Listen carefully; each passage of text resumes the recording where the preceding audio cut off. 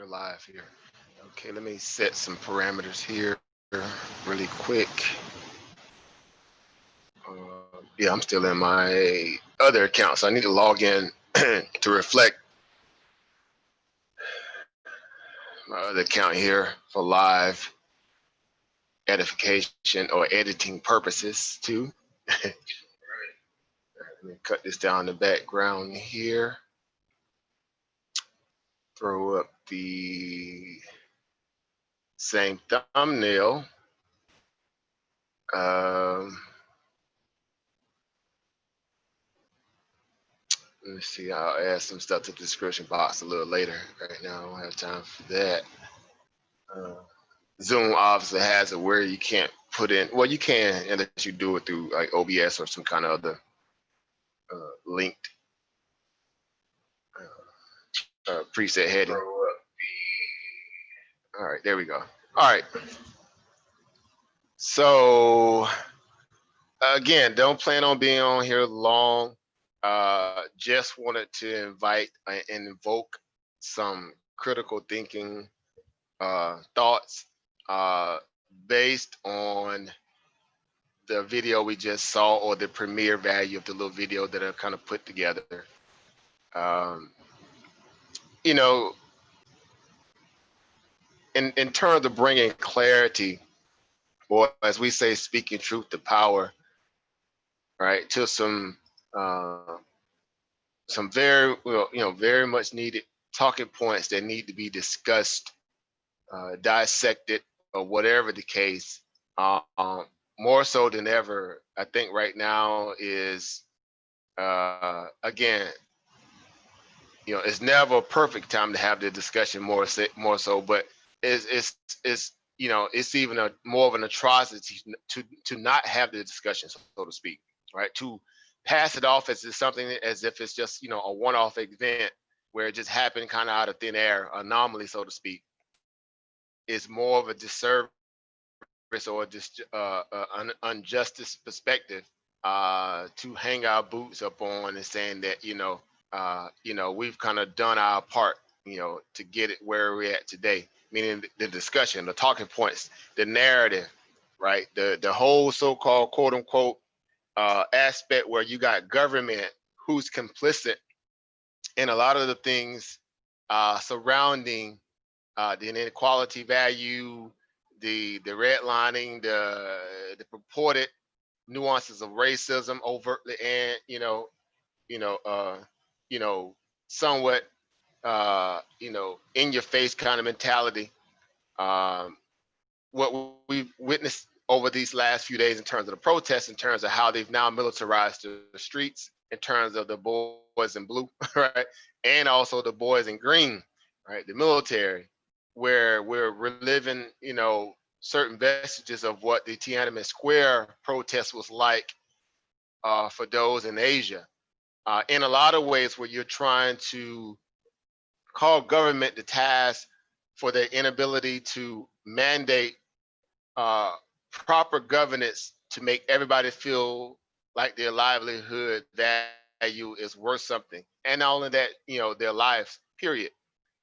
And we can even take it a step further and say the historicity of a person's culture to be curated, protected, and also freely to be expounded upon, uh, by and through this melting pot culture in America, where it's not seem like it's just, well, it's not that serious. We'll talk about it when it's necessary, all right? Or only on Black History Month, which obviously leaves the mentality where people who are comfortable um, and feeling the way that they do when it comes to black issues, the so-called quote unquote black struggle, um, you kind of paralyzed about it, or you kind of numb about it, where it doesn't necessarily seems to be a pressing issue to you because it's the old saying, out of sight, out of mind, right? So in doing so, or taking that position or that mindset, uh, you separate yourself from a great opportunity to really invoke change, monumental change, a level of change that, again, can be felt globally. As you can see, or as y'all heard, if you know watch the you know the other video that we premiered, where you have people who are not even in this country who take the position where they're even more educated, more tolerable, more unapologetic than the so-called quote unquote European that's in America, right? The history behind the European in America in relation to the European who are obviously still on their native land, quote unquote, now has become something that's very, I would say it's kind of like an abstract scenario where it's like night and day, right? It's like night and day, the mindset that you're getting from, again, the European that's in Europe as opposed to the ones who are here in America who obviously still kind of act as if they're not Europeans. I guess, this whole dichotomy of being in America has them thinking that they're some kind of separate race. That's another conversation for another day, but nonetheless, it's worth discussing. It needs to be discussed because, again, if people can put you into a particular meat grinder and see you as a one body of politics, meaning all black people are the same, right? The stereotypes that come along with being quote unquote black, um, then we can very much say unequivocally and with a straight face and with accuracy in terms of science and everything else, sociology and all that too, that you're just dealing with a global European. No matter where he or she is, they're still European. 1, 2, right? 3. It's not And it's one. oh, 1 second, brother. Oh, let me mute his mic real quick. Okay, yeah. So, in doing that again, we're you know we're having to deal with this, right? We're having to deal with this. It seems like year over year is something new, right? There's something new, right? And I know, again, a lot of people who don't, they make, well, man, I don't want to, talk about that. Again, that's always the talking point. That's always the narrative, right? Downplay. It's not that big of a deal. Let's get back to playing football and basketball and watching sports and drinking beers and, and all the other stuff like that, which are pretty much, again, the true distractions of not dealing with the elephant in the room, right? Not having to address uh, you know, the aspect of humanistic, or I would say humanistic attributes of life that needs to be respected and dealt with evenly, right? So again, this is my opinion on all of it. This is my stand. Again, I don't, y'all know my mentality. I don't scratch unless I'm itching. I don't dance unless I hear a nice jig that I like. Other than that, this is my truth, and this is what I see, I observe, I've lived through as a black male in America, right? And regardless of the fact that we all have our different ways that we so-called quote unquote fight so-called racism, right? In our own ways, not in respect to the value of the overall fold of black people in this country, but it seems like it's the same. Again, it's the same thing every day, right? All right, same thing every day, right? No matter where you are in the country, what you may be doing or not doing, you're still going to be put into a perspective glass again in a one size fit all category through some kind of value of a stereotype. As you see, even with the thumbnail that I have for for the premiere that we just watched, and also for this Q&A session, is that again you're dealing with a purported mentality that has been groomed, learned, and earned innately, where they have to always, and I say they, meaning people who fall under the guise of closet racists or also overt racists, they have to keep reporting that lie that anybody outside of their value are less than, right? And again, therein lies the problem, right? So when you have a situation like what we encountered with George Floyd, which was devastating, again, to watch, again, everybody had their own reactions to it. Everybody had their own, way of trying to deal with it. nonetheless, it doesn't take away from the fact, that, had it been, anybody to that nature, and having saw that happen in real time, literally from start to finish, you saw a man's life literally flee his body in real time. How agonizing that is. Even for you think you got kids that's watching that video, you got teenagers, adolescents. I hope not adolescents, but young kids, who watched that video because again, it went viral. It's not like it was something that was shielded. It went viral, and imagine, those kids trying to interpret what they just witnessed, and some of the things that the vocal language that came, out of that video in terms from our brother George, uh, again to the point where the man called on his mama. Y'all know that's like, man, that's like last line of defense when you call on your mom, man. And the man mom was dead. She dead. She been dead. That's, I mean, he had nothing left. That was his last ace, in the deck to try to plea, to be freed, from this, this race soldier, right? This racist dude who obviously had an agenda through all aspects of his body posture, right? To be comfortable on film, on camera, to sit there with his knee on the guy's neck, with his hands in his pockets, not even like, again, this is how you know it's such, it's such bullshit. Y'all got to excuse my language tonight because I typically don't use profanity, but this is how you know it's such bullshit.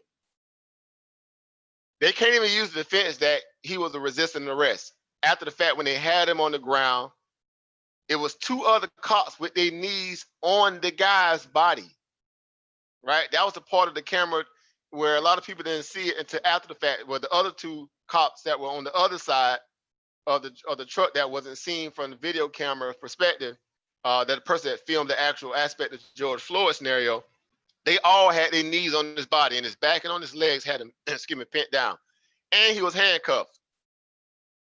So even in that moment, there's no more need for a level of understanding what a credible threat could and would be, which is obviously it wasn't anyway, but y'all know how they used to, they like to use those lies, those talking points.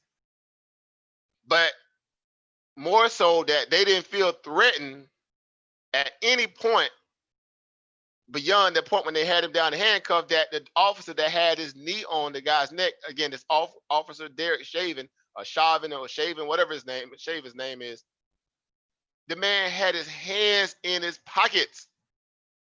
You got to watch everything. Read the room, as I'm always taught. I mean, again, I get that a lot from my military training too, but you always read every part of the scene, every part of the environment. Pay attention to mannerisms. Again, everything, sleight of hands, all that. The guy had his hands in his pockets.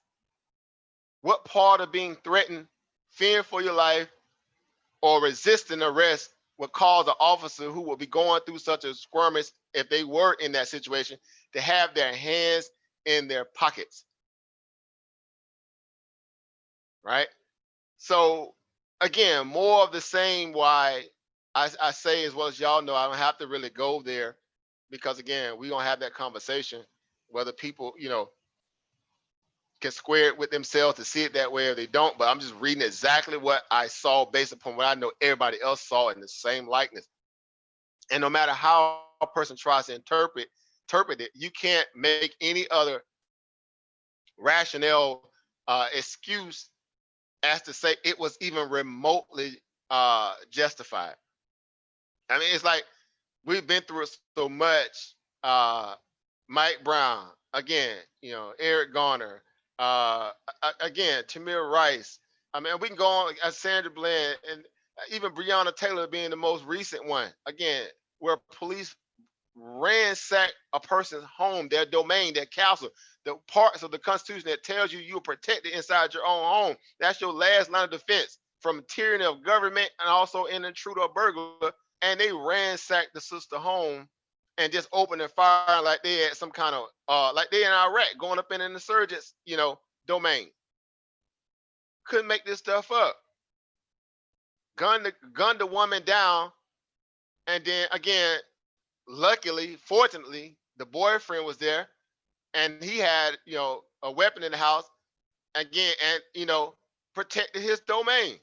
It didn't save his queen, his evil, but again, at the end of the day, you know, he met the threat that was coming inside of his house, be it in uniform or if it was just a regular burglar.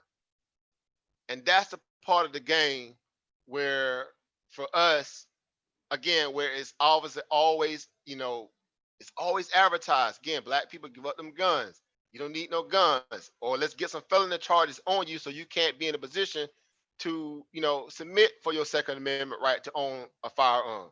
Trip you up with some kind of felonious, literally, trumped up charges to get you in a felony category where you can't even own a weapon to protect yourself and your family. This is the oldest hustle on the books. It ain't nothing new. And people who are still, I guess, mesmerized by the idea that they would do something like that, these are the people who are part of the problem, right? Kind of like, hearing again George Galloway break it down in terms of why, again, there's a major disconnect in terms of white people mentality and real true Europeans.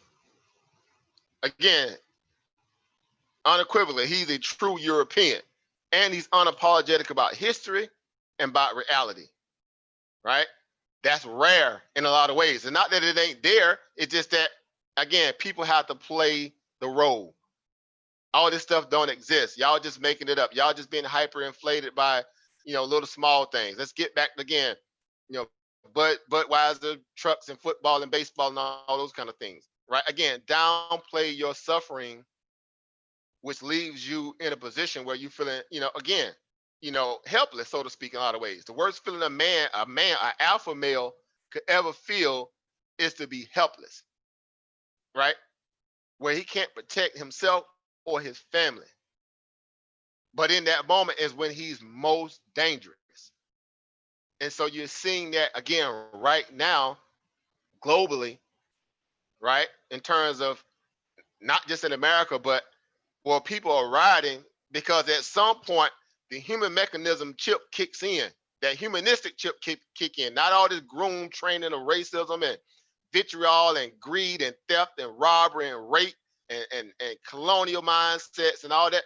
When all that stuff obviously gets pushed to the back of your mind and your humanistic chip actually tries to kick in, whether you retarded or you don't, that's when you realize, like, man, that could be me. Or what I could only imagine if that was me, right? And how I would feel if that was, somebody I know, or my child, or my, whatever, friend or whomever. So again, that's the part of the game. That's the part of the game where we all need to be able to say, again, unequivocally, right? Unapologetically, right? Without any shadow of a doubt that we're not, again, going to continuously go quiet in the night, quote unquote, using that terminology, go quiet in the night and allow, again, people to just see us as cannon fodder, coals to be, to be set afire, so to speak, or quote unquote, the help, right? And so, regardless of the fact that, we have more other things out there too we have to deal with, but in terms of this country right here, right now, and what I know my brothers are going through, my sisters are going through, right? Our children are going through. It's just something out of it seems like it's like a dream. It's like a 400 to 500 year dream. Actually, it's a little longer than that because, again, it does go back to the Arab slave trade too. Again, not letting anybody off the hook. History is history. You can't accept history, you might as well move on because, again, you can't omit facts from facts, right? At the end of the day, you're still dealing with a level, a timeline history of a mentality, number one, right? And a culture that has groomed it to last the test of time, even up to this point, since nearly 1,000+ years ago, near 2,000+ years ago.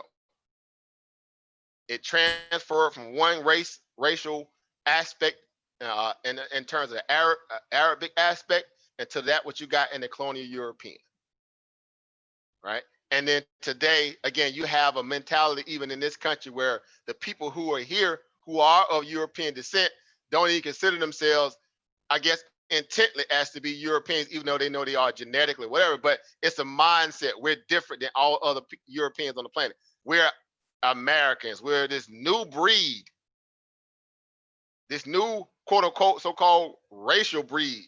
I guess that's what most people think. I have no clue. And they're different from everybody else, right? And so that's again another part of the miseducation of the system that purports these kind of talking points to try to separate what a quote unquote American is from everybody else. The white European American is just American. The black European black American is a what? African American, continent country person, right? The Indo-American, the Asian American, and then so on and so on and so on, right? So everybody else is obviously a subgroup American, right?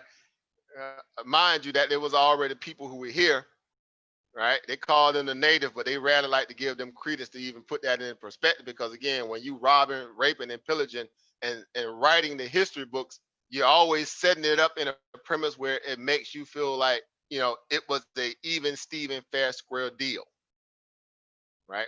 Which obviously nowhere near the truth. Even so much they tried to doctor up the school books to purport black people as indentured service. McGraw-Hill, I remember that like yesterday. I was a part of a petition actually that was signing that to make them to outlaw that publication, that book, to get that trash out of our school systems. But they got again black people in the so-called history books as indentured servants. Like seriously, couldn't make this stuff up. So again, it's just very abrasive, arrogant, just vitriolic, in your face, grimy type of, racism. Again, that breeds the mentality of the cops that you have today, the judicial system that you have today, and everything else to make people feel comfortable. To make, oh, so I'm sorry, somebody might open. 1 second, family.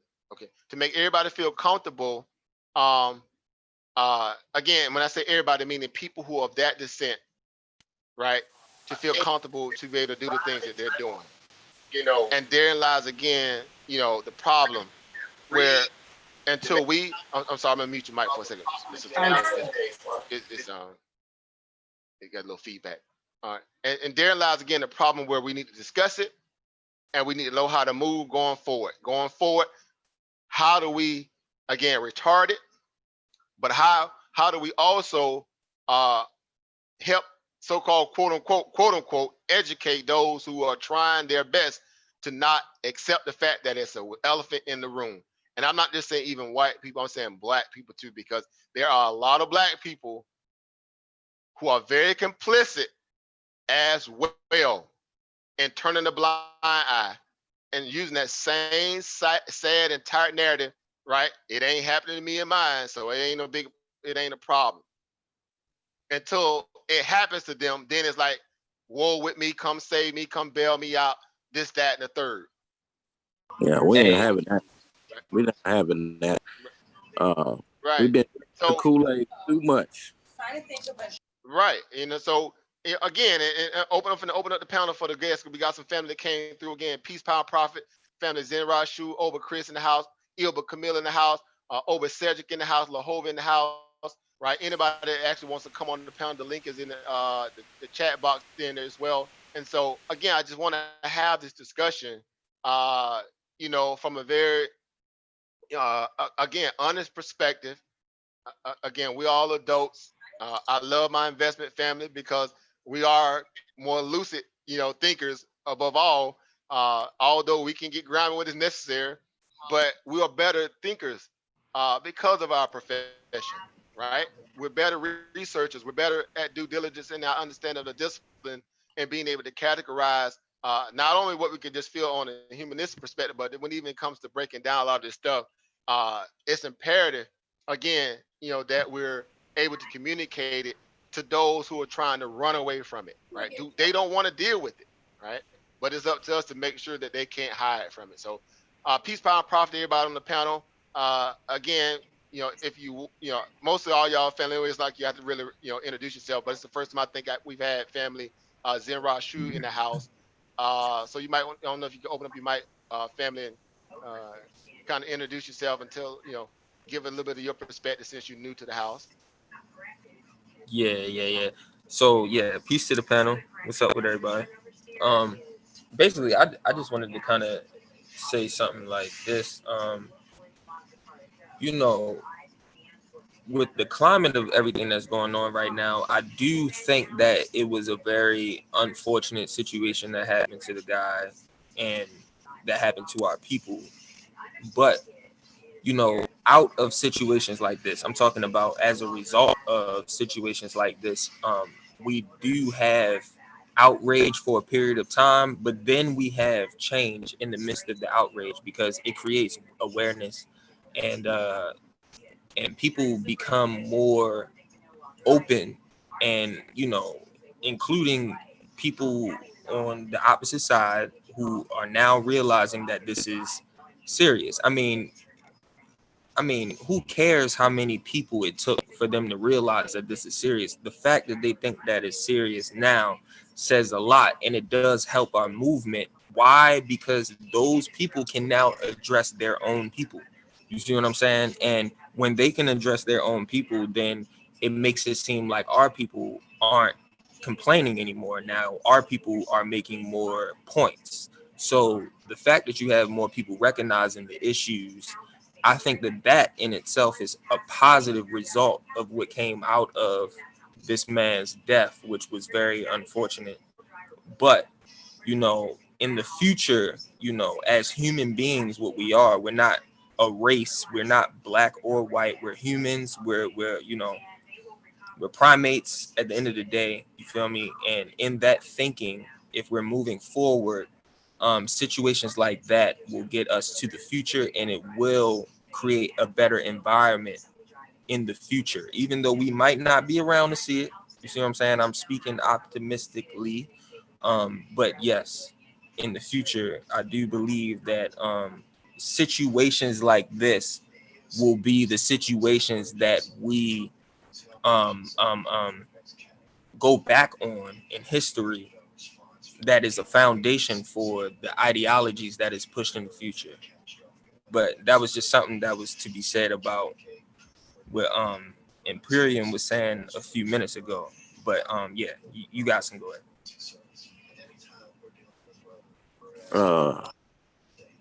Very great perspective. I'm finna well, this is what I gotta say about it.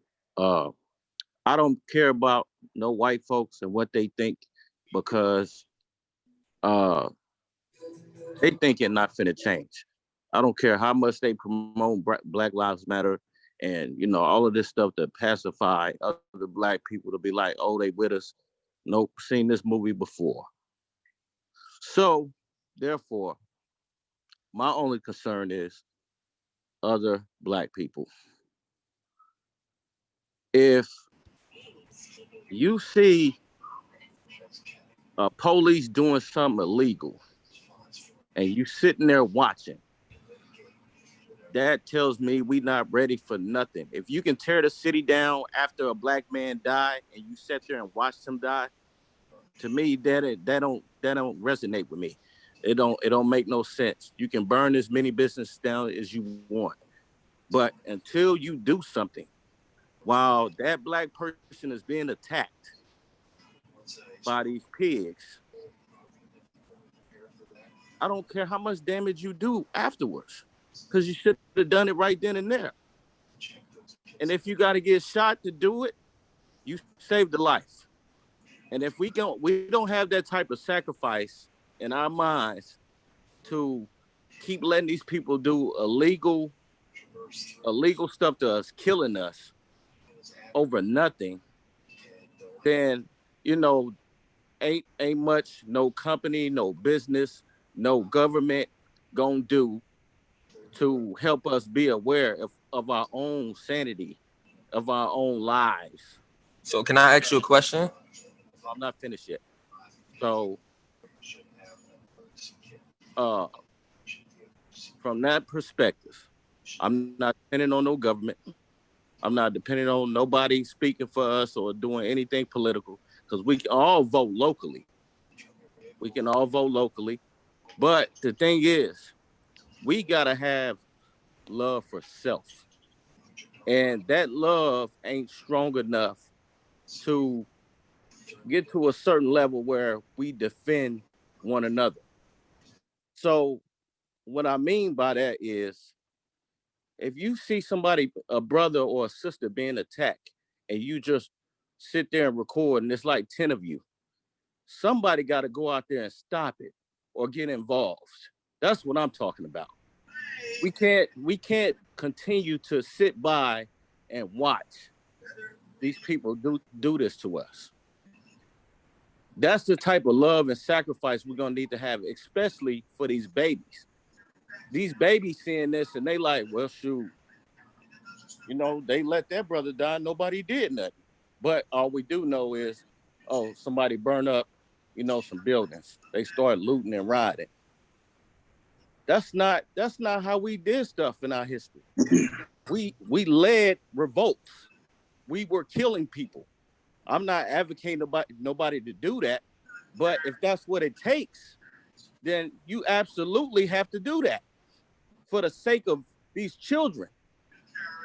Because if we're gonna repeat the same cycle of them getting killed, their kids getting killed, just sitting by, and then we gonna march and riot and all of this other stuff, protest afterwards, and we didn't do nothing when it happened, what kind of message is that sending? We're gonna keep doing this kumbaya stuff the same time, every time. And I'm saying that needs to stop. So we have a few ways we can, attack this system. And that's economically. If you want to burn up buildings, you need to get a weapon to protect yourself. You got to be organized. You gotta strategize. You can't go out there and then you come home beat up or go to jail and you wonder why they did this to you. Well, listen, America is not a peaceful country. They don't have a peaceful military. They don't have a peaceful police. So you're going out there marching and you ain't got yourself protected. That's grounds for you of getting yourself hurt or killed or locked up, because this is a war now. It is a war. So when you out there protesting, you don't know what's going to happen. You may have a good heart doing it. But what I'm saying is we need to arm ourselves. We got to stop playing around, thinking that these people going to do something different because we riot and burn up stuff. There's been plenty of riots in history. But there also has been revolts where we fought back. And we can't afford to keep not fighting back. So it's going to have to be one way or the other. Ain't no middle ground. We can't play middle ground no more because we see now, or we should been seeing, that killing us is what they do. I don't know how much more we need to see or how many more people that need to die for us to realize that they don't care. They will kill you and do it heartless and look at you in your face and do it. So if we don't have that same mindset, then I'm not here to be friends with no white folks, all that human stuff. No. It's inhumane how they kill us. And we want to sit here and be, peaceful with them and be in arms and hugging the police and stuff like that. That is not my way of thinking. That is not how our African ancestors did. No. When we got tired of being killed and being pushed around, we revolted. Haiti was successful at that. But are you going to fight the white person that's trying to help you in your movement?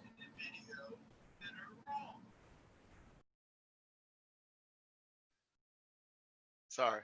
Hold on 1 second, bro. Fender Zen Rashu. We're gonna have a Q&A kind of roundtable discussion after everybody go through, being able to talk first, which is the best way to obviously, be able to get everybody's, position on the table. And then we'll circle back and do that. All right. Is everybody fine with that? We're gonna do it that way. Yeah, that's cool. So we can, like, like we want to make sure we organize in our thoughts as well. So Yeah, that way I like to everybody, get the chance to say something too. right? Yeah, we're gonna get everybody to get a chance to speak first, and then we'll round table back around, and we'll have that interactive conversation, right? So yeah, so make sure when somebody else is talking, just make sure you keep your mic muted until they're done, until we have that round table discussion amongst everybody. Was you done over, Chris? I'm sorry. I just had one last point. So in this case now, in this time in America that we're in, either, we're gonna have to be serious. And I'm talking to a specific group of Black people who have this knowledge of self or consciousness, or however you want to put it. So either we're gonna start taking our talents and try to integrate or get ourselves in some of these positions where we have control, something like the spook that sat behind the door, something like that. If we're not gonna do that, then we're gonna have to fight, and that's the only way I see it. Economically, we could definitely take this system down if, we get people on some type of page to where we can start putting our money into our communities, into our Black businesses. But if we cannot do that, and we have to resort to fighting, then that's just how it's going to be, because there's going to be another kid that grows up that's going to die by police or whatever. And we're going to march and riot and do all this other stuff again and again until we start fighting back. Simple and plain. I'm done. I yield back my time. All right, awesome, over, Chris. So I guess I'll just go down the lines the way I see it on the Zoom here. Ilba Mo, you up next, sis. I think her mic is. Ilba Mo, you there? Sister Monica, you there? I think she was trying to get her computer situation right. Question. All right. I had to move around. I'm sorry. No, it's okay. So Yeah. yeah, I just saw the message. Yeah, so like I said, I'm just going down the line, letting everybody kind of, expound first before we have the, interactive discussion. You was up next. Just want to hear your perspective. Hello? Yes, can you hear us? Can you hear us? Yeah, I can hear you now. You was asking for my opinion, right? Yes. Oh, okay. So my feedback is that we have to get, well, one of my recommendations is that we get some lawyers, attorneys, what do you call those people, paralegals, on your team and begin to educate. One of the benchmarks I have for these type of situations is Thurgood Marshall and how he approached the court in court cases back in the time when it was, I think it was Brown versus Board of Education, and how he actually studied how they handle court cases, and he created a strategy on attacking the law in which they was using to defend their position. And so my recommendation is that we follow, well, one of them anyways, because there's multiple ways to approach this, is that we definitely have to follow that methodology. Because I was listening to the news today, and when the Attorney General, one of the clips the Attorney General spoke, they charged the 4, but then in another clip, they come back and say, okay, even though we charged them, it's going to be very hard to get a conviction. So I'm not cheerleading on the charge. I want to see the conviction, because right now they always seem to skate out on some law or rule. And so to find these precedents that's going to be on our side order to create one, it's gonna take those skilled individuals who have been in the court system. And I think some of the better court all the time. And so brainstorming with those individuals to come up with a methodology to attack the law. Not isolated incidents. These are accidents, are problems that happen all the time.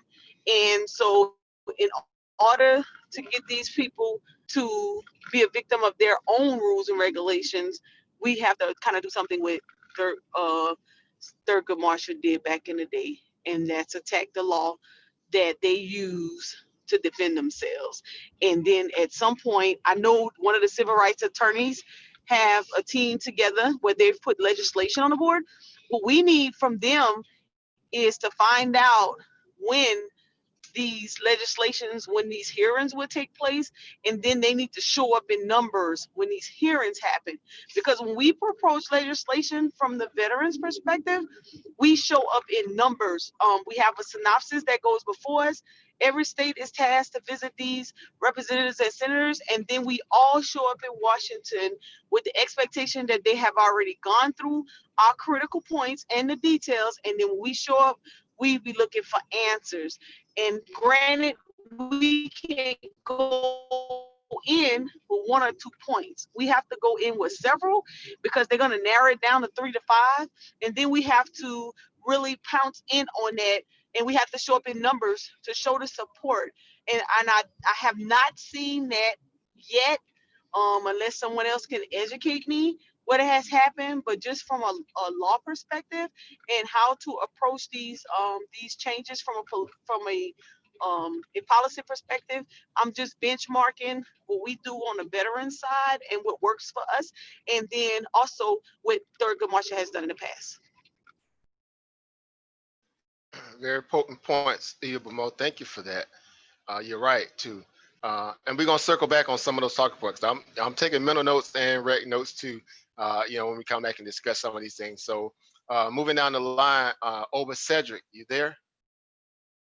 And really quick, Brother African Pori, I'm gonna screenshot you the Brother African Pori, real quick. I want to screenshot you the documentary that I have on Thurgood Marshall, and maybe we can try to play it one day because it's really good. Okay, great.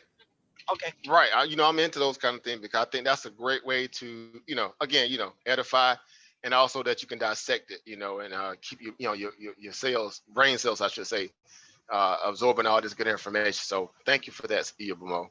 All right. Oba Cedric, you there?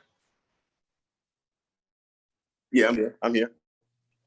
Yeah. So your perspective of opinion. Yeah, I can hear you. Yeah. So my thing is, I want to start here first. When we're dealing with the law, and I know Mo was talking about Thurgood Marshall and what he did, but right now is, the America is showing us that those laws that they have, it doesn't apply to us.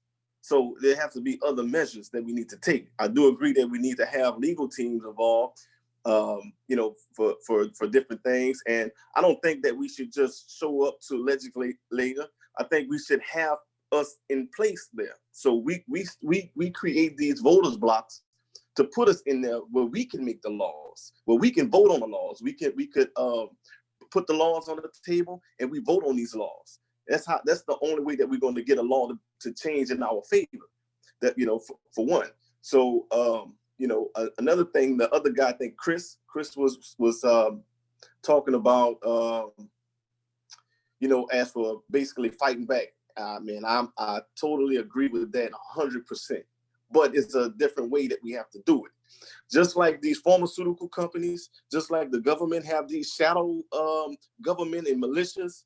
I mean, maybe it might be what it takes to help to hold these people accountable. So anytime that one of these police officers that killed somebody on film, and I mean, you can look at it and say, hey, look, he wasn't afraid for his life. This was a racial motivated situation.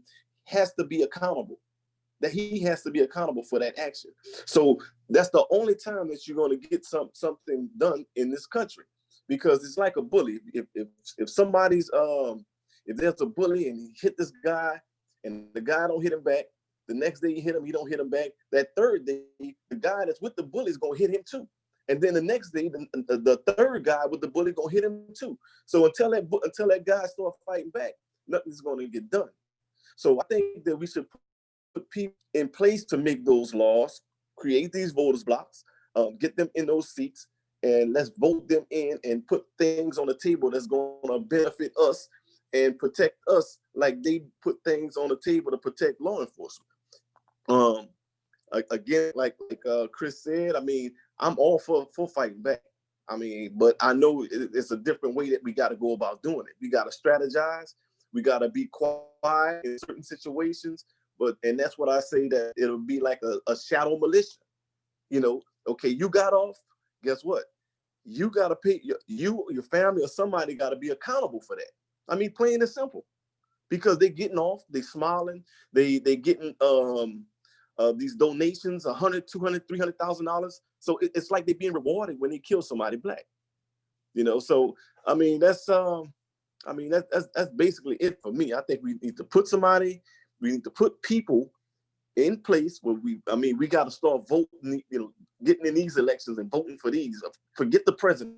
He can't do nothing without everybody else, you know, without everybody voting on these things. But we got to get our people in place. And I heard another guy was I don't know who it was. He came in, he asked about the white people that's on our side. Cool. I mean, if they're on our side, I mean, show us you're on our side. And not just that, when you show us one time, we still got our eye on you. You show us 10 more times, we still got our eye on you. Because history has showed us what you're capable of. You're capable of backstabbing us at some point in time.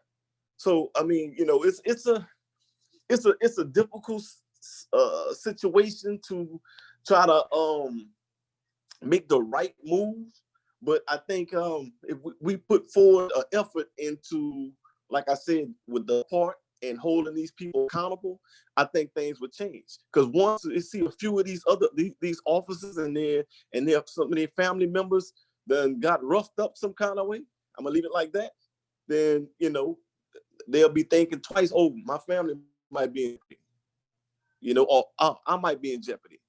You know, these judges I mean, you see it right there. You got all the evidence. The DAs is not putting all the evidence into the evidence, you know. So I mean, it's all of these people have to be held accountable for that, you know, and that's the only way.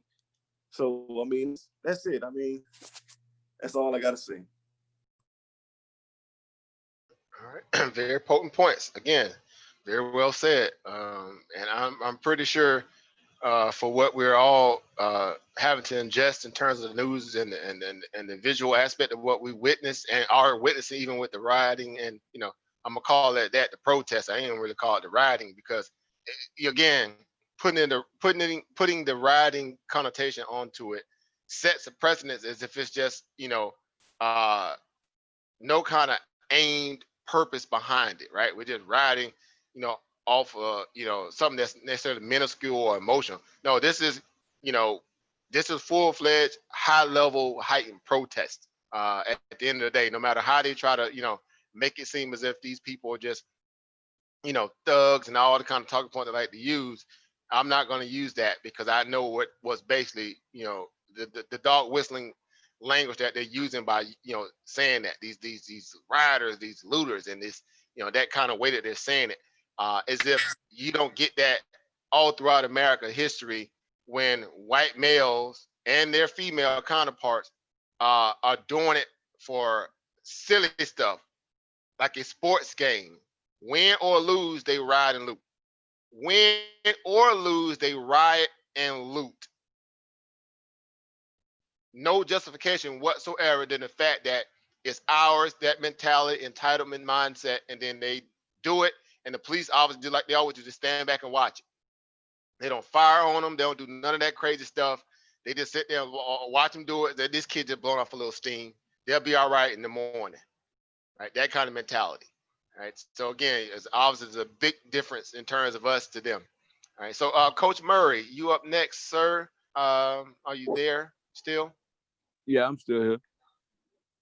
Awesome, awesome. You have the floor. Your opinion or your perspective. Sometimes I get scared for us.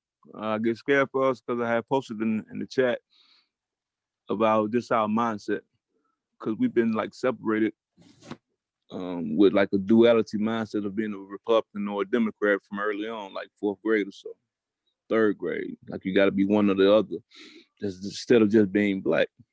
And that points to not being taught knowledge of self. And most of us wasn't getting that at home. We was getting stories about the civil rights and things of that nature, but we wasn't getting the full thing of what was going on. But I get scared for us a whole lot because we follow entertainers and celebrities a whole lot, and that's never good. They did the blackout thing the other day, which doesn't take much energy to do, and everybody did it, followed suit. Things like that, and I just don't follow our mindset sometimes. Like the brother said, we're gonna have to fight at some point about something. How we fight, it may be shadow, maybe have to be shadow, because of course we can't go full head of steam because we don't have the numbers. And I always wonder, after 9/11, Arabs supposedly flew planes into the Twin Towers, but they still never caught the hell that we caught. And the thing that caught my attention was like, they don't pull them out the car and shoot them up because they fear something. They feel something. They feel their retaliation. They've seen them blow up things before, whether it be themselves, a car, a building, no matter who's in there. But it's something that got their attention. And we're gonna have to do something that grabs their attention as well. But we only knew they pay attention to blood and money. That's the only thing white people pay attention to is blood and money. And nowhere on earth do two separate races share power. So we're thinking we're gonna share power in this country. I think we're in room for a rude awakening. So, like I said, I feel for us sometimes, but our mindset got to change. We don't have like centers in each city or major cities in our communities that teach knowledge of self from starting like 3rd, 4th grade. We're gonna be having the same fight because everybody around the world seems to know who their enemy is, except our black ass. We think everybody our friend or ally, or so to speak. And they always want to try to measure us by MLK. MLK would have did this or did that. Well, hell, I measure y'all by John Brown then. So if y'all not blowing that up like Harper's Ferry, the hell with you. To the other brother had said something about, to your white allies. Got to keep your eye on them if you have them. You might even have to shoot them. They've shot us. So that's my spiel, man. Very potent. Again, I can't even add to that no more than what you did. You laid it out again in a very sanguine perspective that we know to be true because a lot of us obviously have lived through it, experienced it. Depending on some of our experience in life in terms of our age and being able to kind of go through some of these things. Not that age is a barometer of what you will encounter, in terms of racism, but the older you do get, the better your perspective on it obviously seems to be shaped, whether you want to, learn it through that way or not. It's just a part of our, conditioning. And I say conditioning loosely because, again, being in this country, it's a part of the conditioning, period. You are, again, somewhat the help, right? You were stripped of everything that meant something to you or what in terms of being human means to you. Those things were stripped away from us. Language, culture, mores, norm, the whole nine. Y'all heard the Dr. Khalid Muhammad spiel on it. A lot of times. I mean, seriously, you have no identity that you can even trace back to even have a sense of purpose. Not that you can do some little small things here and there through DNA, but y'all know it's not the same if you can't even speak your native tongue or recall on a certain aspect of an ancestor through a point of your lineage that you can really feel grounded to. So, but again, you guys are making, 1,000 watt type of points, man. I'm loving it. So that's why these conversations are important. So, and keeping up with the timeline, we're going down the line. Over Brandon, you're next. just want to say right now, this is some powerful stuff. I want to thank everybody on here. You guys are making key valid points, 100%.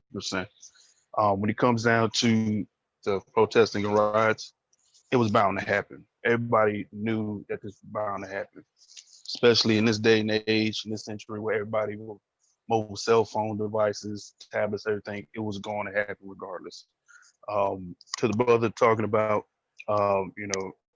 having the white folks fight with us. I mean, I agree with you 100%, brother. But yet again, history always shown that you have to watch not your back, but also your front too. You always got to watch those around you, and then that shows, hey, if they're around, they're around, and then if they're not around, you stuck up against the wall.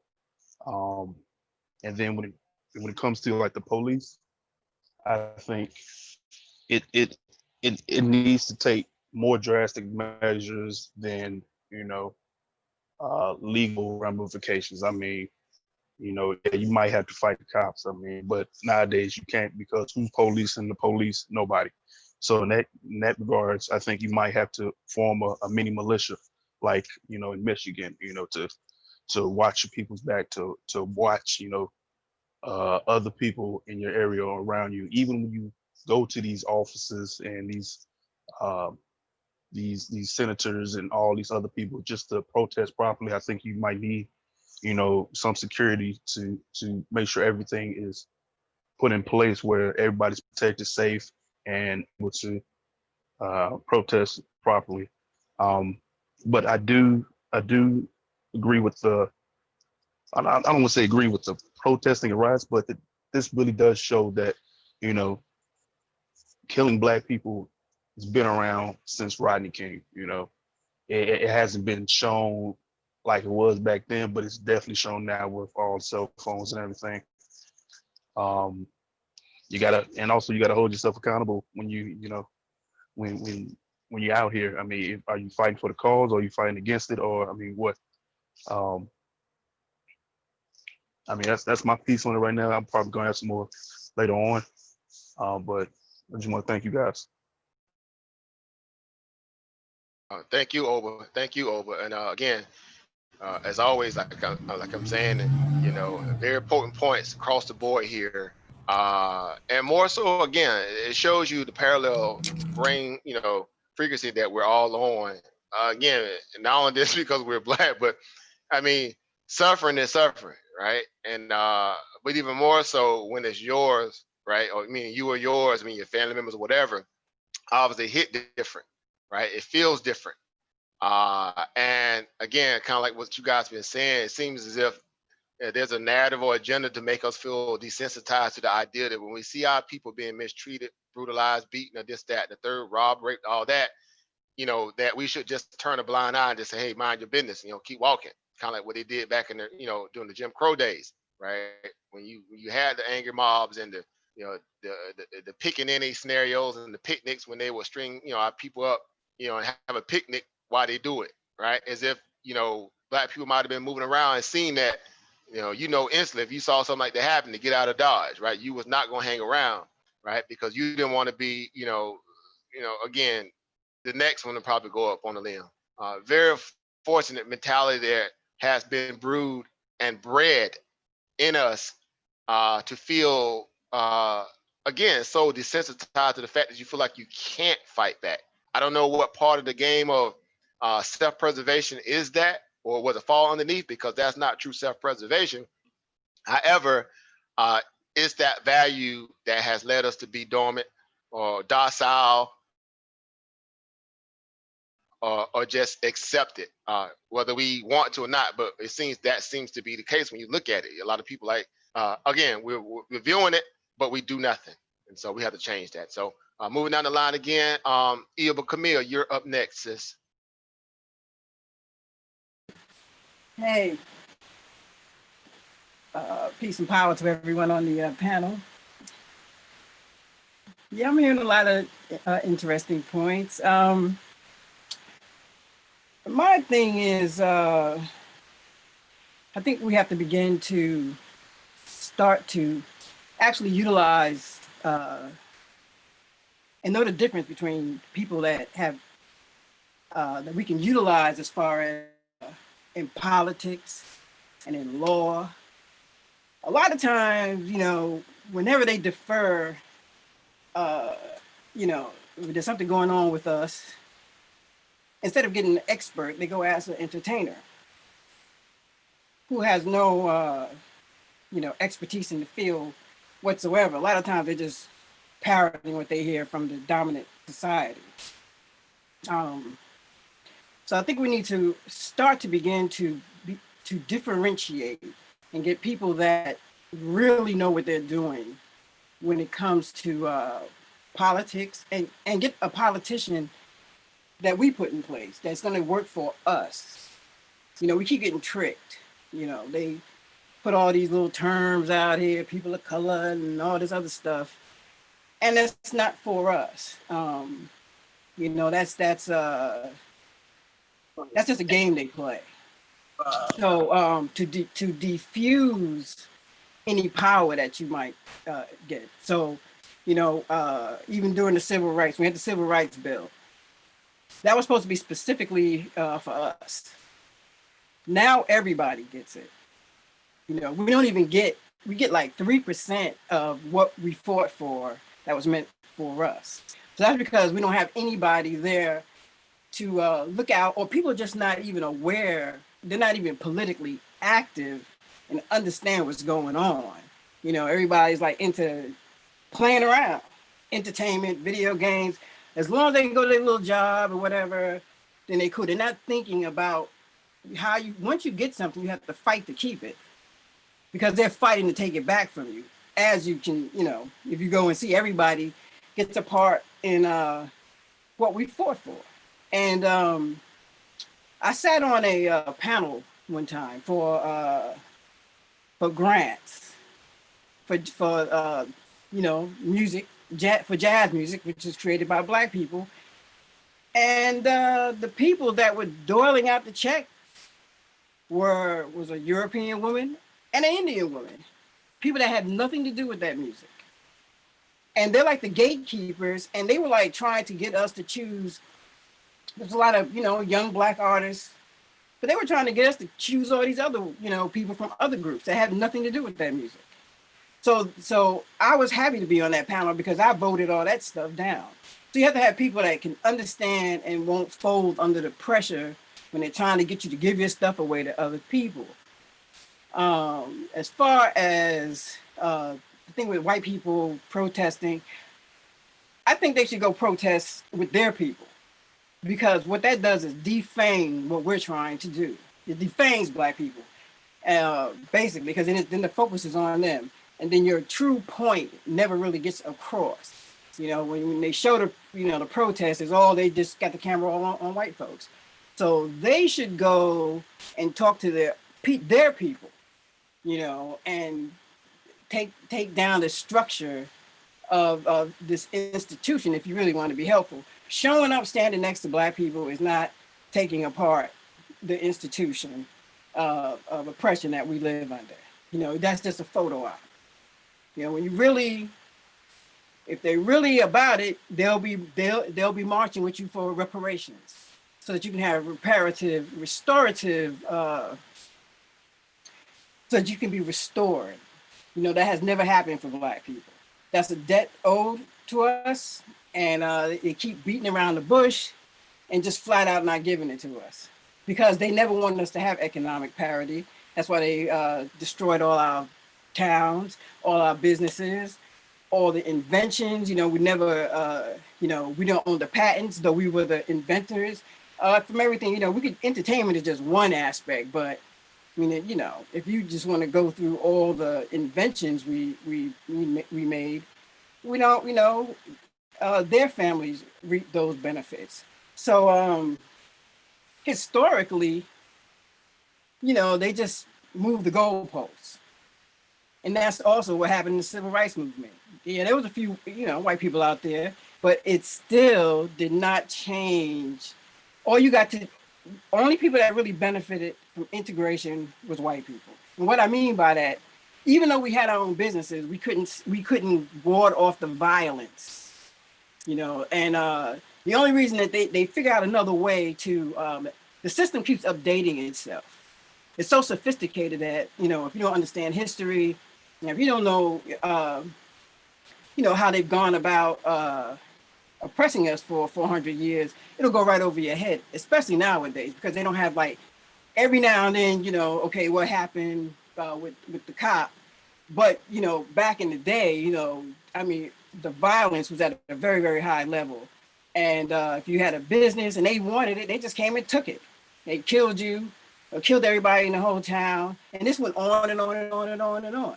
So, I mean, because they didn't want us. If you have economic parity, you can do so many things for your people, and so they want you in a position of weakness, and keeping you from having economic parity is one of them.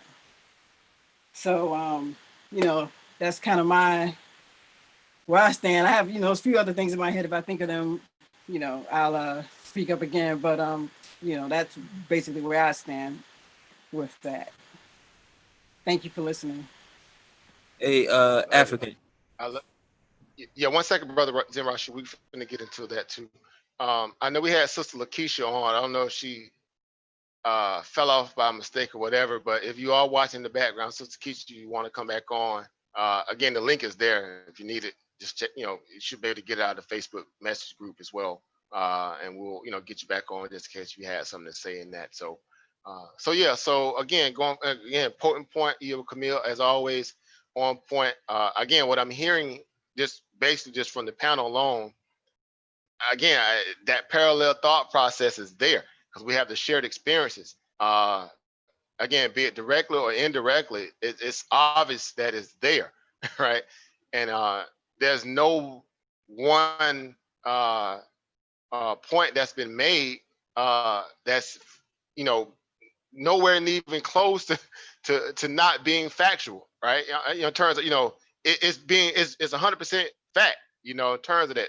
What I'm saying here, and so those solutions that we're obviously trying to establish through some form, be it protest or just conversations like we're having now, are literally right in front of our faces. The last thing needed to be done is just the action. And so, in having this discussion again, you know, in a round robin session perspective, like we're finna do, we can really, you know, hammer on some of those things in terms of, you know, what we possibly can do within our own rights, within our own communities, within our own families. If it's just, again, keeping the conversation relevant to keep people from, you know, passively falling asleep after this seemingly dies down a little bit, which obviously is a big travesty because now that seems to be the blueprint of everything that happens here.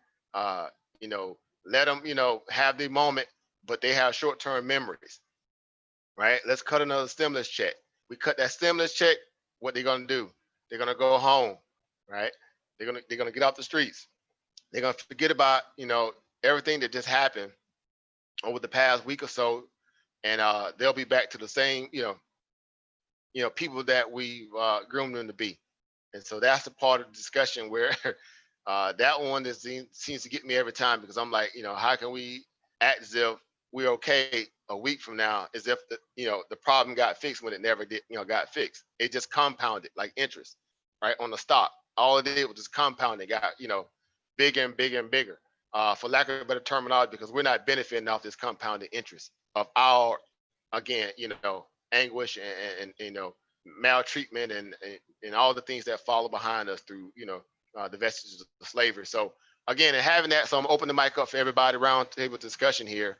Again, not going to try to be on too long. Again, I know everybody late, you got families to deal with, but I love the conversation. I love the intelligence that's coming off. Again, you guys, you know, brainwaves, and it just is awesome, you know. And I'm privileged and I'm honored to be able to even, you know, share in it. So, yeah, anybody got the floor? Just if you want to start at any point, that you might have heard that you want to touch on, you know, again, the flow is open. Go ahead, you good, brother.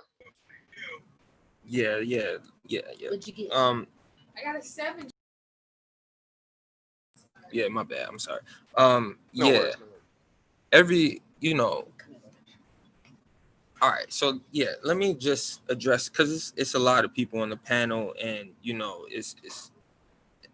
you know, I was just giving an introduction, and you know, everybody kind of based what they said off of my introduction, so I wasn't able to address everything, but let's just go over a few things, right? So let me just get everything established first. You know, I agree with everybody on the panel.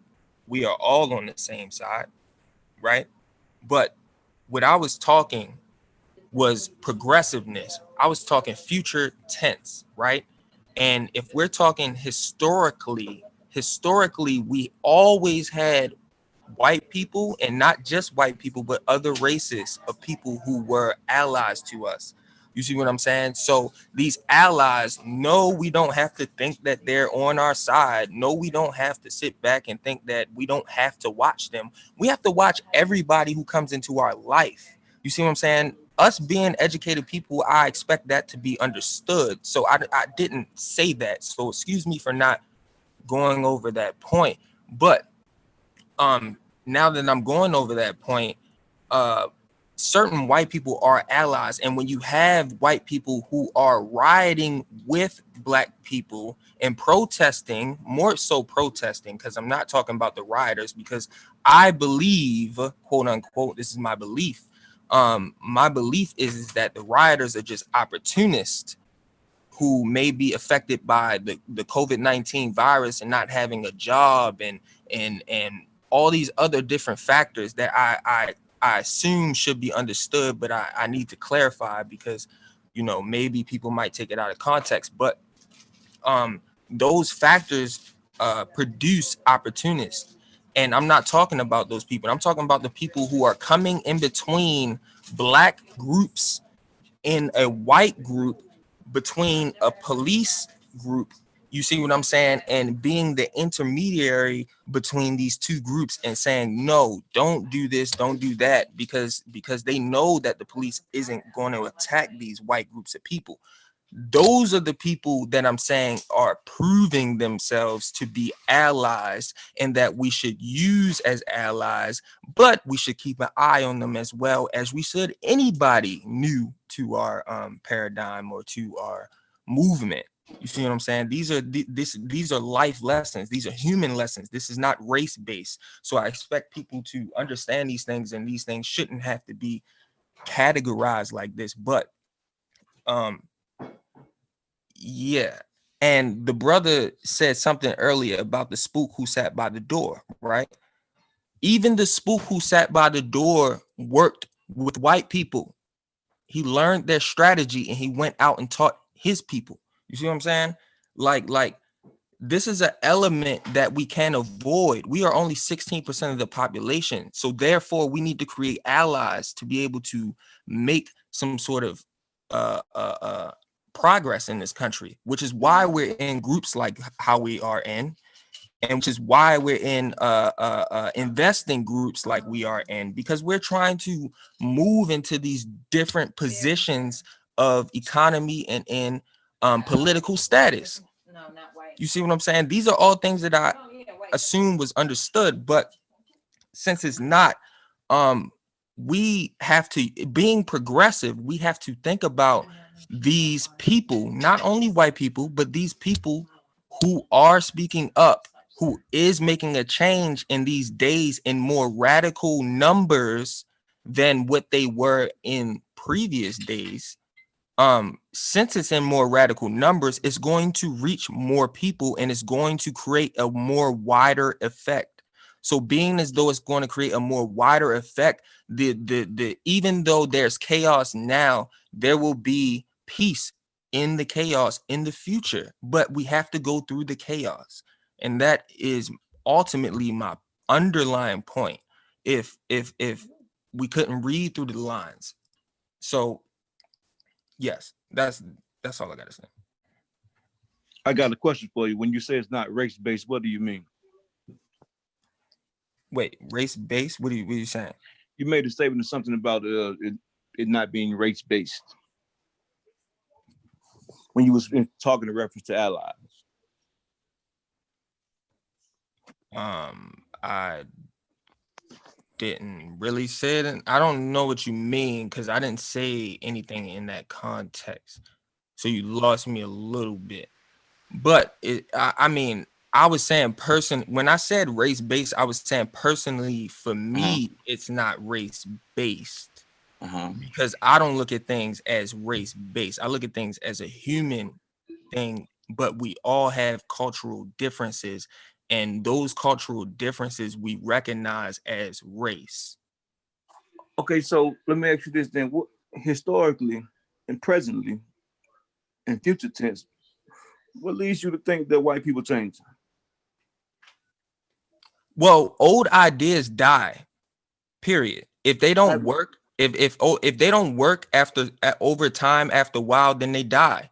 And the reality of things is that you can be born in a let's say a Western USA state and not know any black people, and then go to college, and then your college is a mixed college, and then you learn from now that you have traveled somewhere that things are a lot bigger than where you came from. And usually that's what happens with a lot of these racist people's kids. They go out here and they travel, they go out here and they go to school and they do more progressive things, and those ideas die eventually. It's not to say that they're not living on now, but eventually they die out. And what I'm saying is people standing up is showing you in real time that this is happening. You see what I'm saying? So like, what about what the sister said? If they're gonna protest, why don't you go protest with your own people? Show them that you're not gonna take it. No. I totally agree with that as well. But why is it wrong for them to protest with us as well while it's going on?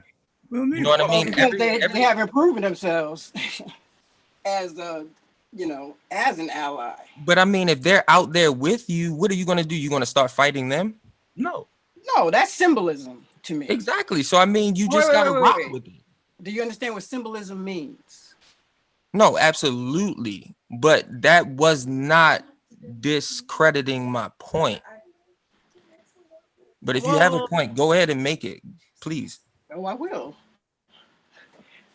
My point is that's symbolism. That's just like the same thing when people got in the civil rights, where once all the white and black signs came down. Okay, so you could eat in a restaurant with white people, but that did not change the economic parity. It did not change, the violence that was towards you. It did not change the institutions, the educational system, the judicial system, and on and on. Those things did not change. Just standing next to a white person does nothing for your growth. As far as wait a minute, I'll let you speak. It does nothing for the advancement of black people. That's an illusion, and that's what I meant by when I asked you if you knew what symbolism meant. That's symbolism. That's all it is. I would rather do this. Obviously, America's a melting pot. Here's the thing about separation. So, cool, white folks, they can protest, they can riot, all of that stuff. But when the killings start going on, where are they going to be? So that's one point. The next point is this. You haven't mentioned not one nation in Africa to ally with outside of allying with white people here. We talking about old ideas die off. Well, the idea of white or police, white people killing black people has not died off. So we have to deal with that barrier. I don't give a damn about everyday white people in the street. They can protest, they can burn their own stuff up if they want. At the end of the day, it is about black people. What are we gonna do? White people, they can assist. I'm calling them a sacrifice. So they're gonna be the sacrifice if something actually pops off as far as a war goes, because right now the National Guard is shooting everybody. They don't care what color you are. So my concern is my people. How do we organize and strategize? Do we have to build bridges to the UK, to the Caribbean, to the continent of Africa, where there's 54 nations that we can not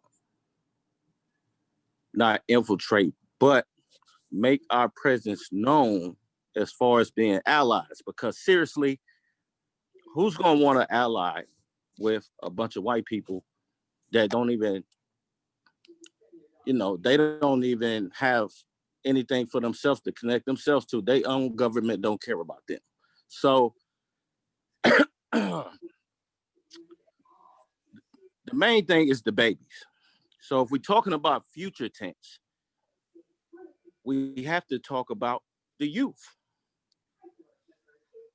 What are the youth going to inherit from us by watching us do another integration with a bunch of people that don't have our self-interest, that is not in our community, that is not helping build our community, that is not funding anything in our community, but taking away from everything in our community? I want Black people only. We have to fix our issues. If we have to go into local offices, if we have to become educated to fill these positions, to actually do something, if that works, we can at least try it. I'm not talking about, people who are not African rooted. This is definitely race-based for me. All day. If you're not African rooted, we don't want you in office because you don't have our interests. Our interest is what? Black businesses, Black economics, Black education, education of our histories, knowledge of self. If it's not that, I don't care what Black person you put in there. It has to be our agenda. And if we can't get that into these local offices, then there's only a few other ways we can do this. And, we have to start, allying ourselves with that continent of Africa. However we need to do it. I don't want to ally with no white people. If they want to help in some way, we need to help ourselves. Fill our own positions, educate our own selves.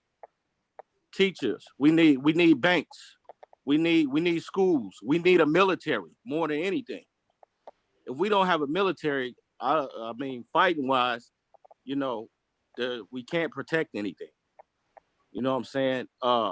We need hospitals.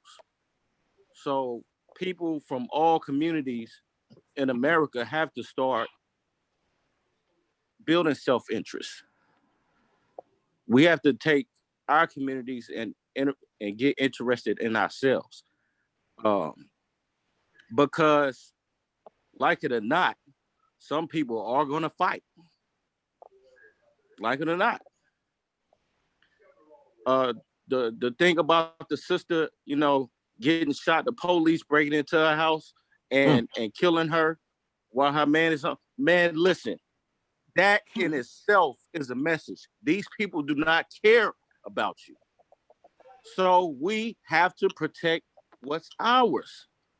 I'm not letting nobody coming up in my house and kill my woman, or let alone standing by to kill a Black man because they feel like they can do that. That just don't resonate with me as a Black person. I don't even have to know the man.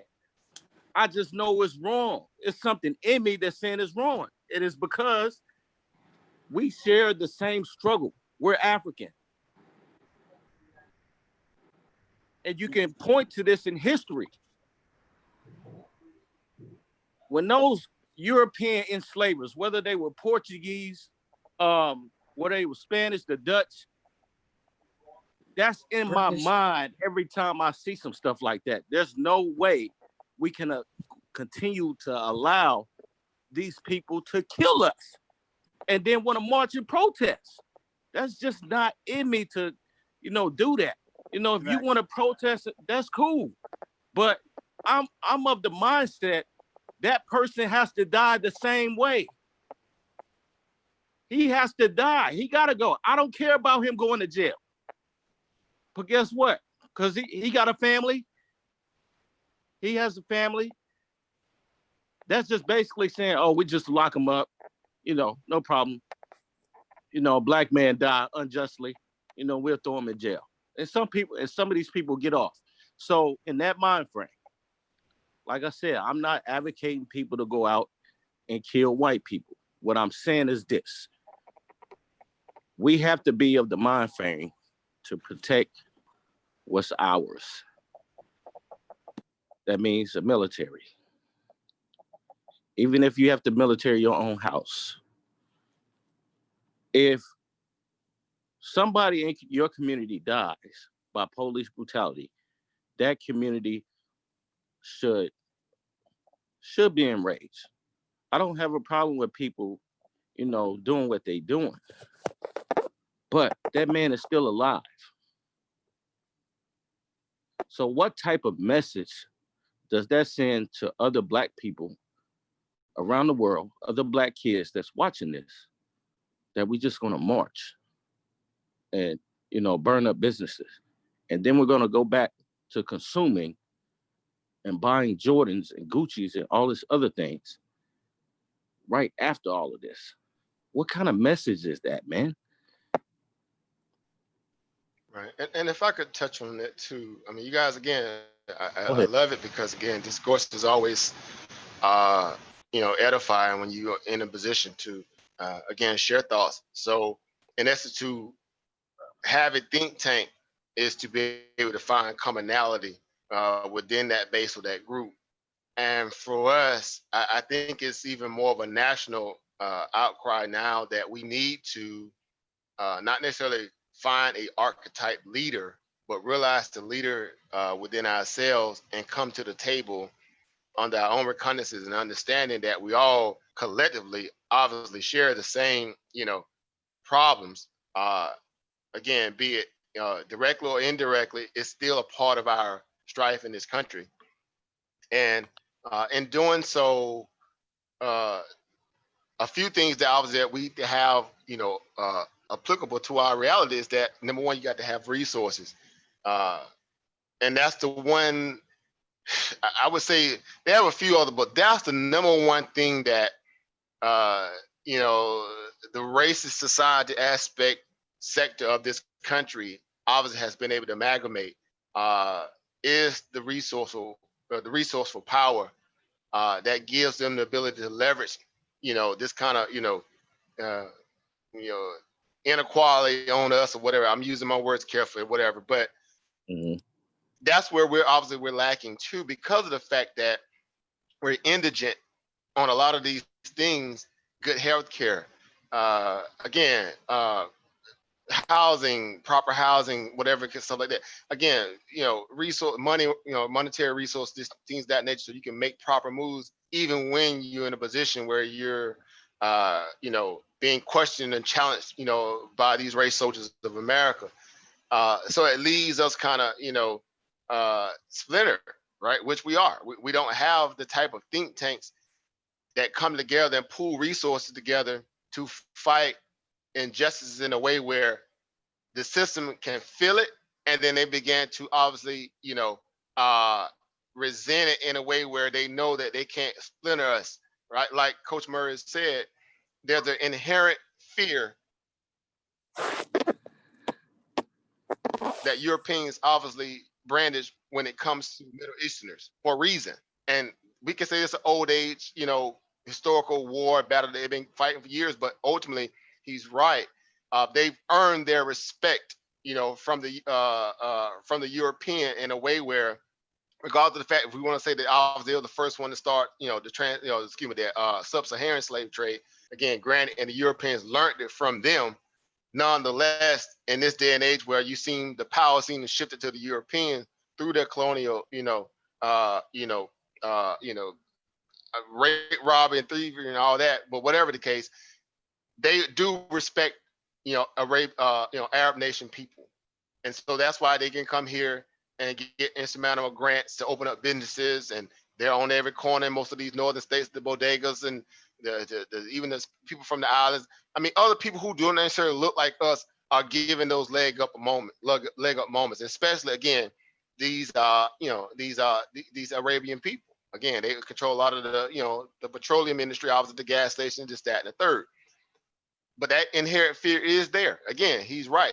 That inherent fear is there. So for us, and just kind of touch on the point our brother Zen Rashu spoke about in terms of you really are trying to build allies, in this, again, under this paradigm of what we're dealing with in terms of America. You really gonna have to be very selective. I mean, really, it's like a screening process the way they do us when we go to open up a bank account. And they want to know everything about your history, your mama credit, your credit, your house you stayed in the last 5-6 years. And Yeah. that's just the facts. They really take us through the washer when it comes to screening us for even things like that. That should be just simple civil liberty because you are a citizen of the country. And number one, not only that, your ancestors built this, and we still been fighting for some of the things that's owed to us that are just blatantly, disrespectful. The fact that they just have a level of benign neglect policy wise, and knowing that they owe us and still convince us that they don't owe us, which is a travesty because again, you just watched the Federal Reserve print $6.6 trillion in a matter of 3 months and a half out of thin air. But literally months before that, they were saying, what, we're broke, we don't have any money for this, we don't have money for that, we don't have money for this, right? So again, you can't not hear and see those things when it happens. Like, you can't overlook that now. You know that they have exactly what they need to take care of their bills.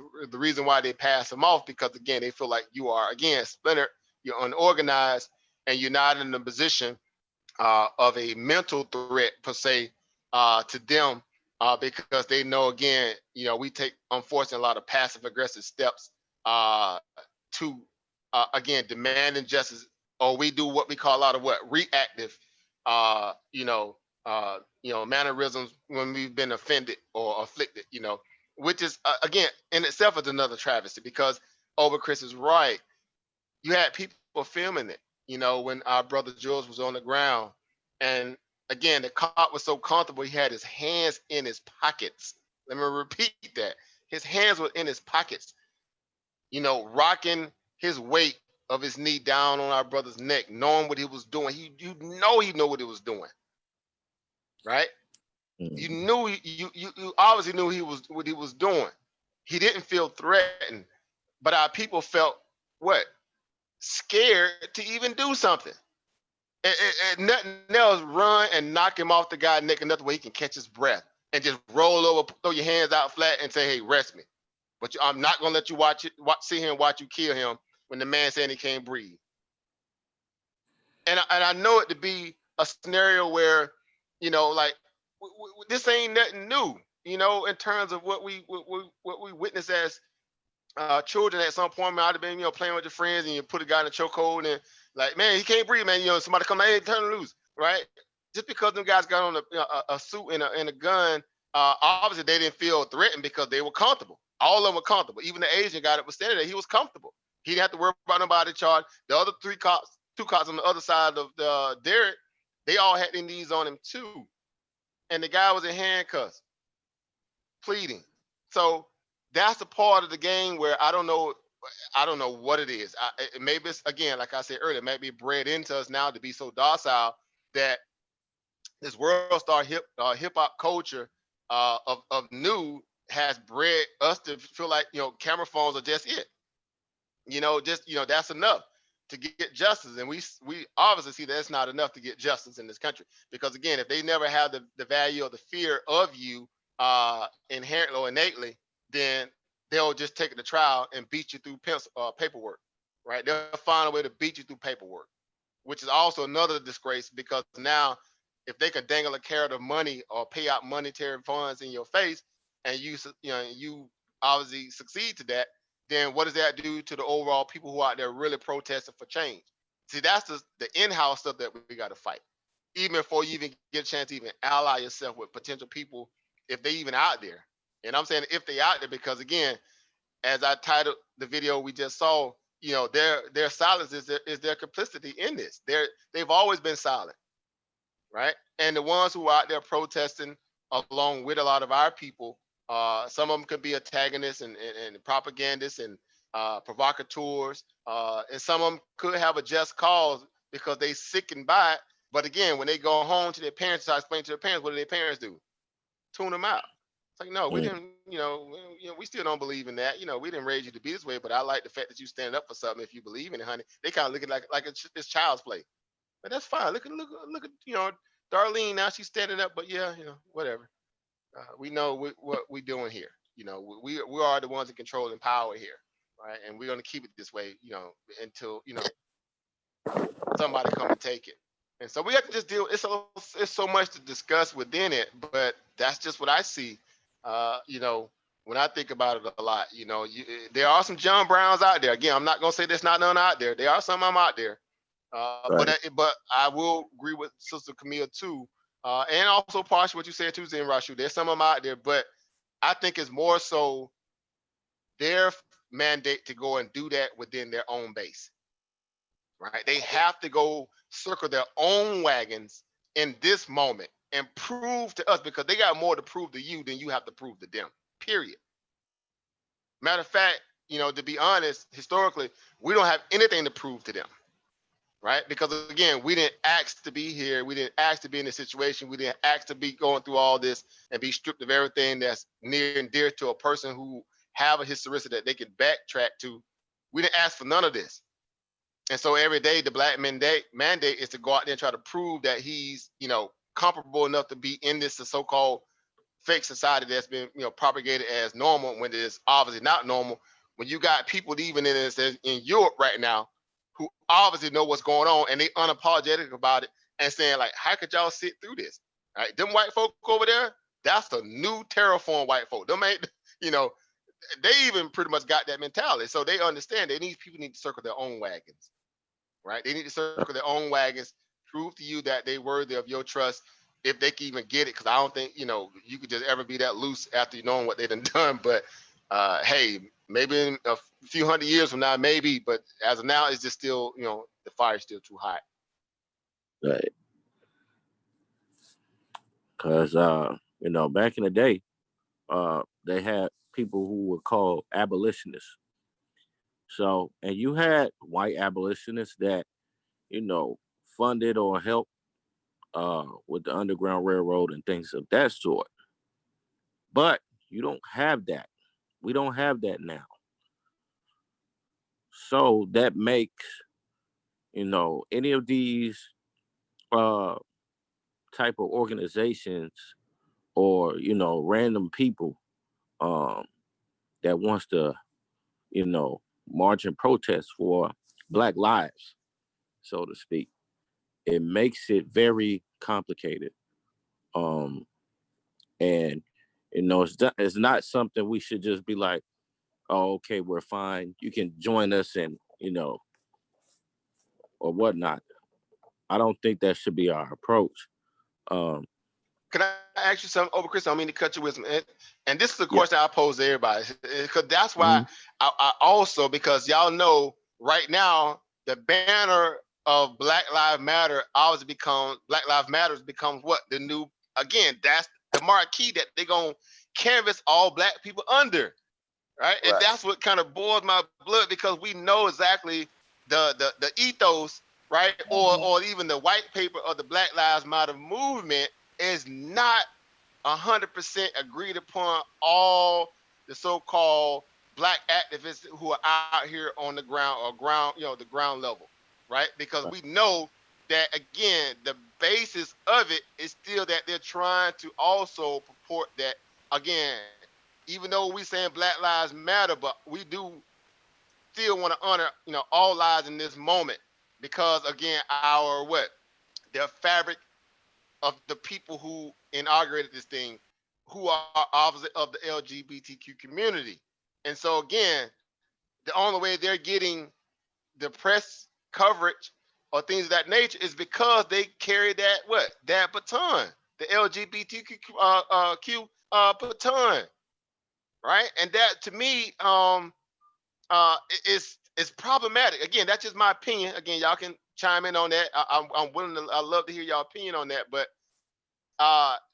we don't have, again, there's more than one ways to do this. Again, I know there's other movements out there too, but press coverage wise, right? Because we already know the media's not going to give us the attention, right? You got a BET was not even black owned.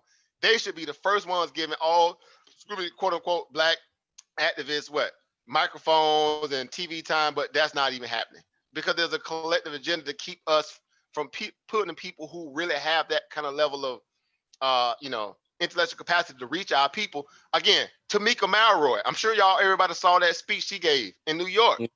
If that didn't light a fire on these black men, I'm just saying we need to go reevaluate ourselves. If you are a black man, you heard that sister get up there and give that kind of level of a speech, and it didn't move you some way, something wrong with you. That's just my opinion. I ain't gonna backtrack off that. Something wrong with you if that didn't bother you, because again, nothing hurts more than the pain from a black male knowing that his woman is in pain, right? When she had enough, when she's sick and tired and she had enough, then you got to do something, right? And again, I hate to say it, but it seemed to be, again, a point of history where it repeats itself. When the black woman gets tired and when she gets sick and tired, then you know some kind of level of change gonna come from it. Again, Queen Nzinga, right? There's so many of them like that. That got that mentality. Again, mentally, his wife went to battle with him. So again, this whole in-house fighting that we have sometimes even within our own, our diametric opposite in our woman is also something we got to deal with too. Because again, if you want to ally yourself with the most potent person you can that that got your best interests in mind, of course, there ain't gonna be nobody but the people that look like you, breathe like you, and came through what you came through. That's unequivocal, hands down, not up for discussion. Now, again, you can have those subsidiary ones too, again, like your John Browns, this, that, and third, but you keep them on a very short lease, right? And you do them the same way they used us in a way to get your points across. So, again, but I would love to hear y'all opinion on that, man. How do y'all feel about the Black Lives Matter being the banner of what this is all about? Again, here we go again. Not that I don't agree with the principle of Black Lives Matter, but the organization as a whole, I do have problems with that. It's a no for me. I'm African centered, so. Exactly. And that was for me the first form of infiltration. The fact everybody was spray painting that everywhere, and I was like, and they wasn't even out there. None of the founders were out there when it first jumped off. It was, and they're not even the founders. They, them cats, got on the microphone in St. Louis. The real founders are dead now in St. Louis. So you have to know the history of that. And the real people that was doing the real work for black people, Brother Darren, what was his name? Daryl or Darren? I forgot his name. The one that got burnt up in the car is Daryl. Darren. Yeah, that's him. Yeah. Yeah. So some people might not even know who he is. Y'all might want to go look him up. But yeah, he was the one that supposedly got burnt up in a car. Like, how did he? That's another conversation. But you can go for it. Hey, thank you, brother Zen Rashu. I think he said he got to go in the back chat. Hey, we thank you, brother. Over as always, you're welcome here always too. Peace, power, and profit to you, family. Yeah, but go ahead. Profit.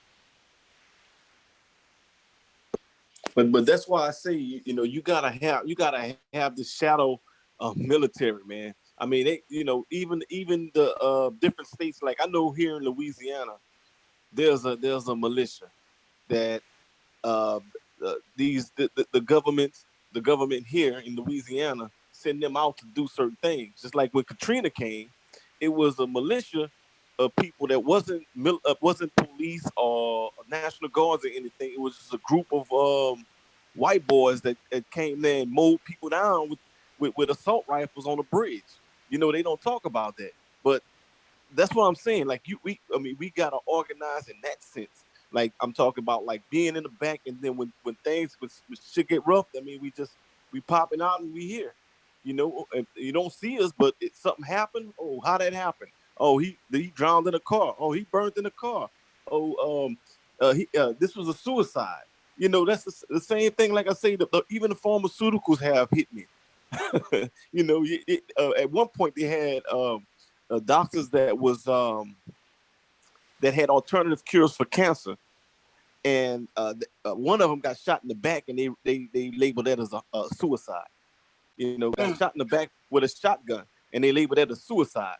So you know, they got all these different fractures working together. So I mean, you know, I don't know. That's my only thing. I think everybody needs to be every person that does something needs to be accountable. They have to have accountability for it, and we need to structure ourselves in that sense of having some. We can't be wide open with a military because we just don't have the numbers. I mean that's impossible. We just don't have the numbers. So you got to be in the back and you know make moves that way. Outside of that, I mean we just sitting ducks. But just like it happened to that guy that created a powerful movement, and they said he burnt in the car. Yeah, it's the same thing with these other people. right. And another thing too is, you know, somebody I don't remember who said it. I don't know if it was Farrakhan said it or somebody said that we don't have no friends. If you look at Chicago right now, you got the Mexican gangs. Dr. John Henry Clark. Yeah, Well, the okay, well, ancestor Dr. John Henry Clark. we don't in Chicago. They got the Mexicans fighting blacks right now, like backing the police.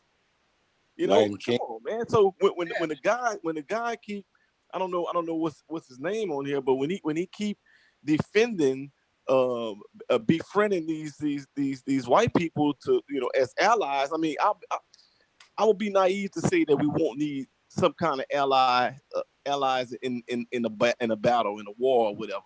But I mean, history has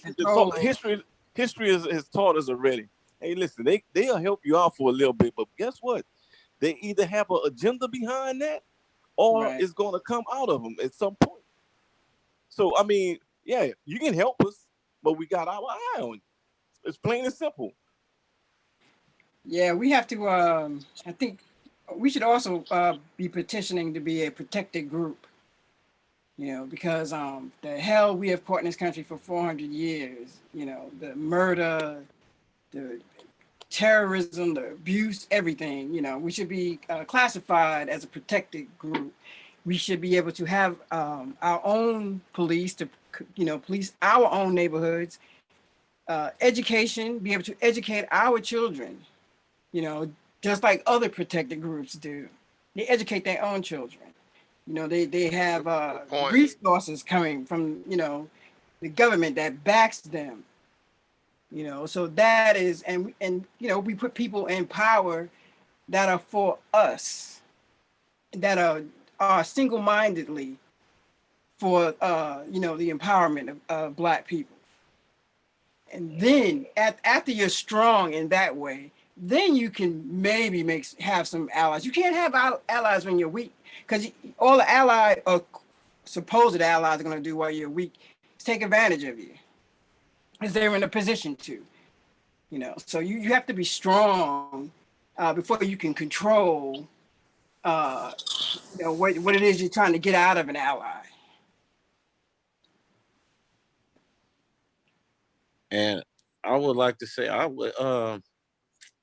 would suspect that, you know, the Nation of Islam and how big it is, man, the Nation of Islam itself has an army.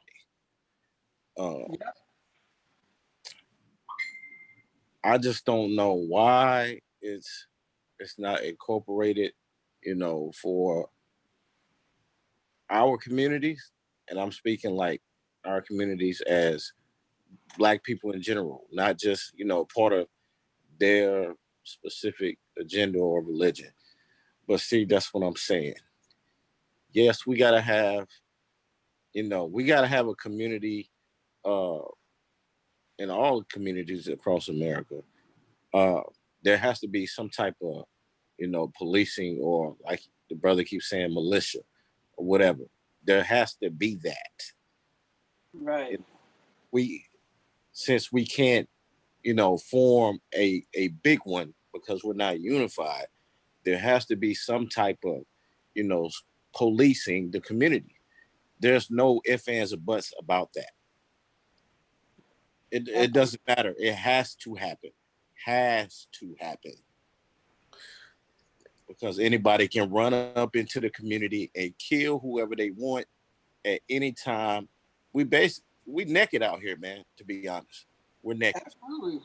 And we're depending on, police to do the right thing by, charging and arresting these people to, do what we feel is right, that is just.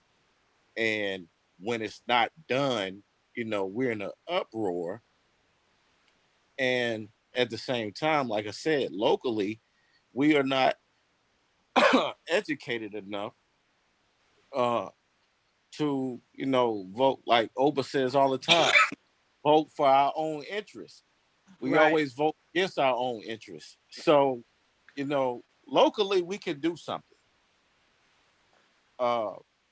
If we start being persistent on our communities, that's taking your community serious. I think that's one of the places that we can really start at, like now, is taking our community interests and giving them our agenda. And if they're not going to put that agenda into place, then they got to get up out of here. And if they live in a community and don't do it, get them up out of there then. That's taking our power back or our control. Because that just lets you know that they are not for us. They going in there for whatever, what they want to do or whatever. So, like I said before, we need banks, we need schools, we need hospitals, and we need a military in these communities, and our Black businesses, of course, because, we need to employ our kids and other people in our community. That way they don't have to go, to the Galleria area or some white area to work. We need our own Starbucks. We need our own McDonald's, whatever it is. We have to start creating these type of things to, purge ourselves away from America's breast, because that's what it is. The capitalistic, again, it keeps us, again, in my opinion, and I think Dr. Carver Kuwait said it best. Y'all know him as Booker T. Coleman from Hidden Colors. But again, that's the part where he made a statement about that too, where, you understand, you got to get your products. And that's sad because we don't have businesses that we can rely on to get the products that we need in the event that you even want to do a boycott that you can sustain underneath. Ain't that sad?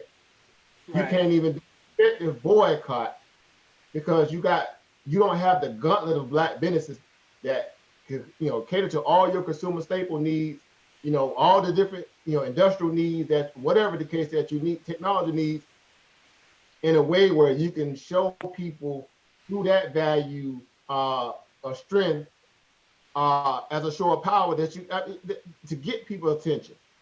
Right. And there lies again, y'all on point as always, again, but this is exactly why there's a disconnect in terms of what our people value in terms of their what they consider to be what their interests should be about.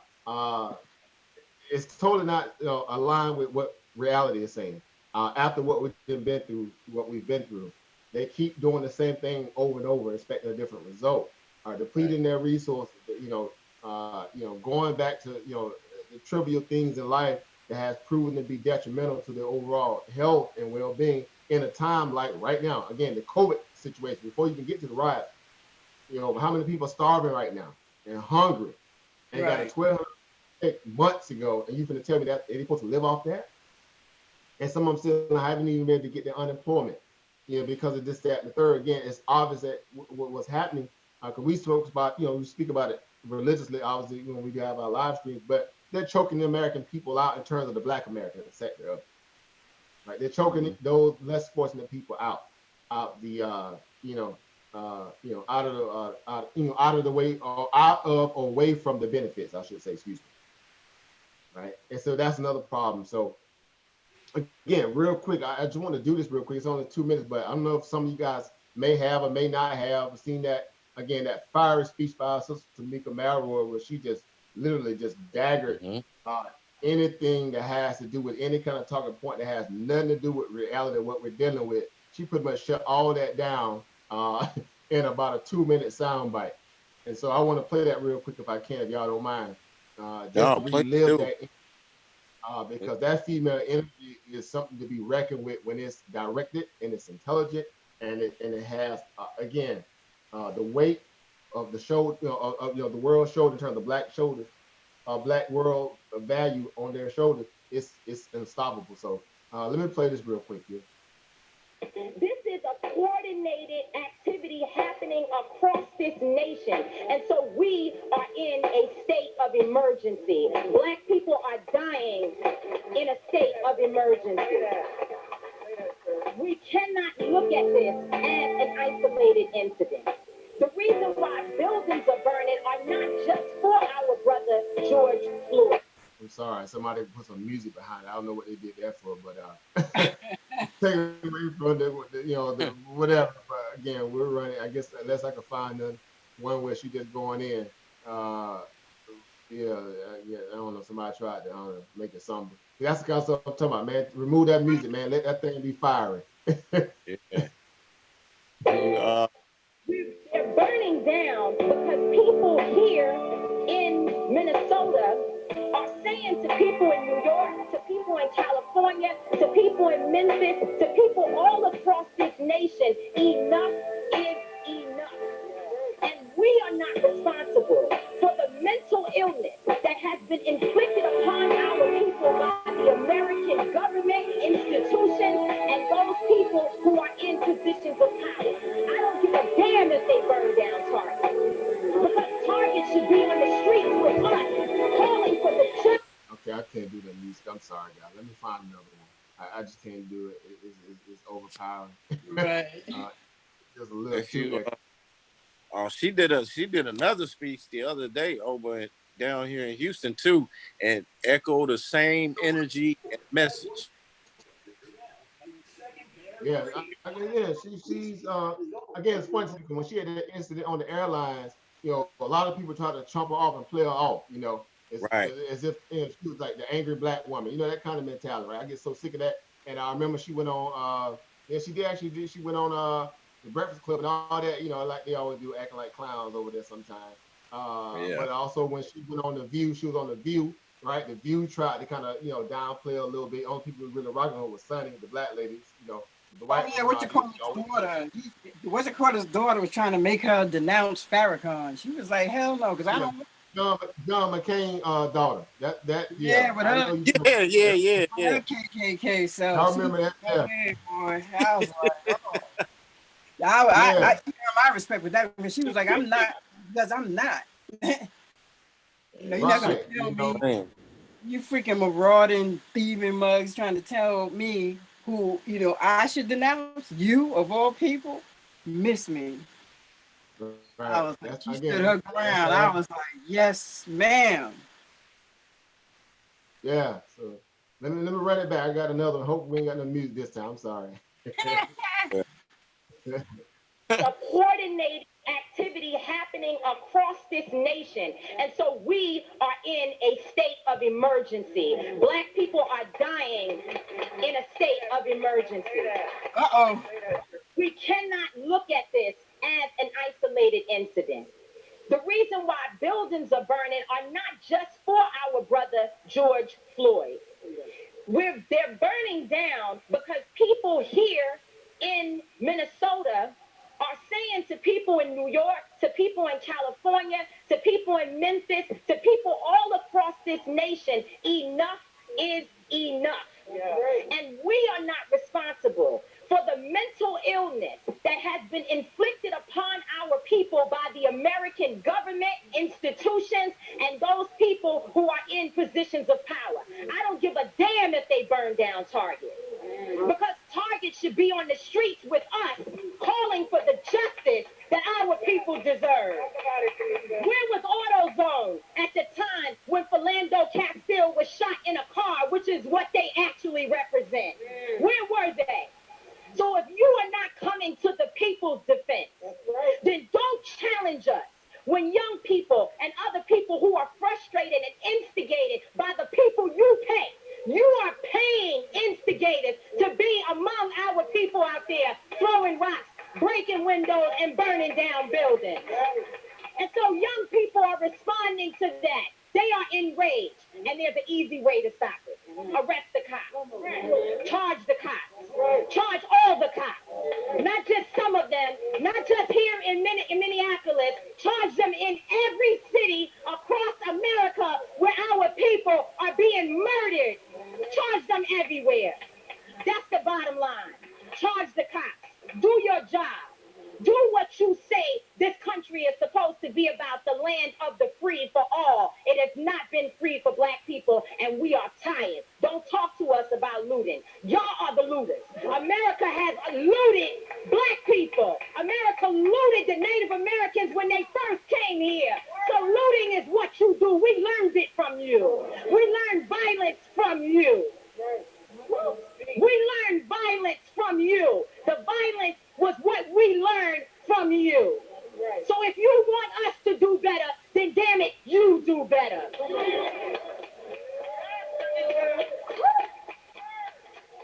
Yeah, that's why you can't go running and getting there. They got a lot to prove. Again, that pretty much sums it up, you know, in a lot of ways. Again, what else can you say, right? What else can you say? You know, That's just pretty much what we're dealing with. That's the meat and potatoes.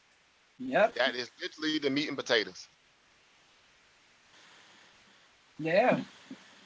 I mean, but that's not what they're gonna put on, you know. They, like I said, they're gonna show, you know, all the white folks marching, and they're gonna have their panels with all, you know, with the status quo Negroes, and you know, so that's you know, that is a true message that they don't want out there, you know, because, you know, hey, we've been fighting a long time, and they know that we have that fire to turn, you know, that's why they keep interjecting. You know, they use a lot of buffering groups to, you know, water down what we're trying to do, you know, and they know we're the ones that have the historical rage. Everybody else just want a job or whatever, but we have the historical rage, and behind our justice claim. Right, and again, that's just more of what we've always known. You know, in passing or in our own little respective groups. You know, when we kind of all to ourselves discussing politics. You know, behind the scenes. Again, it doesn't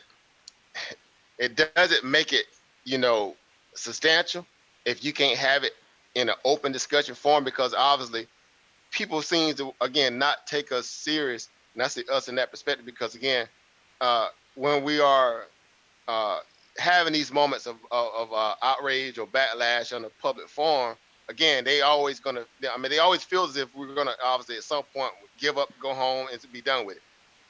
Or in this case, now you're having, again, the remnants of another Tiananmen Square happening with a sitting president in 2020 is using the type of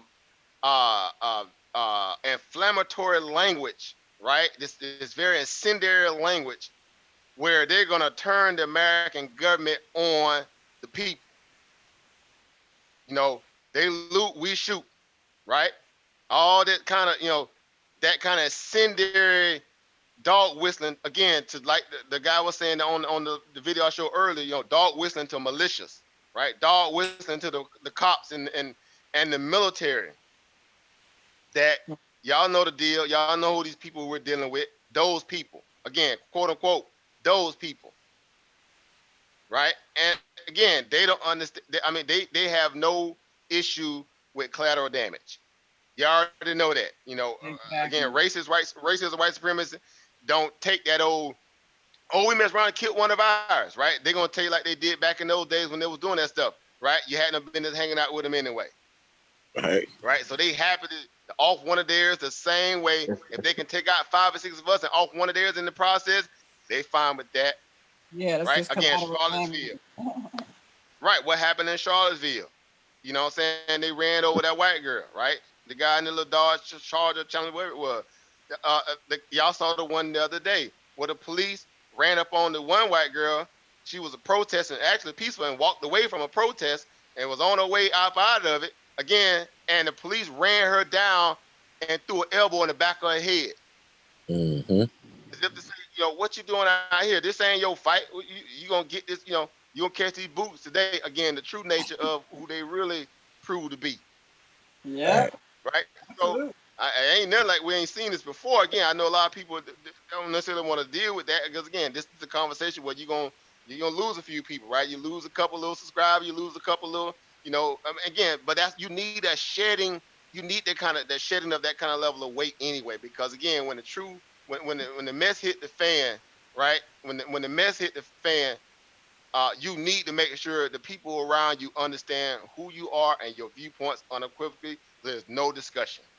Because we can talk business all day long and talk about how to make money and all that, and that could be universal, right? Because again, at that point, we are going up against the 1%, the banks, the institutions, right? And all that, all right? And that's fine, right? But when it comes to the well-being of my people in my life, right, those who I care and love about, it's non-negotiable.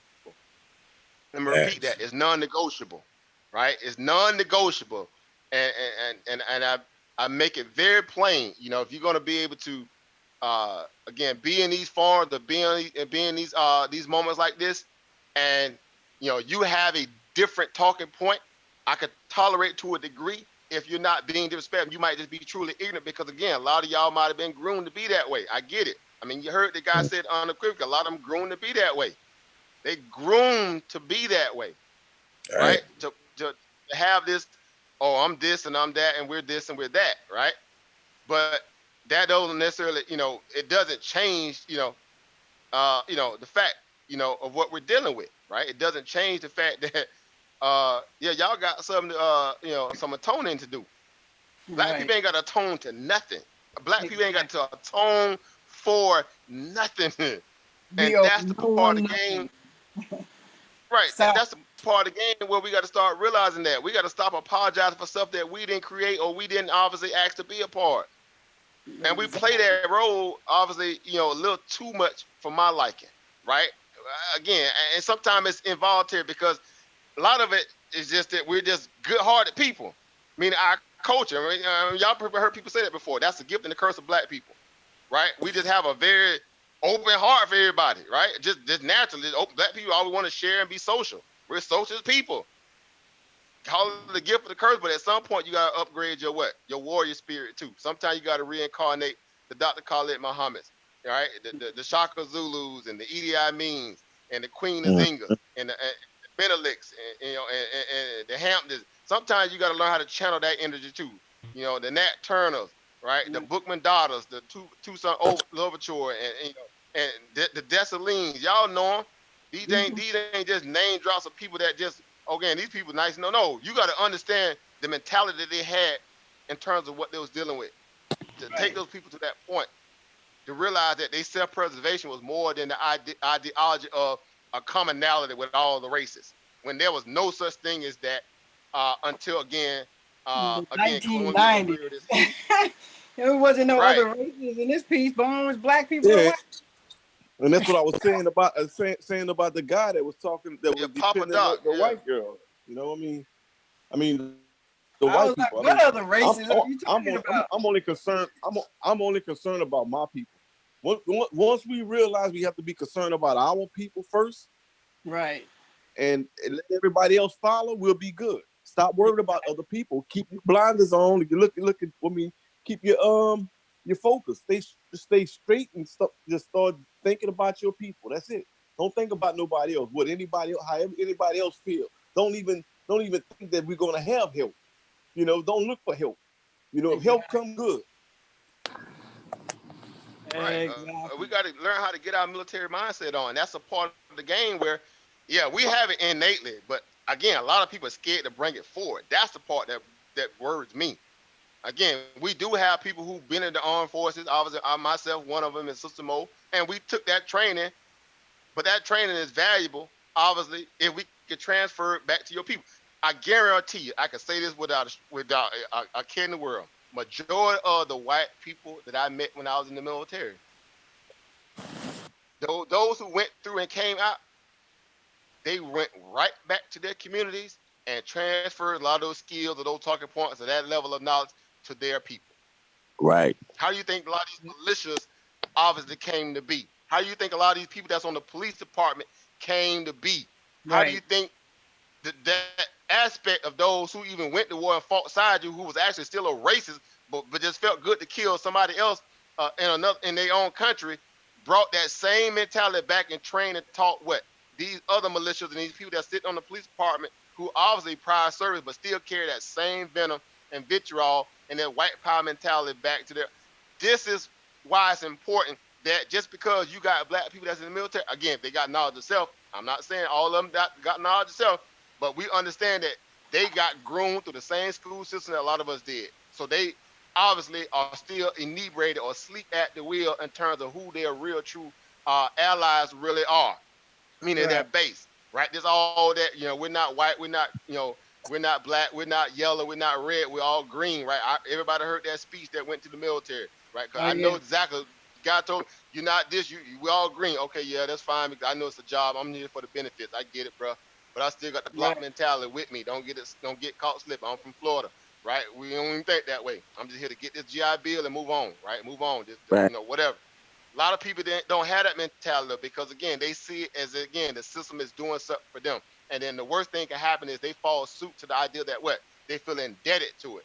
Oh, you did me a favor. No, you did them a favor. We got to understand that you're doing them a favor. Stop feeling like you always the help. Realize that you are the diamond. You are the progenitor, the mentality. And so again, being passive aggressive is not necessarily the best,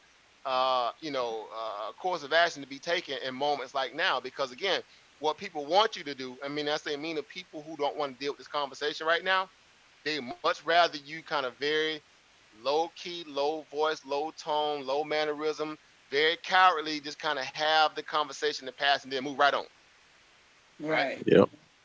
And when that happens, what comes from that? They want you to become what? So consumed to the fact that people don't want to have that discussion with you, then you're just gonna forget about it. Right? So because that's how white supremacy stays alive. It has to stay alive by perpetuating what? The mannerism as if it's not a big issue. Again, benign neglect, right? Exactly. Again, act like it's not there, but we know it's there. But as soon as it happens, in terms of they having to be afflicted by it in some kind of way or cornered up with it, then it's reverse racism and it's all this and it's all that foolishness, right? So again, you're never going to hear me make excuses for anybody, white, Hispanic, Asian, whoever of other ethnic group that come on to this channel. You got to realize I'm here for business. I get it, right? We're here for the value to learn how to get this money, right? Because again, I do understand it's us against the 1% in terms of the banks, this, that, and the third on that front.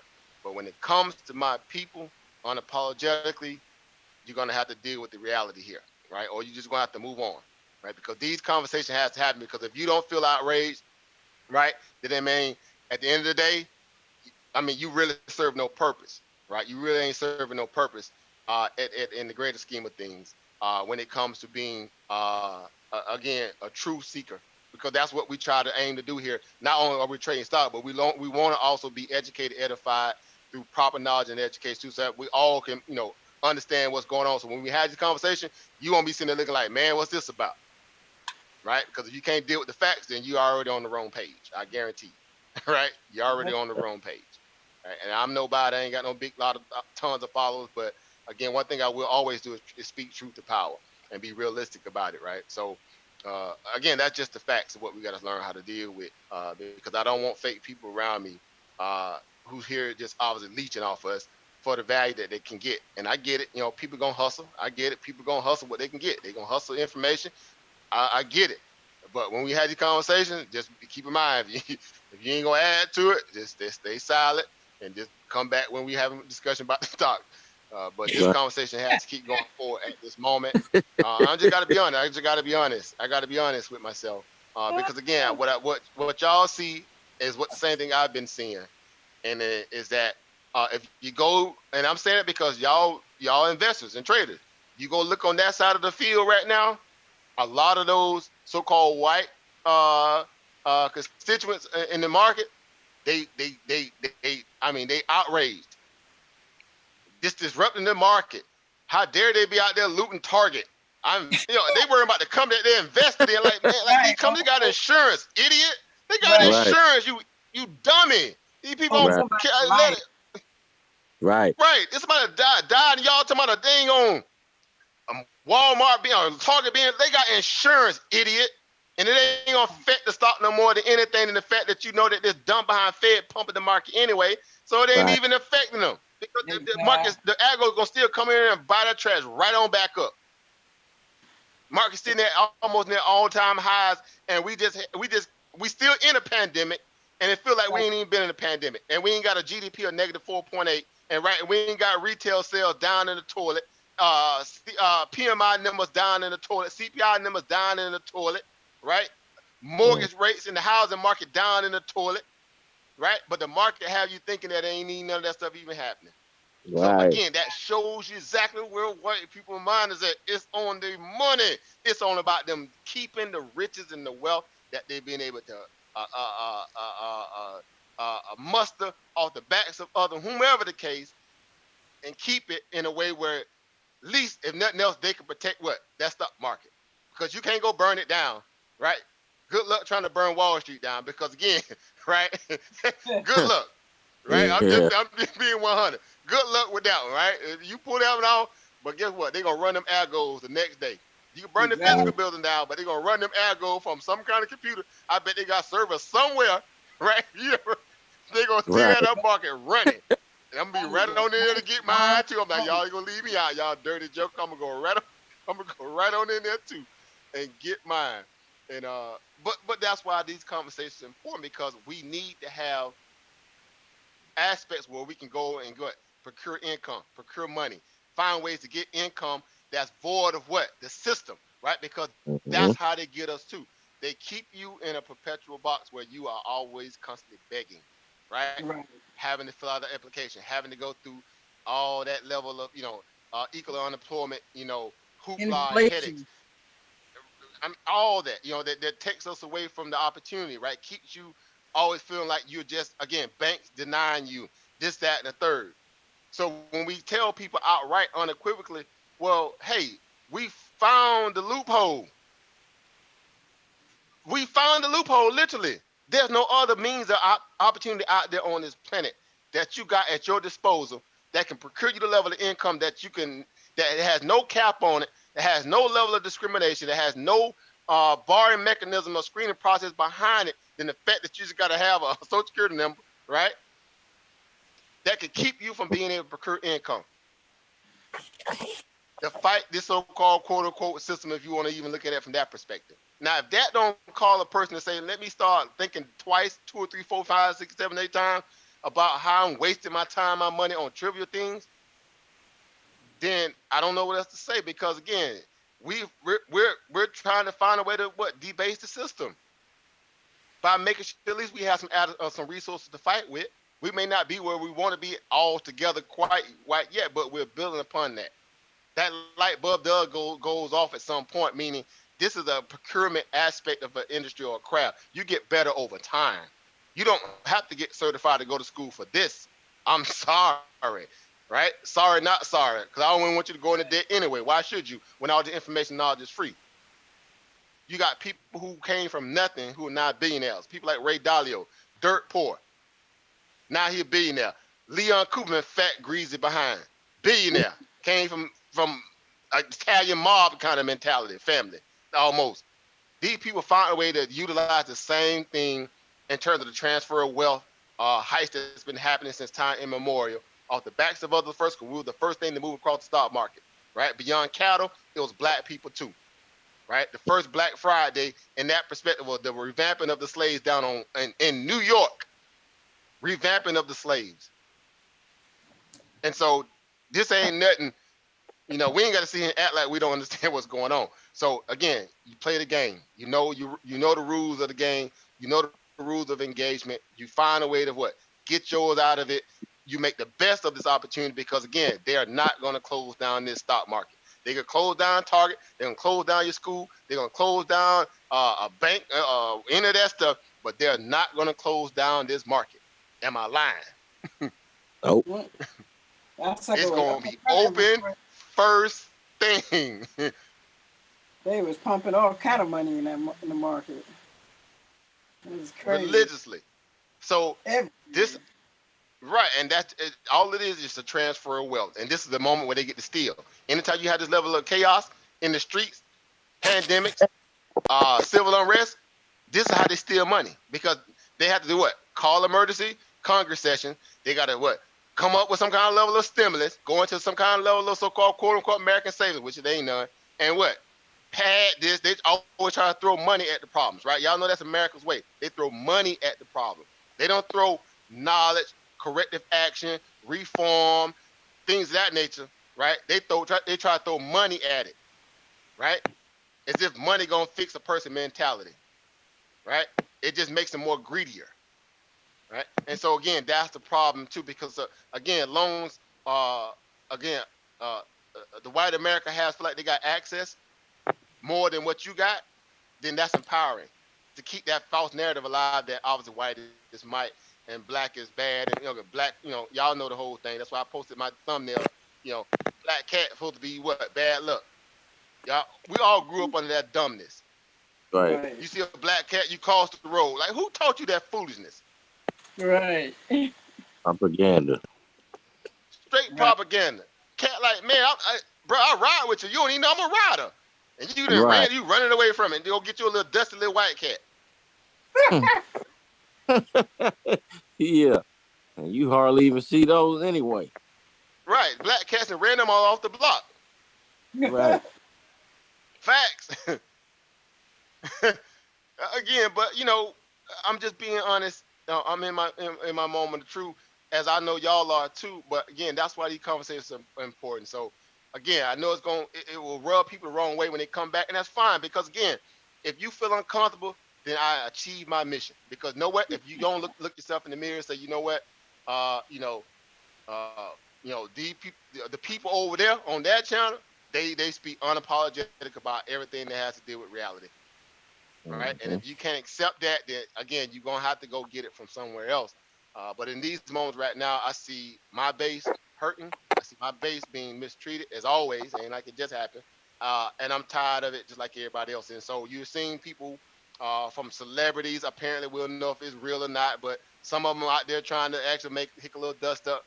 I saw Jamie Foxx doing a press conference the other day in San Francisco on the steps of some kind of little building over there. We'll see if it really matters because again, at the end of the day, a lot of those people perpetuate the problem anyway too because they play that intersectionality game, right? They play that role where when it's time to step up, a lot of them kind of step down and play the passive aggressive role. So they actually embolden people to feel the same way they always been feeling because again, if Jamie Foxx said this, we need to step down. I'm gonna follow him over the common person because he got TV presence. That kind of mentality. You got to play chess, not checkers here, right? This is not emotional. This is how they played the game by using the celebrity joker or that figure to be the spokesperson of the real, of what the real people that need to be there are not there. The true black economists are not there. The true black real philosophers are not there. The true black psychiatrists are not there. They don't have people like Dr. Joy DeGruy Leary up there on these press conferences or going in front of the camera right now. Why wouldn't you have a person like that up here? She studied her entire career on racial pathology of blacks and Europeans, white supremacy as a whole. But they would not put her in front of the camera. They're gonna get a Ricky Smiley, right? They're gonna get a person like those kind of types. And hey, Kevin Hart, get up there, class clown, and say something. Right, exactly. Right? Kareem Abdul-Jabbar. Oh, go ahead, Sister Mo. Sorry. Oh yeah, I was gonna add in. I thought I had put a link in the back chat, but I think I just put it in the YouTube. The Color of Law. That's what I was trying to find. When we when we were when I participated in our police and community engagement event, the FBI agents that were doing the training, that's the law, that's the words, that particular language there is what they use to investigate uh, these police shootings.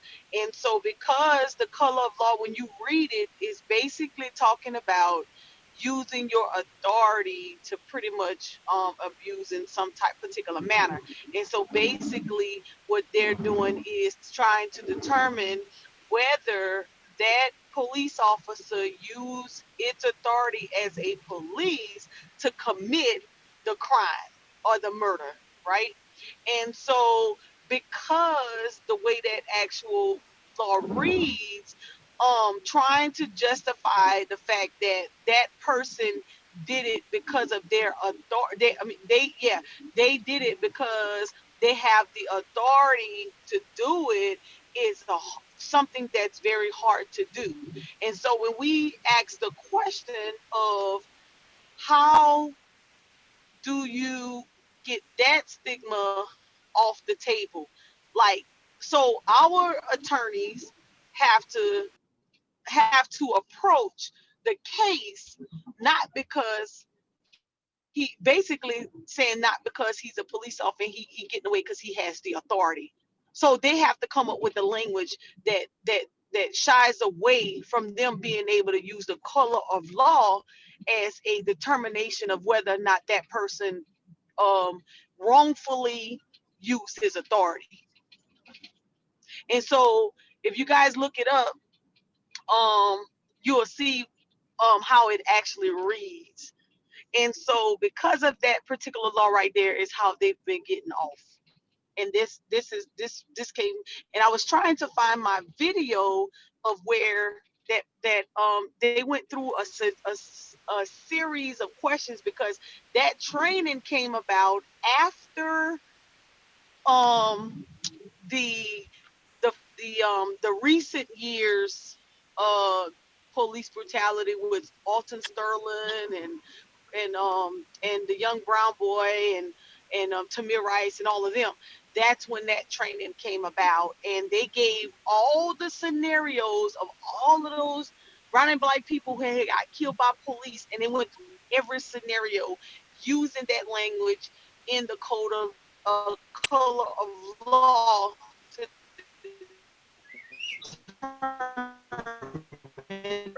Oh,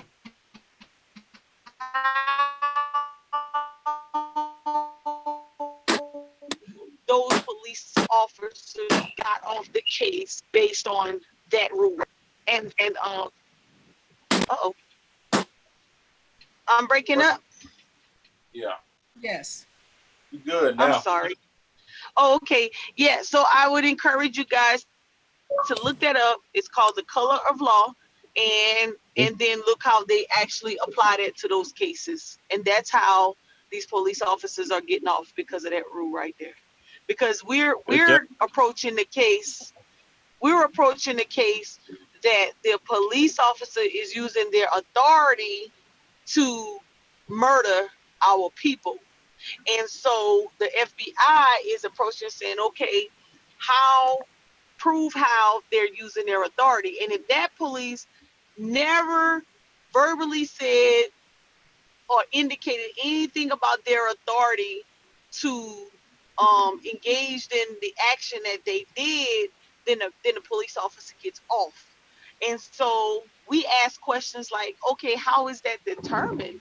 And so basically they told us that if the police officer had stated something prior to that person dying, or because if you notice the different cases, the police officer says certain words when Right. they're about to shoot, right?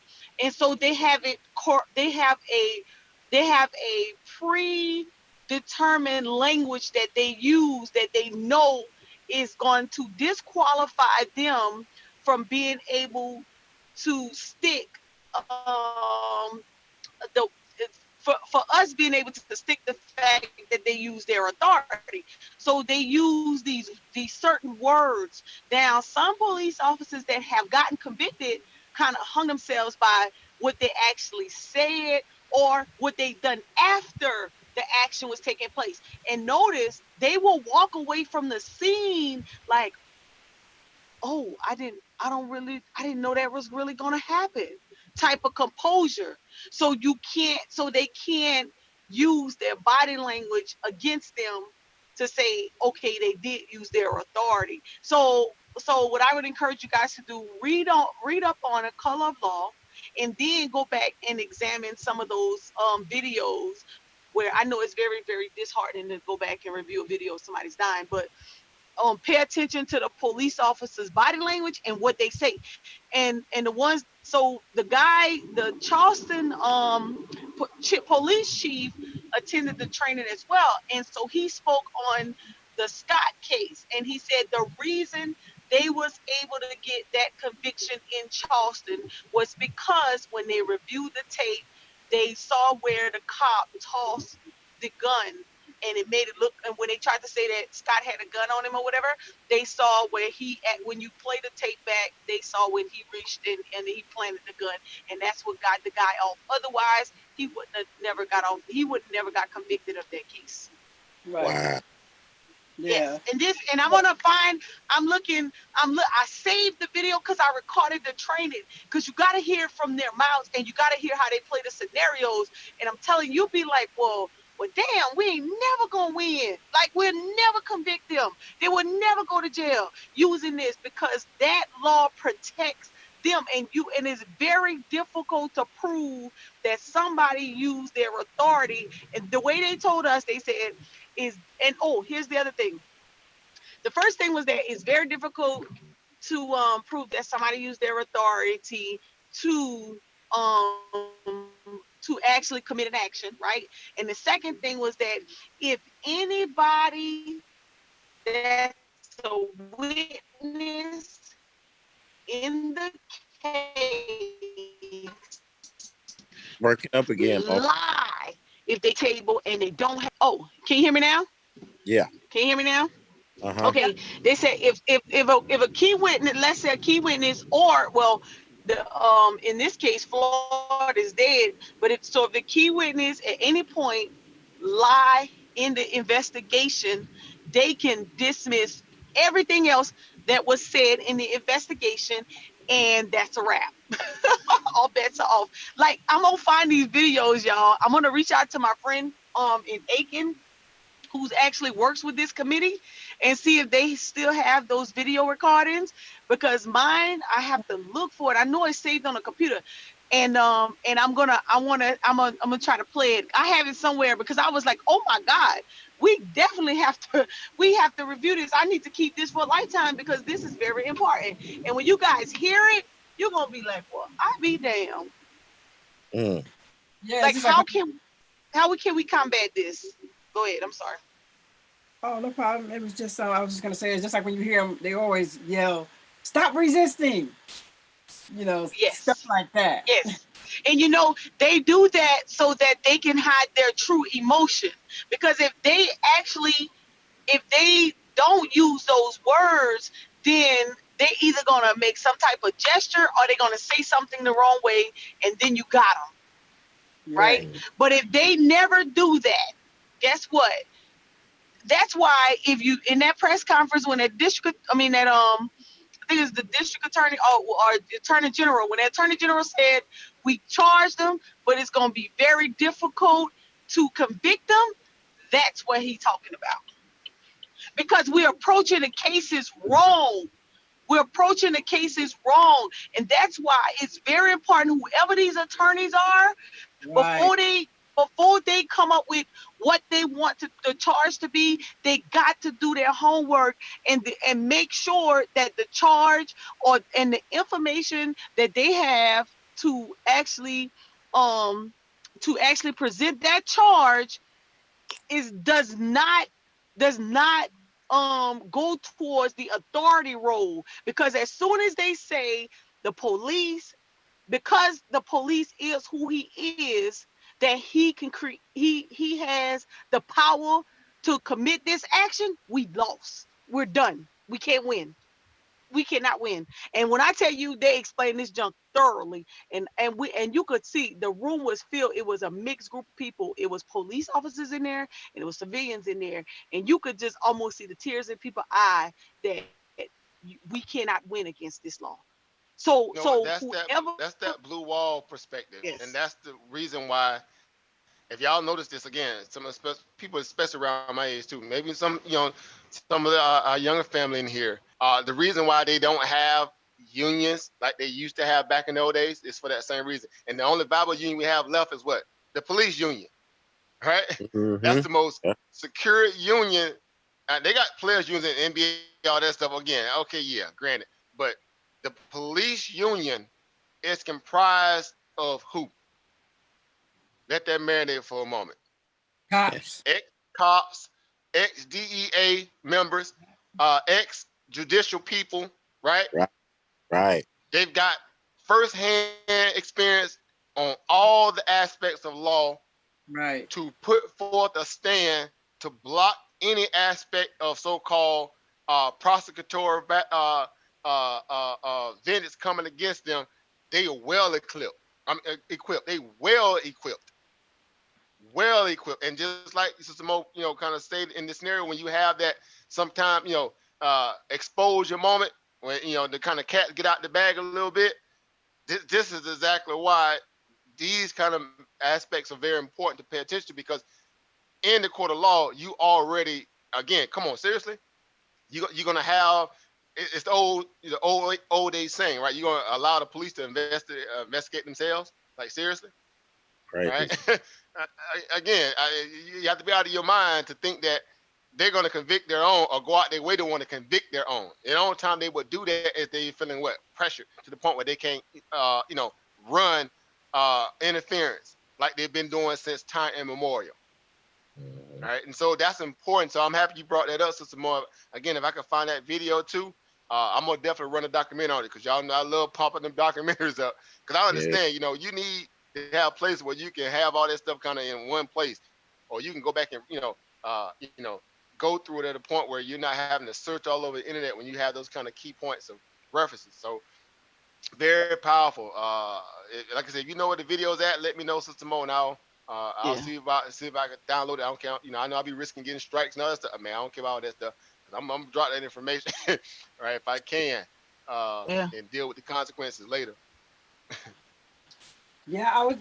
Yeah, it's so important. Go ahead, Sister Camille.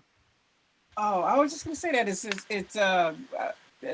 we need a lot of training as far as how to engage the system. We just can't have everybody running around out here all willy-nilly. That's what I noticed too about the protests. Anybody they asked, everybody had something different to say. Nobody was, what I'm saying, it's not like the one, coalescing, of the minds as far as a movement. Everybody just out there running around doing whatever they doing, so we call it what it really is, a codification of the minds. Yeah. Again, that's what a think tank's supposed to do. Yeah, think tanks are too individualistic. They don't understand that. No, you have to have everybody in a get down and lay down kind of mindset, right? Because it's for your your best interest. Why would you go against the group best interest just because you want to feel like an individuality, intersectionality, multiculturalist, and run on out there and be saying anything that can obviously jeopardize the aspect of what you're trying to covertly brandish. Hence, that's why you have other ethnic groups on code, because they protect, and they in smaller groups than us. The Jewish community, the smallest minority group in America, and got all the power and the wealth because they stay on code. Asians, same way, got all this implied power and wealth because they stay on code. Arabs stay on code. East Indians stay on code. They come in already with that mindset. People over here, gotta be on code. Y'all already know what's gonna happen. Everybody just running around all crazy. Because words matter, and you can't. And when you say things out of context because it's a slang and it's cool and that's what you do, that's how I talk. This is what I say. No, You're talking about convictions and murders. You're trying to change a system. You can't just, you need to know what you're saying, and you need to know how to use those words and contents. And that's why those teams have to be built in a manner that, you know, you're there for support, and you need to understand that you here as a body, okay? You don't talk. That's not what you're here for. Where all the wrong people are doing talking. And that's what they put the camera on. Like, you know, we have experts, we have people that know this stuff that can articulate a thought. And you know, and you want to talk to a basketball player. I mean, like, hey, African Emporia. Remember in military, right? When an investigation go down, hey, you get schooled real fast. Everybody know, you know exactly what to say. You better not say nothing. Right. Well, again, you know, cause we had like CIS, right? You know, nothing but CIS. You know, and we got them, you know, inspector generals and all that kind of stuff. But more so before you even get to those levels, again, like you're right. You know, you have to. Everybody got to be on point, right? Because again, it matters. You know, hey, name, serial number, birthday. Name, serial number, birthday. Name, serial number, birthday. You don't give them nothing outside of that. You don't give them nothing outside of that. Yes. Oh my God. I think said you was about to say something. Let's see, his name popped up. Man, I mean, I learned that. What is Chris? Who me? Whoa. What happened? Go ahead. I'm sorry. I had go ahead, Chris. Well, I mean, even in, you know, one of the organizations I'm with, the National Black United Front, we got a chairman for that. We got a chairman that, you know, speaks to the public, you know, and everybody else stand down because it's a protocol. You can't just get out there and start running your mouth and, you know, you talking about you got a group of people, y'all ain't got no organization, none of that, and y'all just saying anything on camera, and that can make you look like that ain't what I'm here for. I don't know what he talking about. So it's about, you know, order. You know what I'm saying? And a lot of them people out there, they ain't got no order. You know, it's just something to do for them. You know, whether, you know, they trying to capitalize off of it or, you know, they really sincerely out there. You know what I'm saying? So, and they just put anybody on camera. And I was watching one of the live feeds, and I think it was some people out there, you know, recording and asking a person to say something. I'm like, man, listen, I don't know what that person talking about, but they don't represent me and what I believe. You know, they out there, they got their own agenda. So that's just willy-nilly, like Camille said. You know what Camille said. You know what I'm saying? They ain't got no organization or, you know, no group with, you know, with a desired goal or anything like that. They just out there because purpose. No, you're right, over Chris. I used to say this all the time, and I mean to cut you with them. I'm gonna keep building. When I was doing my international marketing thing, right, and I was like, you know, you know, when we speak in terms of, you know, closing the sale, right, always be closing all the kind of, you know, schematic we do to go through a particular sale. And the one thing I always tell people, when you go to deliver your spiel or your message or your, you know, of your product, your service, you got to realize, right? You got the number one always be what, having that sense of you know, again, on your P's and Q's, be witty, right? Be able to overturn any kind of negative that a person may come back and throw at you, right? Hence, that's what the police department got really good at over the years, right? Hence, that's what benign neglect policies and racist white supremacy got good at over the years, overturning what? Negative. So when you throw them at them, they got to answer right away, right? They got to answer right away. Us, we gotta sit there, twiddle our thumbs and and and then we say go kind of on a tangent, and we lose the focus of what's necessarily need to be said at that point. So I always used to tell my guys I was training before I became assistant manager, is that you got to realize this, guys, right? Having a sense of urgency is fine, but it's better to have a sense of purpose. right? Right. An urgency of purpose is much better than a sense of urgency, because a sense of urgency is just like a chicken with his head cut off, right? He just running around all over the place. He don't know what's going on. But when you have purpose, you have direction. You have knowledge behind that purpose. You have facts to back up that level of purpose, right? It's directional. And so that's what we need to have more, even when it comes to, again, these conversations. In the general public, when you educating your children, your young folks out there, your teenagers. I know Coach Murray on here, he deals with kids and stuff like that. So I'm pretty sure he definitely knows what I'm speaking about here. Also, Sister Mo, all you guys have mentored kids at some point, whether you do it professionally or you don't, but it's all of our responsibility to do it anyway. But still, when you instilling in them how to be effective and learning how to address people during adverse situations, make sure that they have a sense of purpose behind their conversation, their talking points. It is not just all over the place. And that's another part where it starts at home. It starts with us, and then again, when they out amongst other people who are on code, quote unquote, on code, they should instantly already know what's going on. And so that's why it's important to have a codification. And the Black race, obviously, in terms of our people, y'all know that they go out their way to splinter us from this perspective of having a codification, because if they know if we ever get on code, it's game over. Even with about 46 million or 50 million people in this country, how many people they want to say it is, but it doesn't matter. That potency of our power in the aggregate value is unstoppable, and it has to be a point of us being on code. That happens, is game over. And that's what Malcolm said that I posted. Go ahead, Chris. I remember watching oh my goodness, which story it was. I forgot whose story it was. I think it was the Panthers story, where they would when these rallies would pop up or whatnot, they would have someone that would be passing out documentation, because after that rally, they had another focal point to go to so that they can organize that those people who were really down. So they would you would identify those individuals who would really want to be down for the change, right? And so these times it reminds me of the Million Man March, when a lot of people say, okay, we all showed up, but then we didn't really leave with no direction, right?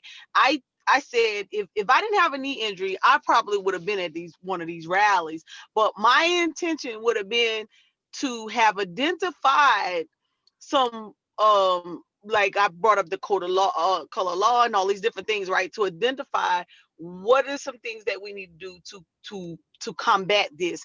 And I would have wanted to be on the mic, because I would have been able to I would have wanted to say, okay, I need to divide this group or give y'all some direction. Pass out these different, whatever. It's okay. At this point, at this time, this is what we're going to be. This is how we're going to do this, right? Because in my mind, I'm thinking like, okay, we got all these intelligent, smart people. Like all of these, this is the perfect time for you to galvanize a group and be able to get at least some of these people that you can use and be able to tackle this in a whole nother manner, right? Well, we can get some results. Because to have rallies such as we have or protesting such as we're having day after day, and not be able to capitalize on possible people that may have the same mindset is problematic to me. I know I can't do it because of my injury, but I'm thinking like, okay, who out there is gonna actually, like, are they really galvanizing a group or being able to grab some of these bodies that's down for the cause of change and results, and that can really tackle this? Or we just gonna continue to give lip service on the microphone? And granted, I think that this is a pivotal time, because I've never seen so many other people communicated the way they're doing. I'm not talking about those who are having an emotional point. I'm talking even the news platform and those individuals who are choosing to speak on what's going on.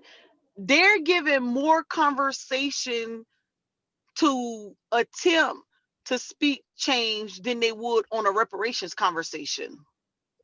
And so for somebody to take advantage of this time, like we have too many intelligent people to take advantage of this time. And when they talk about the Black agenda that we always hear people talk about, like this is a time where you should be flooding the Congress and getting what you need.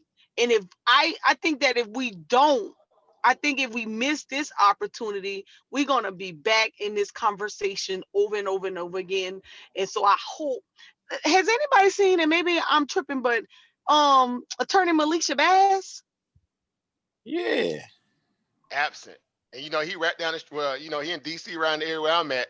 But he been very absent lately. I don't know if y'all been seeing him even on social I media ain't sites and seen everything. him. That joke got a beard now. That joke got a beard and everything now. Even the Nation of Islam rock around with a beard on. So I let you know. I don't know if he's going through some kind of level of purge and change. But yeah, that joker rocking a beard and yeah, he been again silent. He been he been silent. And, you know, he right here in the DC region. Good point. You brought that up because again, I don't know. I was somewhere. I think somebody might have mentioned his name. I think I might have been watching attorney Sister Ashika Shabazz, Yeah. and somebody in the back chat might have mentioned, you know, about Malik, right? And yeah, I was like, man, that joker been ghost lately. I don't know what's going on with that.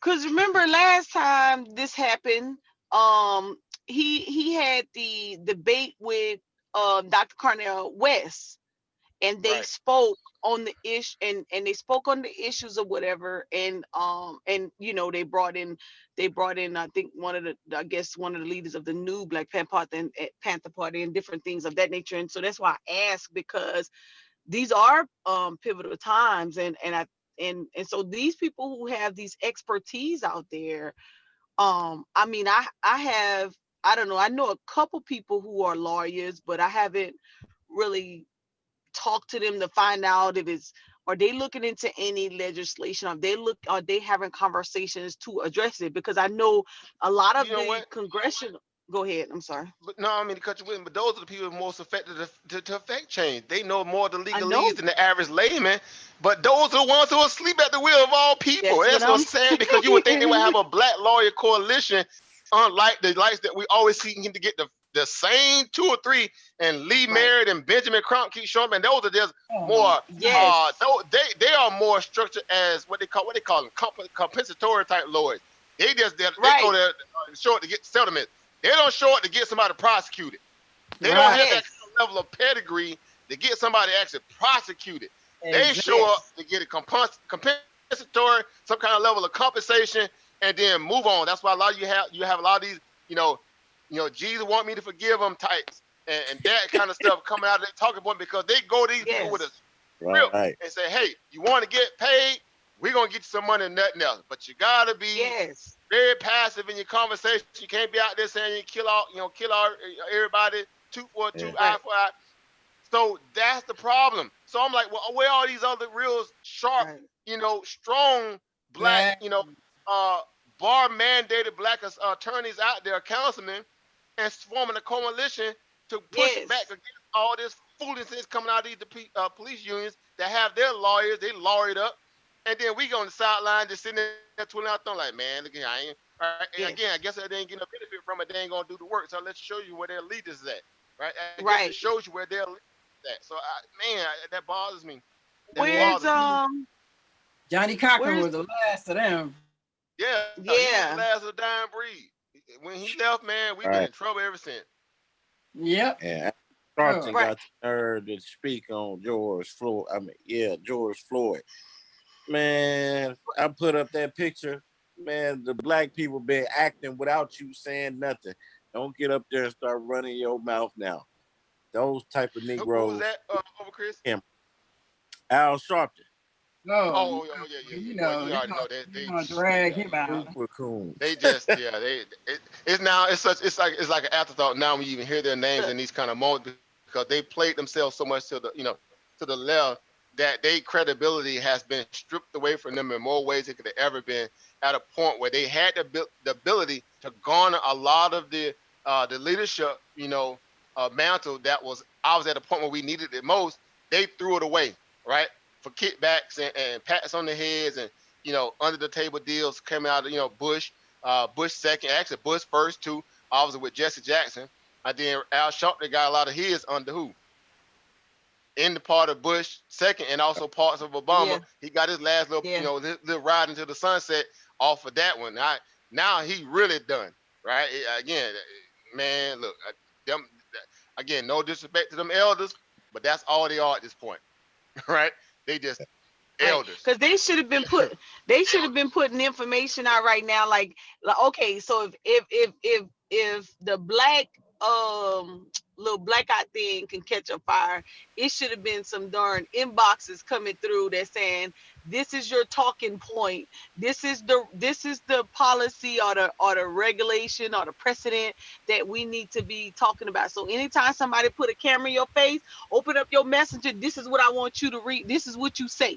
Like everybody should have been saying the same thing. Like we should have been speaking regulation, and it should have been script. Yes, we should be scripted right now, and no matter what gets said, this is what we want right here. This is the regulation. Y'all know how we, you get the pen. In the military, we used to say the pen is the most powerful tool, right? You put it in writing. I got an exact script, and this is the policy. This is the regulation. This is what's keeping the cops from going to jail.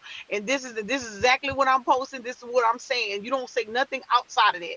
And those lawyers should be giving us that script so that when they get on CNN, Fox News, CNSBC, all them different channels, and they start to communicate, this is what you're saying. Don't let them push you into emotions. Like, we got to train people on exactly what to do and what to say. And we are losing in that facet. And that's why they can only talk about, oh, we angry. To hell with us being angry. Give me a camera. Oh, I'll be pulling hold on. Let me get my Google out. Y'all use Google for everything except for what you need to. And that's what drives me right now, because I'm looking, I say, okay, I got it. We can be angry. I'm good. All right, it's cool. But guess what? Can we get some substance? Can you share some substance so that so they can know that we're serious and we understand what they're doing with the law, so we can combat that? We're unable to combat it because we don't get the information from the subject matter experts to be able to do that. And so even though we may read it, we want to know how to apply it so that when they ask us, we can make it hurt. So with those talking points, we can overshadow the talking point of somebody burning the building to, oh snap, wait a minute, they know the reg that's gonna get our butt locked up. Yeah. And I think we just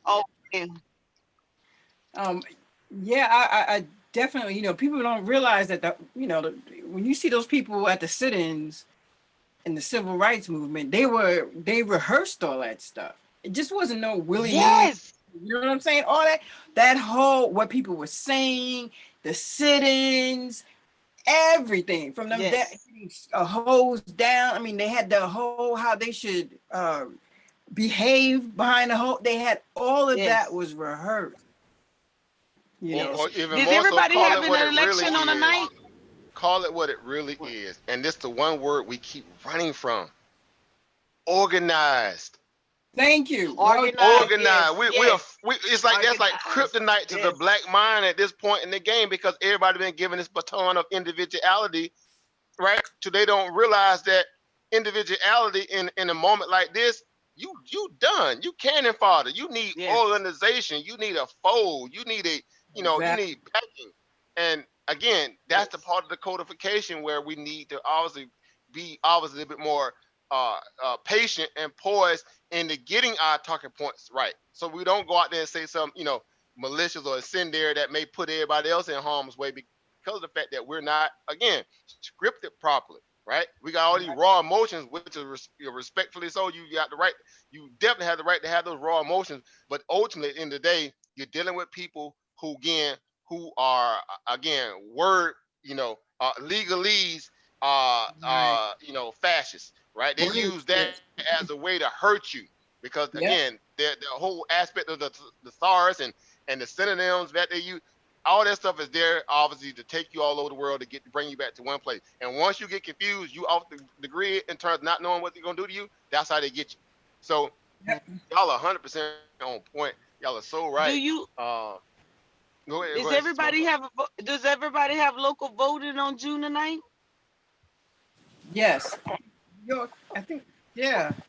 Yeah, I Okay, think maybe Papers they downstairs. can. I gotta go look just to make I sure. ain't been, and so in those local vote, whoever they get ready, whoever everybody getting ready to put in office need to be somebody that's definitely gonna have this need to be at the forefront of their conversation in their best interest of withstanding and withholding. And right now, like I got a buddy, he's running for House of Representative or whatnot. I fuss at them so much because I'm like, you all getting these positions to run, and at one point you on our side and talking the way we do, and then when you get the go ahead to run for these positions, we don't hear you say anything. We don't hear Right. you talk any of those points. Right. And that's frustrating to know that, okay, you was once speaking like me, and then now you're so politically correct that you scared to even say anything against the precedent. Well, So they're not gonna have a political career if they do. So they're more or less thinking about their political career than the people. Because if you come in there wanting to advocate for Black people, it's only but so far your career is gonna go. But y'all know that's always going to be the Achilles heel of the Black race. The job dichotomy.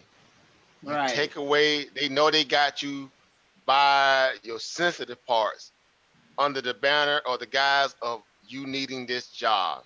And so again, that's the part of the game that separated us from our power, is when we wanted to obviously integrate into their system and not build our own.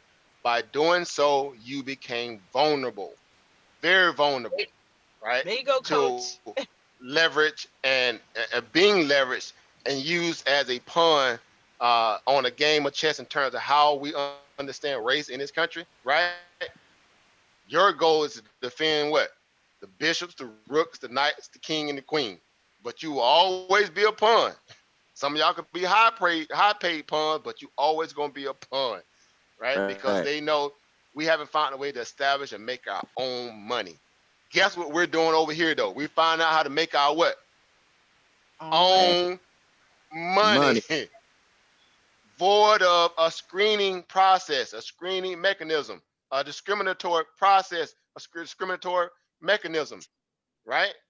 That's why these conversations are important too, in parallel to where everything we're talking about. Because again, if you know your job and your livelihood on the line, what you gonna do? You gonna straighten up and fly right, or are you gonna go off the strength of what you know you need to be saying and speak truth to power and risk losing your job? That's how they got us by our kahunas, our sensitive parts too, right? So we have to find ways to get our own money. Yeah, man, look, see, this is why these conversations are important. When they say you gonna donate to my campaign, hell no. Did you donate to my nonprofit? Then don't ask me to donate to your I'm so sick of campaign. change and move on.org and change.org and move on.org. They stay in people's inbox. Them people, You want to petition? I'm not giving it. Oh my God, like parasites. And then the solicitors, right? They call your phone and like, man, like y'all see how y'all even got my number. You know, I'm like, seriously, you know, I'm like, come on, man. I talk to them. I pick up the phone. I can't wait to tell. I be waiting to tell them.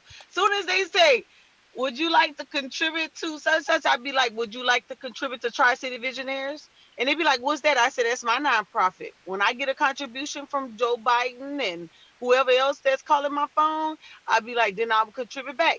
And then they call me, be like, and then I say, when the last time, if it's a representative or a senator, and I'll go through their record, I pull it up. I say, hold on, give me 1 second, and I'll pull up their voting record, and I look to see when the last time they voted for something for the vets or minorities or something, and then I start asking them about the bills.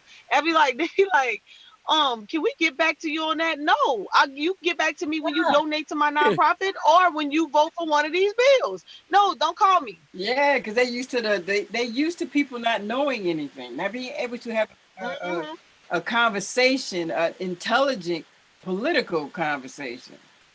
They think they slick.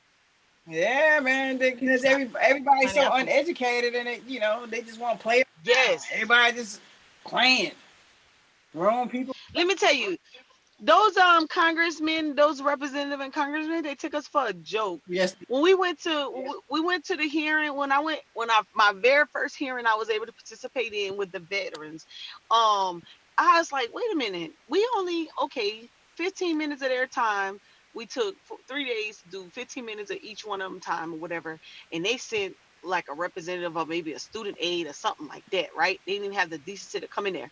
So when we got into our meetings, when we got into the actual committee hearing, so it's supposed to be like, I don't know, maybe 20 of them or whatever that's supposed to be up there, and only like 5 showed up. I was like, so I'm sitting there and I'm saying to myself, we vote these people in.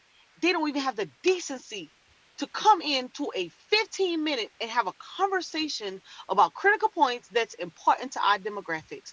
I felt some type of way, y'all. I sat there and I just felt some type of way. And, I write my little notes or whatever. And I was just saying to myself, like, these people get in these positions for the title and for their personal gain. They do not care about their constituents. They do not care about your concerns and needs. If it's not something that's going to benefit or grease their pockets, they are like, yeah, whatever. And so we had we was talking about, I think it was like burn pit that affected our Vietnam vets. And one of the Congress people said, how many Vietnam vets we have in the room? And the Vietnam vets raised their hand. He said, I'm gonna be honest with you. The reason they haven't funded your claim yet, because they're waiting for y'all to die. Man, I about fell out. I was like, these people. So right now, so when I think of these situations and I think of how we can make change and what we need to do and how to go about doing it, and then I see what we're doing, I'm saying to myself, man, we ain't getting out of this. How can we? We got a lot of work to do. I mean, it's like, so, I mean, just getting people to go to their kids' parent teacher night is, I mean, come on, that's it. I know people with kids that can't do freaking division. I'd be like, what? And you tell them to go to YouTube. I told my nephew to go to YouTube, right? He said, well, my teacher said that's cheating. I said, well, tell your damn teacher how you gonna learn it. If you don't go to an application that's gonna teach you. Right. He said, well, you got a point, ain't Timo? YouTube was more beneficial than research. Yeah, that's called research. Like we didn't have Google. When I was growing up, I was in the library all the time. I stayed in the library. I know how to research. I don't know how no kids are not passing tests these days. All you got to do is Google it. They told him it's cheating. I just told you how. The teacher told him it's cheating, so they're afraid to use the tool. Shoot. It's all fair and games when we're looking for an answer. That's how I look at it. Man. Well, I mean, what about when people used to use encyclopedias or go to the library? Was that cheating? Right. I mean, that whole school system is just garbage. I'm not gonna lie, it's garbage, man, because I took calculus and trigonometry. I'm like, that had no benefit in the real world at all. Why did I learn that? Like, what was the point? All it is just math is just add, subtract, divide, and multiply.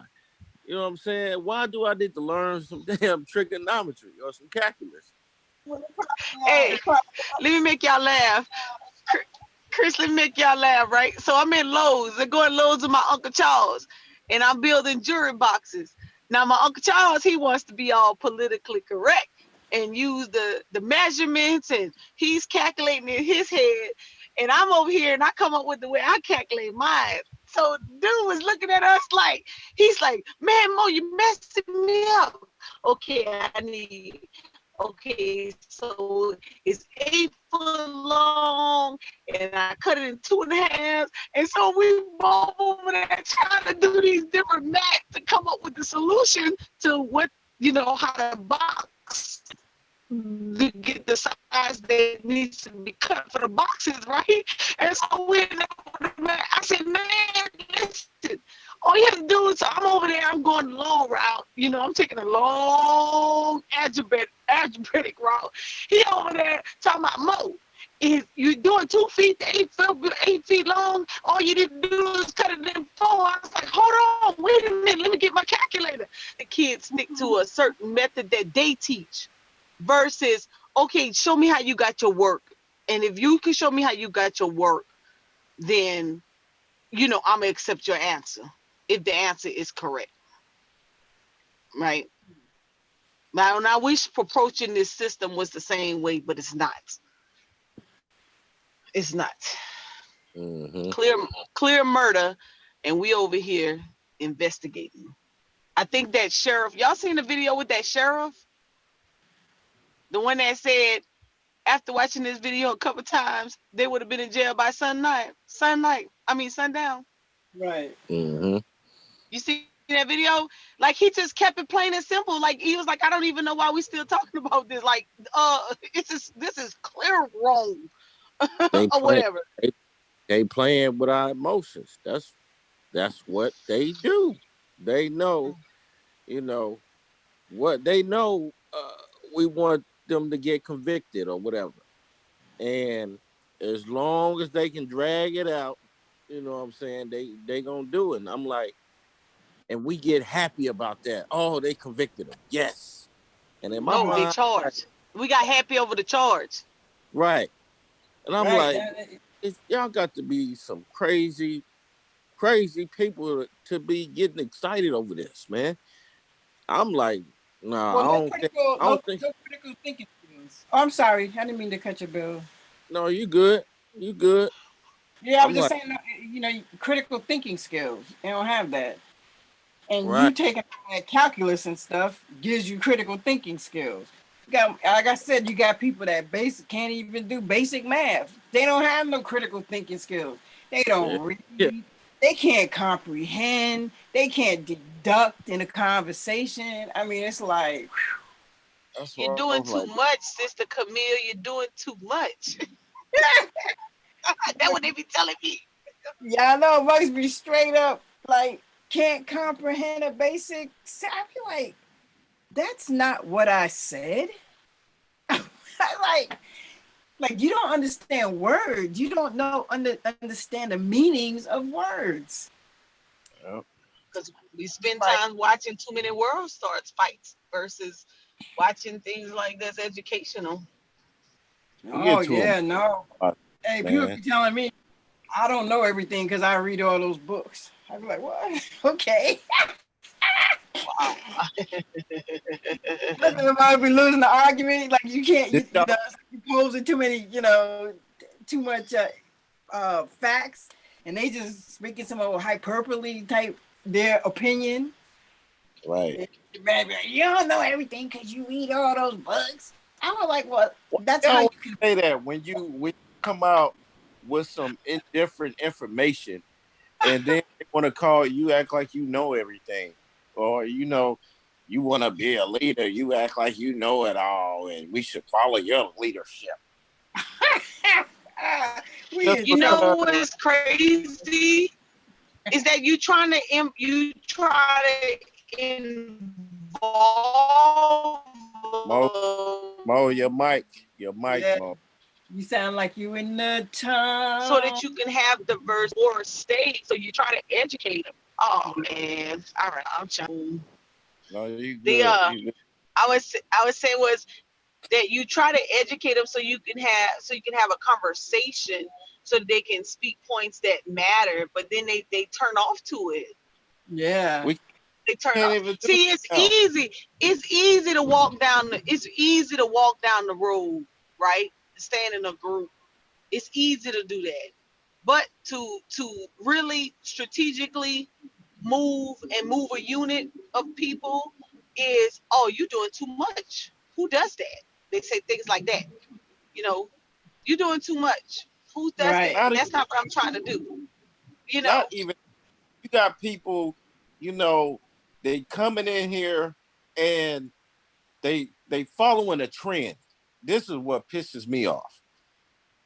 You disrespecting people who is really in this movement, been in this movement for a while, and you want to come in and you want to you know, you want to be a part of the trend. Well, this ain't no trend, man. This is a real life movement. You got people who go out here, you know, every year, every day, you know, and try to educate people. You know, they're around the issues, they delving in the issues, they studying the issues, they coming up with, you know, different, you know, strategies and tactics on how to educate people. And you just want to come in to where, you know, it benefits you now. Talking about, oh man, Blackout Tuesday, you know, support black businesses and all that. You don't get to make that choices for people like us, because it's not a trend for us. When something like this happens, you know, we take that serious. It's serious to us. You know what I'm saying? This is not our first rodeo with this type of stuff. You know, we you know, support black businesses every year. Right. You know, this is something we just advocated yesterday. And when I see people doing this and they doing it arrogantly, and I'm like, yo, like, what are you doing? You haven't even read a book yet. So what are you talking about? You know, show me a book that you read in the last week or from 2019. You know what I'm saying? I have to check somebody on this. And I'm like, we should. I'm sorry. You should have your organization should have been had a huge influx of recruiting right now. Based they on doing that. They doing that. huh? They doing that. Well, and the reason I said no, well, I'm not talking about from the organization reaching out to them, but for them reaching out to your organization, because it's something that exists. So with all of these bodies right now that's standing up for the cause, recruiting should have been easy. They should be knocking your doors down. Man, to understand, to learn how to move in situations like this. Why? Because y'all following a protocol that has come beforehand. And so with these numbers, you could do much more, right? But instead, it's a group of people that's walking together, that's individualized. Right. And that's all they want to do. It's just fun. It's not, you know, when it comes down, because to be organized, you have to put in work. And you have to put in some type of studying. And you got to show up all the time. And baby, you said a mouthful right there. You said a mouthful right there. Just repeat just that part. You got to show up on time. You got to study. But see, they think like Killer Mike and these other people, and you know, hearing them talk about certain issues and stuff like that, they believe that, you know, those are the people leading the movement. Those are not the people leading the movement. Exactly. You know what I'm saying? Not to discredit anything that they do, but they're not people who go out here like us. That's, you know, we have an idea, we have, you know, our African history that we take very serious. And, you know, the grassroots and the people who died, you know, fighting this war that, you know, these people have no idea about. So when they see an entertainer or somebody, you know, speak out about these issues, they automatically think that that's connected to us. And in reality, it's not. You know what, Chris? Here's the charge. Here's the charge. People like Killer Mike and those other folks who get that microphone is supposed to divert the mic to groups like y'all. They know they coming to them. They know they looking for them to be on that mic. At that point, they should have one of your group leaders there to okay, I say this, I want such and such to speak on behalf of boom. And then guess what? So since they're using you as a vehicle, you have to be smart enough. Killer Mike has to be smart enough to have that organization who knows best there. So when you move, okay, you need to have such and such on the line right there by your side, and you need to be passing that microphone over. And that's the part about our people we don't do well. That's true. if you got the voice, of the mainstream media, then, and you know the organizations that should have the voice and who they're not going to put the mic in, then you bring them with you, and you give them the mic. They ain't gonna do that.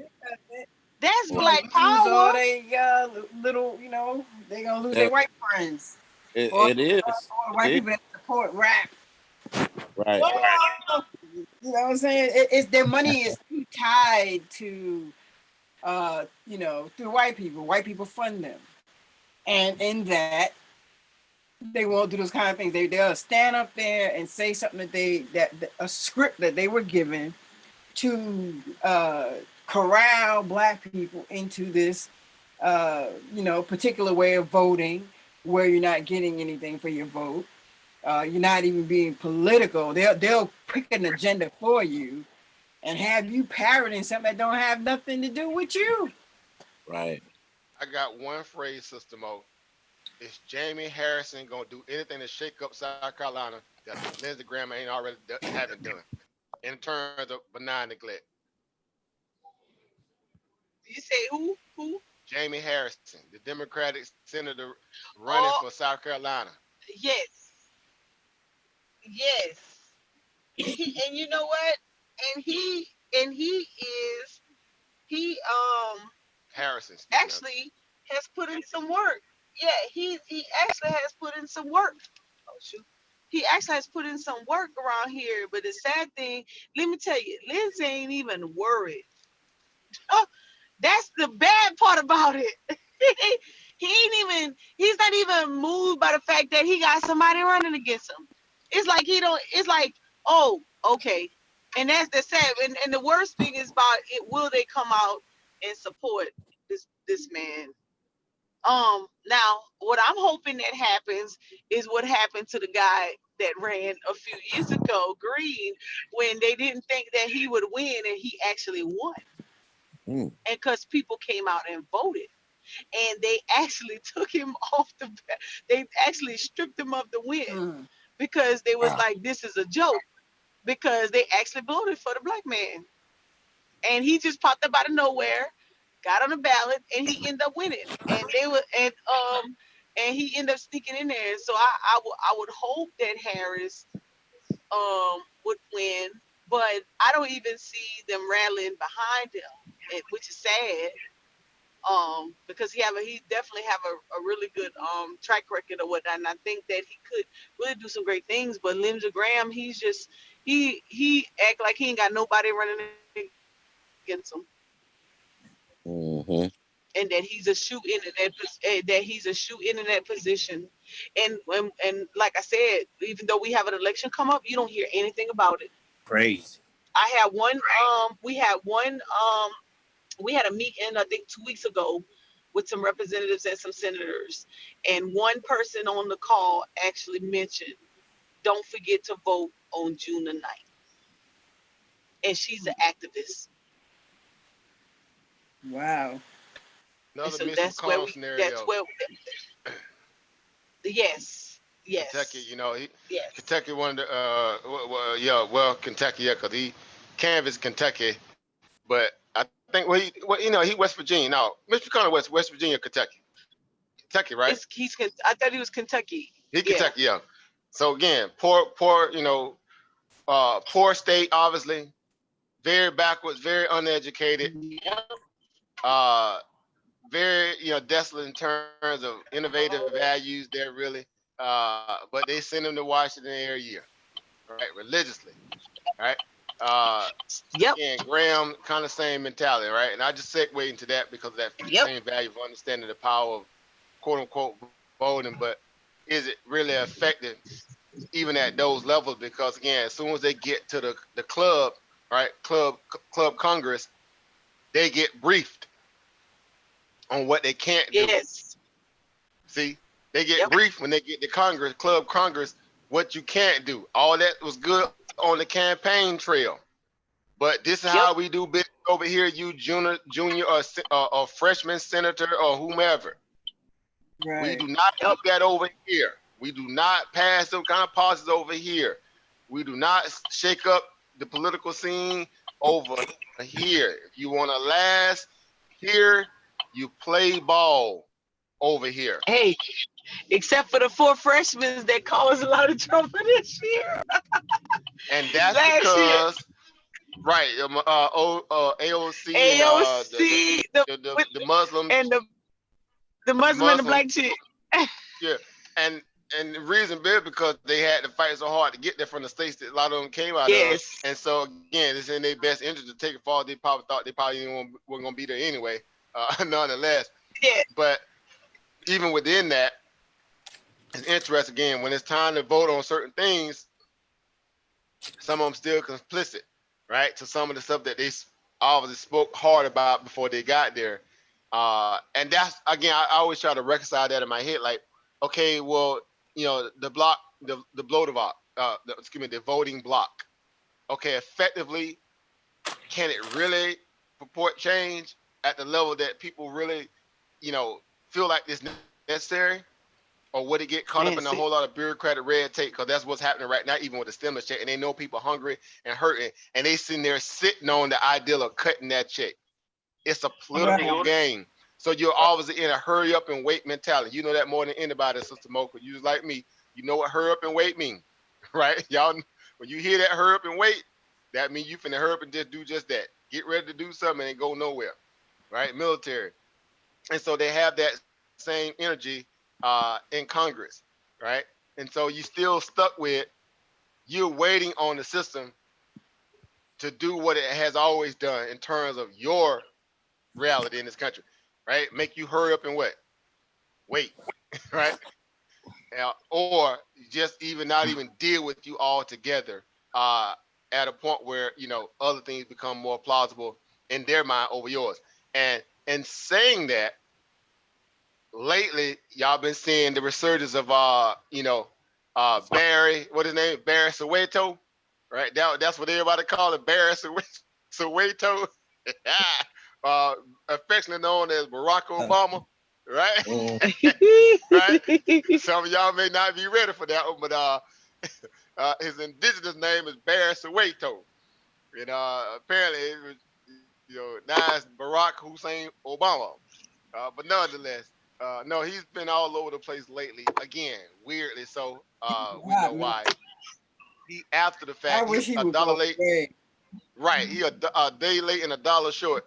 And now he wants to try to particularly galvanize people behind what? Police brutality, when he actually was the orchestrator of the Blue Lives Matter law that was put into place to protect the same thing that senators right now on the Democratic side are now feeling like they got to try to overturn, right? To prosecute these type of cops is because of their man, their head honcho in chief, Barack Hussein Obama, better known as Barry Soweto, who wrote that policy in the law to protect them. As if people was running around the country firing on police officers. At that time, police officers running around the country firing on what? Black youth. Firing on us. Like it was just, like it was like a hunting season. Right. And all of a sudden now he wants to step up and try to say, well, this and that. And he called the black rioters in Baltimore, he called the young guys that were standing up for protesters what? Thugs. He called black youth thugs, and then the same breath comes out of his mouth that, you know, Tamir Rice could have been his son. Like, seriously? Seriously. Again, so in saying that, again, when you send these people to Washington, they get briefed. They came out the pulpit, meaning the old communities, fiery. I'm going to do this. If y'all send me to Washington, I'm going to do this. If y'all send me there. But as soon as they get to that up here, and they go in them briefing rooms, they get debriefed and they get upbriefed. They get defanged. Literally. A toothless snake in Elijah comments. Right? In a John Conyers, right? AIP to the one that passed on, but y'all know what it is. The Black Congressional Caucus had no fangs since the 60s, probably. If that, it's 70s or 80s, whenever they came in their in activity, and they came active, excuse me. They've been fangless ever since. Hey, So once they again, some of them people, they was like, right. These are people who you sending. Yeah, you sending to Washington to do what? Where is the Black Congressional Caucus right now? Have y'all heard anything Man, come out? I ain't seen none of them. The Black Congressional Caucus since George Floyd been murdered? Not one. The largest number in history, 55 of them, and I ain't seen one. Hey, that's the Congressional Black Coons. That's what they are. Yeah. Y'all see where I'm going with that though? So there's two types of value of leadership in America. It's those who are selected, not elected, selected, right? Because they got debriefed. They got elected to get there, but they got selected to sit in those chambers for the amount of years that they sitting up in them chambers. Your Sheila, They don't even know Lee what Jackson. we need. Oh boy, she the worst. They don't. Right? They don't even know what we need. They ran the ones that had that kind of energy up out of there. Sister Cynthia McKinney. They ran her out of the country, not just out of Washington. Yes. They ran that sister out the country. She in Asia right now teaching Asians. Hey, a lot of people in there are like in interracial relationships and from other countries. That's why we can't get nothing done. We got to get them up out of there. Man, so I'm saying all that to say this. L had that conversation. Right. What are we dealing with here in terms of still feeling as if the political landscape is still not the same snake body and what we've been dealing with. And so public policy is never going to be enacted until you got a what? Not a voting base, but a monetary base. Money moves Washington. Exactly. Yes, it's a gambling house, just like Wall Street. It's a gambling house, just like Wall Street. Mm-hmm. These people are leveraging your pain, your despair, right? They leveraging your needs, your wants, right? For dollars. For dollars. So I'm like, again, my opinion, but I seem to be standing on some kind of value historical fact because I'm looking at the timeline and I don't see anything growing out of any of those particular affiliated parties on that side of a branch of government that has any kind of state power or power to affect change. You're waiting for people, and when I say people, meaning the organization of Congress, the House of Representatives, this whole aspect of government to do something for you when they know and they told you already years ago they ain't gonna do nothing for you unless you come to them with a bag. Black people want to come to them with a what? A bag. Yep. And not a bag. They hands out. Right. Expect these people to do something for you because they are under the delusion that the system is designed to what? Do what they're supposed to do under the aspect of free governance and democratic society. So again, I'm saying all that to say this again. We're well off. We're well off doing like a lot of these sort of small little sectors of society that has all this power, mass, and wealth that they be able to mass outside of the voting block scenario, like your Asian, your East Indians, and all that. They don't really get caught up in all that too much, right? They just circle their own wagons. Right? They support their own. Again, I know I'm preaching to the choir and you guys, but y'all see what I'm saying? So are we sending our people out there to make these foolish diversification type of bets on a politician that's going to get debriefed on how not to do something for you once they get there, as opposed to saying, okay, let me put that energy towards something that's even more, that something could be more tangibly felt by me. Maybe more on a local level, possibly, right? Because again, that's where your power at ultimately at the end of the day is on local level, right? Because you actually they changed too. They changed too, but they do. But I definitely say I've seen it. Some of them I've that you seen it. I agree, but I would say some of them that you can actually keep your eye on, because when they go to Washington, you can't keep your eye. Yeah. But when the ones that you can keep your eye on because you know they live in the same neighborhood, this, that, the third, you can roll up on them. You can pull up on them, right? You can pull up on them jokers then. But hey, because you know what? You ain't doing. Let me tell you a scenario. We had there was an election a couple of years ago, and this black lawyer, she came, and of course she ended up winning. And her whole plight was about economic development, bringing jobs into those rural areas and all of that great stuff. And when she got in now, I haven't seen her little butt since so one of the things that happened, just in case some people aren't really privy to get into state government, local government a lot. One of the things that local government has the opportunity to do is get passed through discretionary money that could be passed down through your grassroots organizations, right? And your city council, your county councils, they get a certain pot of money that they can distribute out. This is outside of discretionary grants that they can push out into your communities. When they get in these seats, okay, knowing our position and what we are unprivileged of getting, this is their opportunity to get your organization to get the come up, so to speak, or maybe your business to get put a feet in the door with some of the government contract that comes into your counties, into your cities. What they don't do is set it up so that you can take advantage of these opportunities and you can be prepared for it. So I sit and I watch them getting these positions. So they'll get, I think here in Richland County, they get $165,000 a piece. Now, many people say, "Oh, Mo, that's not no money."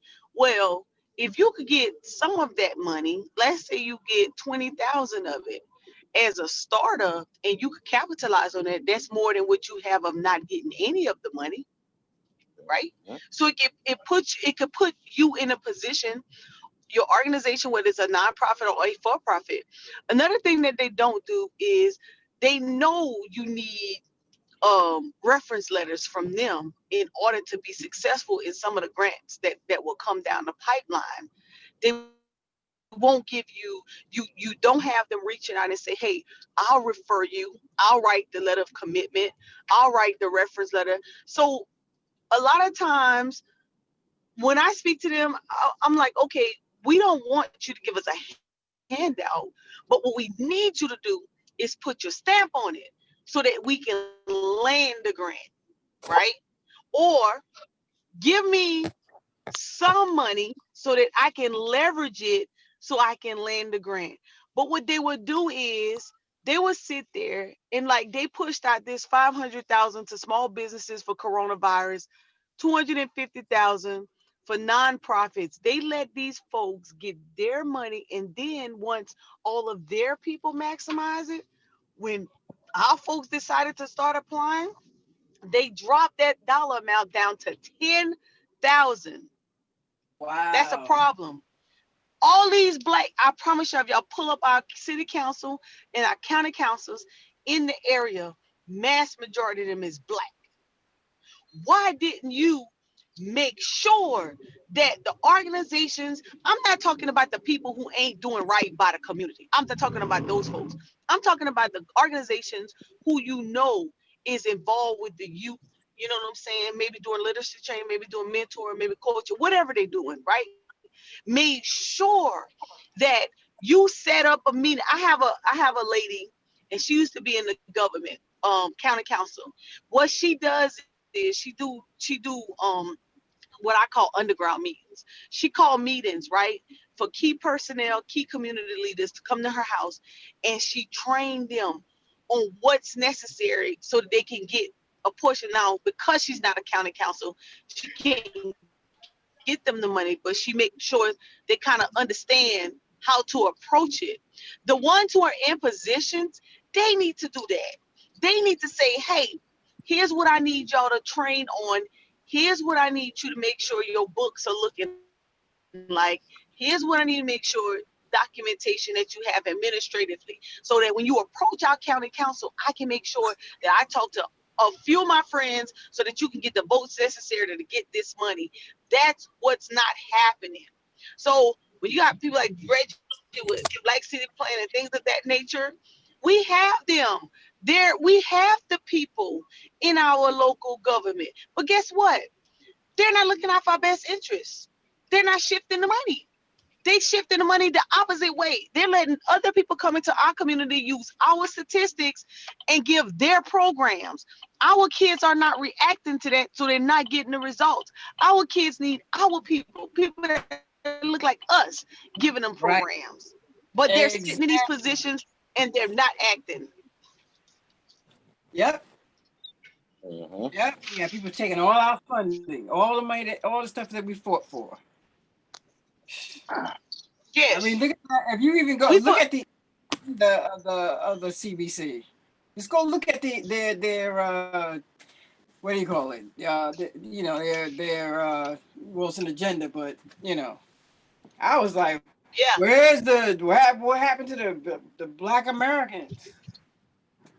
Their minutes are public knowledge. You can look them up and see what they're talking about. We're not on that agenda. Yo, it's crazy that they got to go. Listen, they put out coronavirus hit. I got several people that I work with. They are involved with the feeding program. They know our kids are not in school. Mass majority of kids in public school are low and moderate income and eat free and reduced lunch. Those kids were eating for free. If those kids are not in school, they're not eating. They shut down the nonprofit organizations for feeding. Let the school system pick it up. The school system was tasked to stop at locations in the neighborhood. Okay, these kids, y'all also know, don't have transportation. These kids, you also know, can't walk a distance to come get no darn food.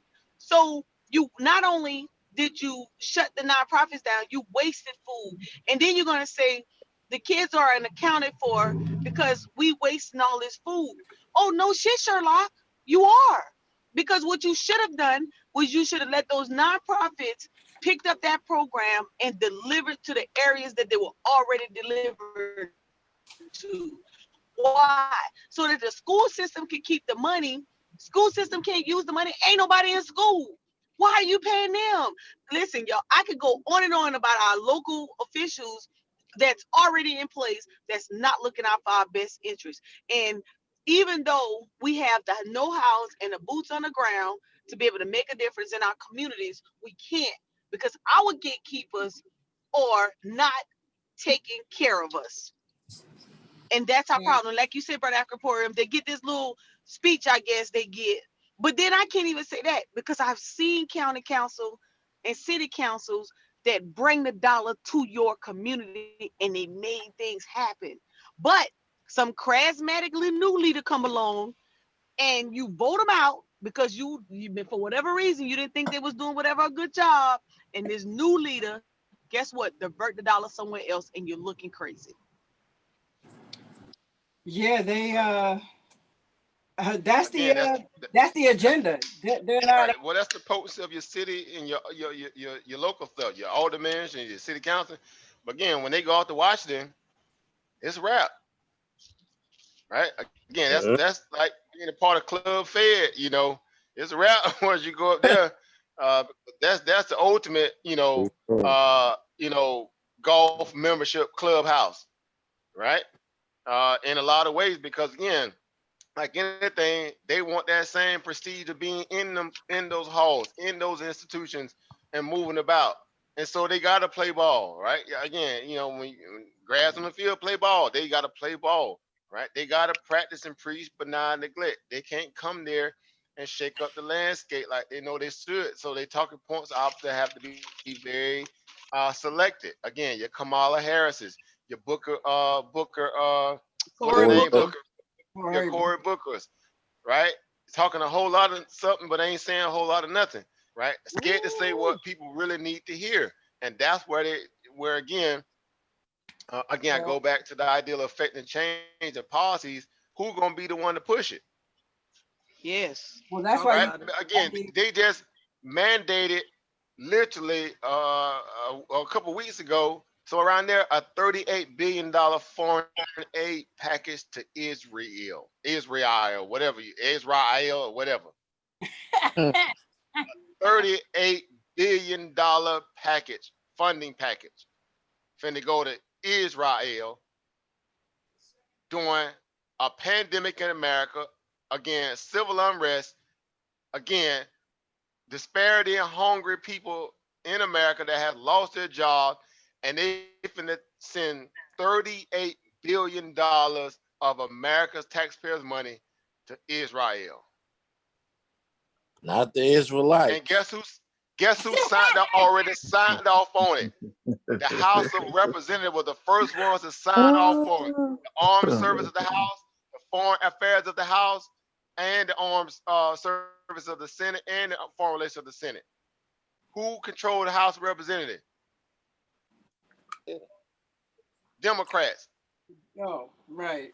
Yeah. The so-called black vestiges that are hanging around within that signed off on it. No pushback whatsoever. None. Well, Don't yeah, you that's think a, that money better suited for giving it to our people, probably? And no pushback whatsoever. That bill is S.3176. So you mean to tell me ISUPK ain't getting none of that money? Ain't got not one stitch of it. Not a string, not a nail, nothing like baby powder on how high. Not a nail, not a coin. Man. $38 billion finna go to Israel, and the House voted unanimously. The Senate definitely voted unanimously, and then American people right now yeah, hungry. it's pitiful. They're not, In your face. That's why I say it's in your face. So your change don't come from Washington. I'm sorry. That's just my opinion. It doesn't come from Washington. It has never came from Washington. It has always been benign neglect. It has always been benign neglect by both parties. Yep. All right. Both. So how do you affect and change? Again, how do you affect change? That's the question. People say, well, again, the fallback always gonna be what? Go and vote. Like, seriously? That's crazy. Seriously. They ain't even give you another stimulus check. You talking about going to vote again? You damn Right. fool. Okay, well, then they're gonna tell you what? Well, vote him out of office. Okay, then the next person gonna come behind and fill their seat, gonna do what? Do the same thing. Play ball. They're gonna play ball like the rest of them did. Now, you see what I'm saying? So that's my part where I have that disconnect where I'm like, okay, I can respect the local because like I said, you can keep your eye on them, right? When it becomes out of sight, out of mind, yeah, forget about it. But at least you can keep your eye on that local joker. You know where he stay, you know where grandmama stay, you know where people like, hey, you ain't whatever, man. We ain't seen no action. What's going on? But when these jokers go off to Washington, forget about it. They're there to do the bidding of the status quo. Right. Keep those who in power. Let those who don't understand what power is sit there and try to wreck their brains about how and what they think power really is. And in the meantime, hit them with all kind of things to keep them distracted. Give them when in Rome, act as Romans and all that kind of foolishness.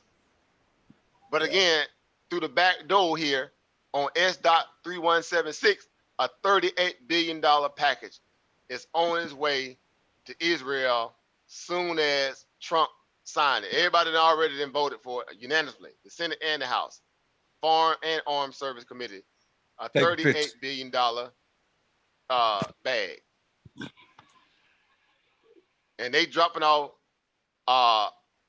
38,000 bricks in the white community to go and loot around America. But they ain't dropping no cash off. Exactly. They're dropping pallets of bricks off so you can bust down the windows in Macy's and Rodeo Drive in Beverly Hills and get your little Gucci bags, some little Nikes here and there, right? Right. Them companies got insurance. It's all paid for. It costs them service of not being in business, but they got insurance. Right? But but you can't even eat them shoes. You can't even eat that purse unless you sell it. Nope. Yeah. Your belly's still hungry. Your belly's still empty, touching your back, but you got a nice purse on your hip. Right. You Kendrick see what I'm Lamar saying? got a So, song called Vanity Slaves, man. right. Seriously, you know. So again, I'm just saying, you know, for I know we having a, you know, again, a myriad of topics and talking points we're having, and I love it because again, I mean, I love you guys for the value that, you know, we're changing the narrative in our own little small way, and not that the others don't. But when you can have real world conversation, big boy and big girl conversations, that's not centered around, again, you know, all the trivial stuff that you know we get sometimes in a lot of other ones. However, you know, you have we have a backstop. We have ways to get money outside of what the system. It's coming from the system, or I should say this: it's coming through the system, right? But it's not coming from the system. Does that make sense? So to speak, we can go into the market and pull it through the system, but Right. it ain't. We ain't waiting on somebody to give us permission whether we can or we cannot have it. Right. Right? That's the difference. And so again, I just employ our people to be proficient, be solid, and wanting to be the best at this as you possibly can. Because of the fact that you are in some very unwavering times where these people are nervous because their wealth is being disrupted. Again, Yep. like Coach Murray said it, y'all already know the saying though. You want to get white people's attention, you affect their what? Money. Their money, right? The institution and their money. You get their attention, right? Like Calvin Candy. Now I was intrigued. Now you got my attention, right? Calvin Candy style. With that Calvin Candy style. Now you piqued my interest. Whatever you said, that little sign, that little saying. But that's the reality of things. And so we need more young people learning how to do just this, right? And not feel like they're indebted to people to wait on them, to fund them to go out and do these things in these organizations. Again, get your own money, you call your own shots. Yep. It's just as simple as that. This is the most simple blueprint of life that could ever be stated. And especially in a time like now, when people are literally hurting and hungry, that's why they obviously doing a lot more extra in these rioting and protesting moments, because of the fact that you slapping them in the face. Again, like Dr. Claude Anderson said, the elder, you got a well-cooked steak rubbing outside their belly and saying, I know you full, ain't you? I know you full, ain't you? It's rubbing it outside their belly, though. I mean, the steak ain't doing them no good. Smell good, right? And it feel good on their belly, but not inside their belly. Right. That's what the American government has figured out to do methodically and religiously in terms of dangling the carrot and keep you what? On the block, literally. On the stroll, literally.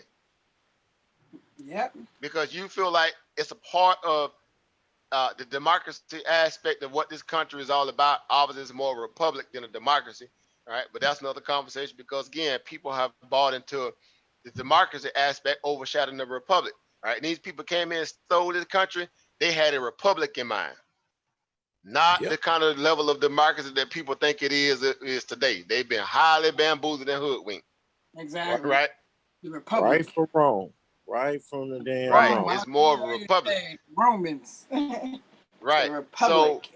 we don't understand the complexity of it in a way to how we need to operate within it. So we're doing what, again, the vanguards or the gatekeepers are telling you or swaying you to do because you feel like you exercise some kind of existential citizenship right. And I'm like, okay, even when you go out and do all that and you feel good about a process, again, your benefit from that is what? Crickets.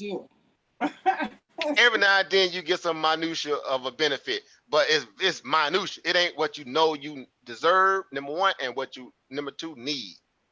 Right. And so again, no money. Again, my fellas, y'all, no money, no honey. No money, Right? no No honey. son, no woman. Don't come to no woman No being money, broken destitute no tomorrow. cash. Something, hey, honey, how you doing? Like, Joe, what you Take doing? your About to money. sign you up for a job application, right? Get you going on the right, get you invested in this stock market. That's what's about to happen, right? See what jokers at. They're gonna run away quickly. Right? But seriously, but that these are the things that we have to fight with. At least we got something, right? We got something, right? And so Absolutely.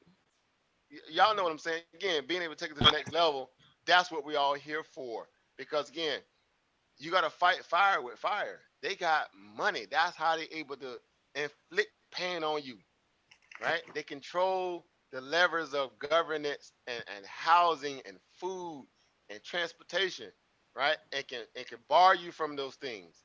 Take your license. Again, evict you out your home. Again, cut off your food stipend and stuff. I mean, all that kind of silly, inhumane stuff, right? Just by Right. pushing the pen against you. And ain't nothing you can do about it. Nothing. Right? So, again, I know in closing, I just want to leave, I know y'all know this stuff, but this is, this is my plight, right? And so I take it serious when I come before you guys, my peers, and we're discussing market value, market analysis, financial literacy, i.e. things in that nature. I see the bigger goal that if you empower and you find ways to get your own bag, what else can somebody do to you at a point when you can garner your own resources and make your own moves? Can't They do can't that. touch you, right? You're not tied to nobody. You're not like, again, like these rappers, they can only say so much because they scared to lose them what? Them publishing rights and all that other stuff. They scared to lose that. So they got to tread lightly, right? We get our own money. Do we got to bridle our tongue? Nope. What the old black guy, hell to the no. Whatever, how that song go? Y'all know what I'm saying? No, to the no, hell to the no. Right? That's what we're trying to have, that kind of energy. Because you can speak truth to power when you don't have to worry about someone trying to pull rank on your truth to power. And so in learning how to get your own money is one of the most revolutionary thing ever in this kind of dichotomy of a world in terms of a Roman capitalist society, Rome 2.0, America, whatever the case like that. Again, when you hear people like the video I played earlier, and again, a George Galloway and the other guy that spoke obviously unapologetic, where you got those far and few between moments like that, when everybody else is just, again, church mouth silent, because they know that if they do anything to disrupt the health, that's going to affect their what? Their purses, their vehicles, and their solidarity, their party like it's 1999 while you somewhere working hard. They living their best life off the backs of your ancestors. That's just the facts. Yep. That's just the facts. They living their best life off the backs of your ancestors. Right? And they got you thinking that, well, it's okay because, I got to put myself up on bootstrap. I got to go and vote. I got to hurry up and wait. I got to lace my shoes up and hurry up and wait to go nowhere, to get nothing. While your babies are still being gunned down and this, that, and the third and all that in between. And everything that happens in the black community is 10 times worse than it is to everybody else when it actually comes and hit our community, because it seems that we unprepared, off code, not regulated properly in terms of knowing what we need to do in terms of procedurals, outlooks and things we need. None of that stuff. Everybody, again, run around thinking they're individual. And he's just picking us off one by one. Pick us off. Pick us off. Take another one out. Pick another one off. They got an individual mindset. They act like children. Keep doing what we're doing. Yeah. I.e. the government. Right? So that's where we have to draw the line going forward.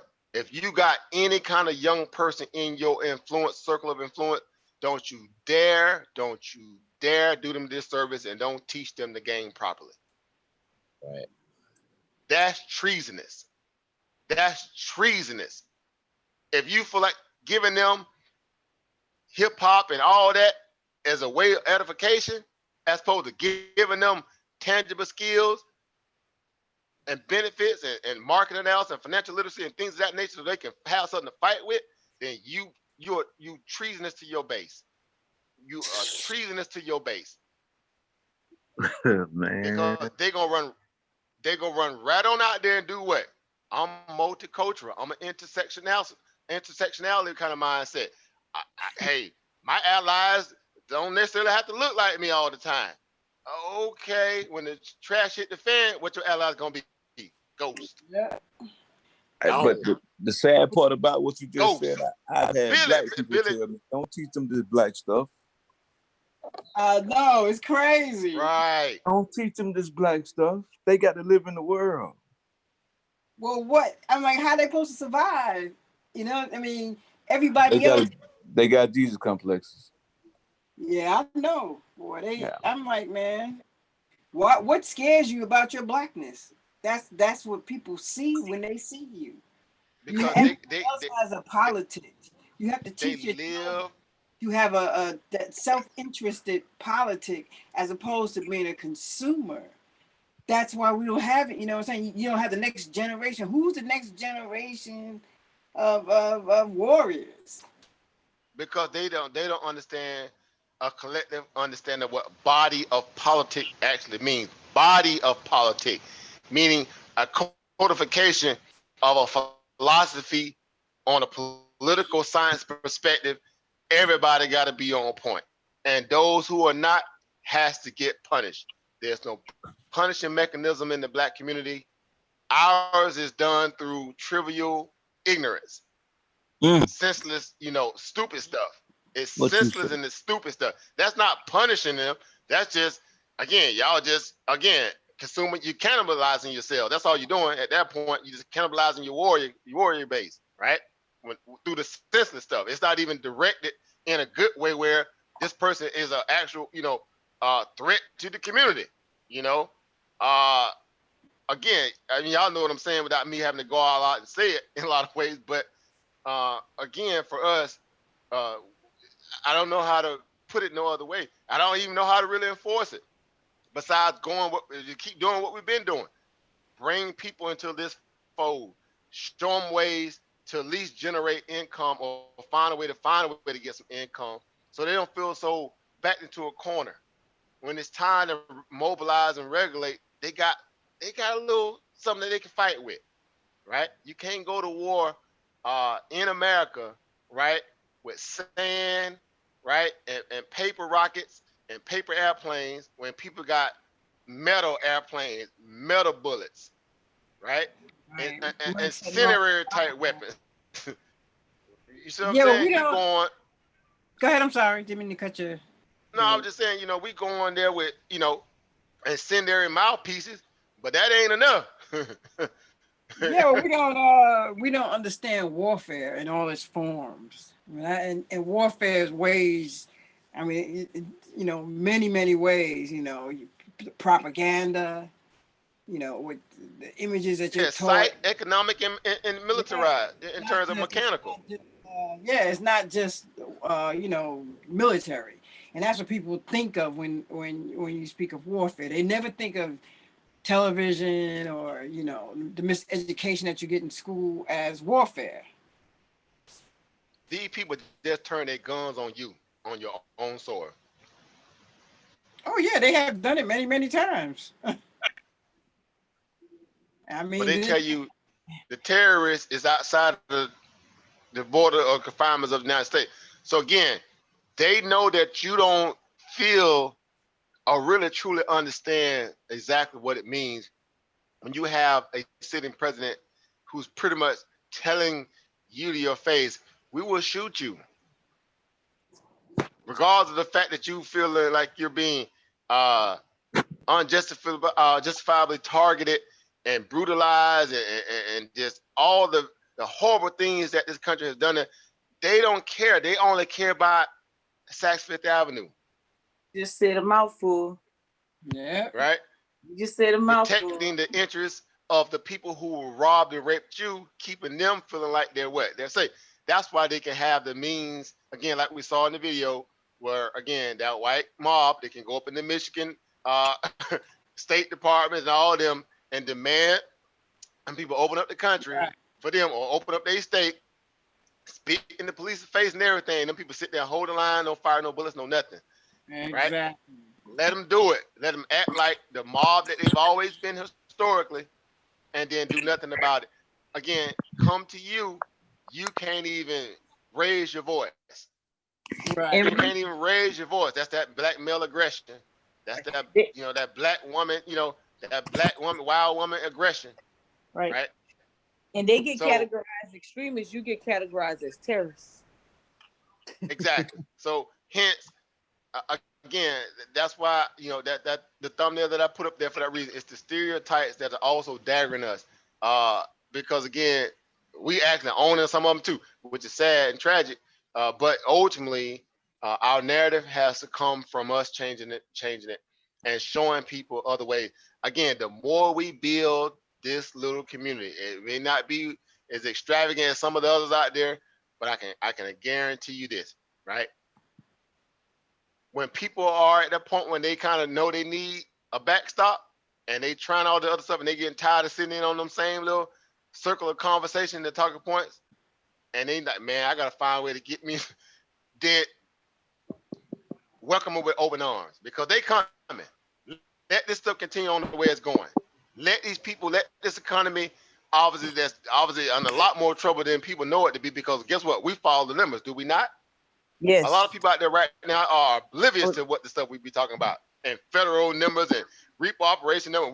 They don't have no clue. They don't understand that there's the micro data obviously balloons into what? Macro data. Mm-hmm. The forest, that brush fire eventually turns into a what? A forest fire. Mm-hmm. And their pockets are going to be what? Affected by it. Yep. I was going to say that 100% affected. I was going to say that earlier, even after knowing we're in the pandemic and all of that, people still moving around as if they have. Say it for me. Like there's no virus no more. I'm like, I am tripping. And they're running around as if that they are safe. Like they're safeguarded to the fact, oh, well, I'm about to start getting my compensation back on my job, this, that, or whatever. And I'm looking at them like, oh, okay, you do know. Someone just sued, I think it was in Amazon in New York. A worker or a family in family in New York just sued Amazon because they made one of the family members go to work and he caught coronavirus from the warehouse, and one of the cousins contracted it and died. So they sued Amazon. So I'm like, people don't realize this stuff is still real. This is still a surprise. Well, that's what I see when I see those right now to put in a backstop of legalese to protect businesses and industries from being liably held responsible for you contracting the virus. It's the same way Brother Unc and Brother Garfield, why the pharmaceutical industry like Merck, GlaxoSmithKline, and the rest of those guys out there went to Congress, put some money on the table and said, y'all have to protect us from lawsuits in the event that anybody get injured by our vaccinations. Yep. It's not a sure thing if you got to put that kind of level of protection to keep these people from being sued. And in this case, the coronavirus is no different, right? If someone comes into your establishment, contracts the virus, and there's no backstop or legalese, they can turn around and sue. Whether it goes through the courts, because we're still dealing with this in real time, are we not? There's nothing on place right now. So this is a real time. So people can leverage this opportunity if they end up catching the virus, and they didn't even get it from the restaurant. All they gotta say is, man, when I left out of there, I felt some kind of way, kind of like you get back in the day, you used to get sued for what? Food poisoning. Man, I ate them old miso horny shrimp, and next thing you know, man, my stomach was all messed up the next day, right? Y'all done poisoned me, right? This is that kind of reality, right? Yes. This is the kind of reality in a lot of ways that can come from this. So again, ultimately, they're going to protect their own. Is the point I'm getting at, right? And you're going to have to find a way to, again, circle your wagons and protect your own. And so for me, again, I know that's just me. Again, where I get my hair done, I used to cat raising theory, right? My time is, I have to make sure I utilize it effectively as much as I possibly can. That's where I'm at in my life at this point. I feel like I've wasted enough time, right? I feel like I've wasted enough opportunity to, again, share something with, I would say a lot of our younger youth in a way they got, something that they can kind of fall back on. Because again, a lot of this stuff is because they feel like they got what? Nothing to work with. Yep. They already had a little penny in the jobs before this. Now you think most of the people going back to them jobs now? Nope. They thought they had, I got a job at Foot Locker. I got my job at so-and-so and so on. Man, It's gonna be hard coming off them unemployment checks. that ends July. That ends in July. That stipend ends in July. That lifestyle change is gonna be horrible. And so they're just finding ways to revamp the working class anyway. They getting a lot of those people out, and they finna again, revamp and bring in some other people to fill some of those spots. Some of these other people who were on them for a long way, they ain't gonna be the ones coming back. If there's a time where America be very discriminative, in the employment sector, this is the time where they can do it. Because guess what? All they got to be like, man, look, this COVID stuff. Hey, we're under a lot of pressure. We're trying to make sure we put people in place that we can trust that's gonna be here. We don't know if these people gonna cry and say they got the coronavirus. They gonna make up all kinds of excuses. I can just hear and see it now. I can see it happening. And then black people gonna be right back where they was before, at a point when they was like, man, see, this why we can't get anybody hire anybody. Man, look, it's a heist. It's a corporate heist at a heightened level, and all it is just recyclical. It's cyclical and it's recyclable in the same aspect, right? Yep. So, but again, we got to stay on the on the front line in our own little way. Again, some of you guys do other stuff too. Again, over Chris and the organization you're in. Again, a lot of you guys, Sister Mo, what you do in terms of definitely Coach Murray, what he does. I'm pretty sure Cedric and Sister Eva and everybody on here on the panel, and also in the back chat, knowing what we know a lot now in terms of knowledge, truth to power, and this financial information that we're learning and getting better at. You got a very powerful tool to transfer onto a youth or to pay it forward. Giving them the power how to fight the system financially with a way they can get their own money. Let that marinate for a moment. Okay, Mr. Charlie, you gonna take me all this and give me this racism? Okay. I've been waiting to have more time to get in front of the market every day anyway. Potentiality to make a bigger paycheck than you could ever give me, and more than what you make. Right? Given the time I can focus on it and not feel like I got to be tied to a system that don't want to care about me and mine or whatever the case. So take it for what it's worth, guys. We got something, that we wish we'd have got a lot earlier. I wish we would have got a lot earlier, but we here now. That's all that matters. And we got something special that we can transfer to the youth. So I just want to leave with that. You guys got the floor. I'm gonna get ready to close out here in a second, so I can get ready for prepared for tomorrow. So we'll go down the line. Any closing words from the family on the way out the door?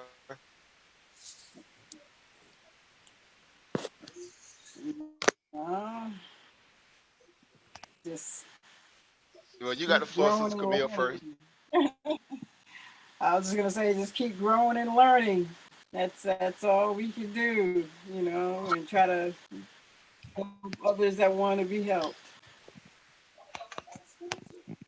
Get this information, put it to work. I mean, because you never know, this might be the only thing you have to make a living from. We have no idea what this thing is going to turn into.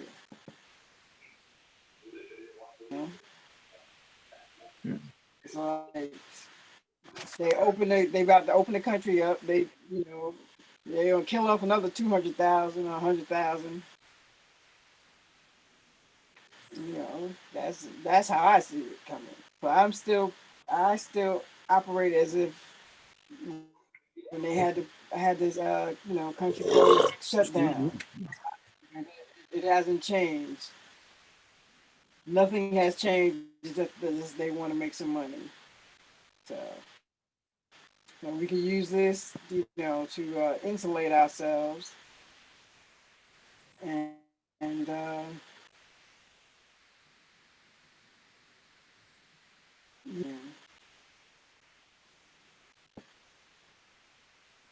So Right, Ilba. with You know, that, again, more reason to kind of stay against, as we say in our own vernacular, this is one of the reasons why we need to stay strapped up.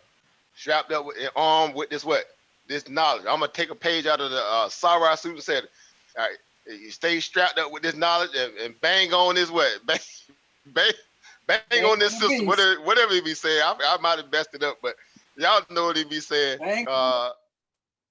Right, and I'm gonna take a word out of Brother Unk's page, right?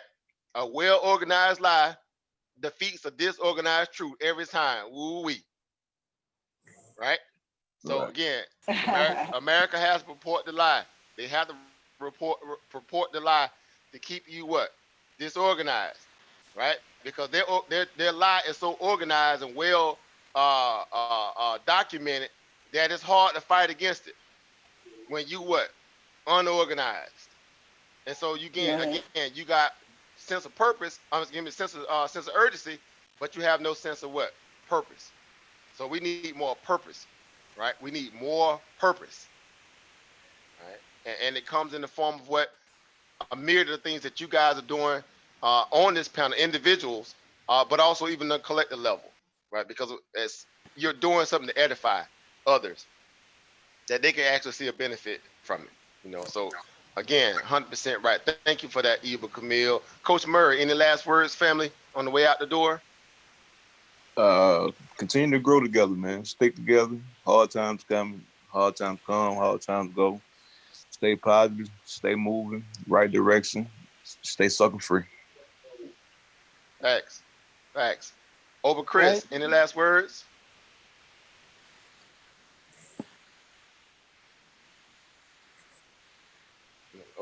Over Chris, you there?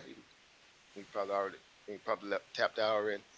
Over Brandon, you there? Any last words, Over? I just want to say, I've been listening to you guys all this time, and the knowledge that you guys spit is something crazy.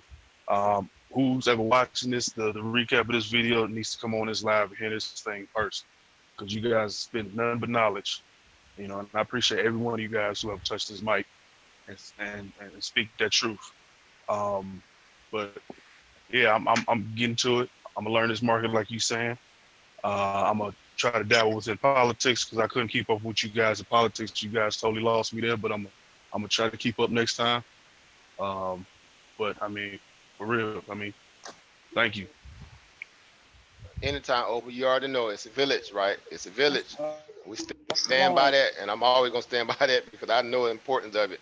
It took me a little minute to really truly understand it, but I know it even more so now at my point of experiences in life and looking at our history.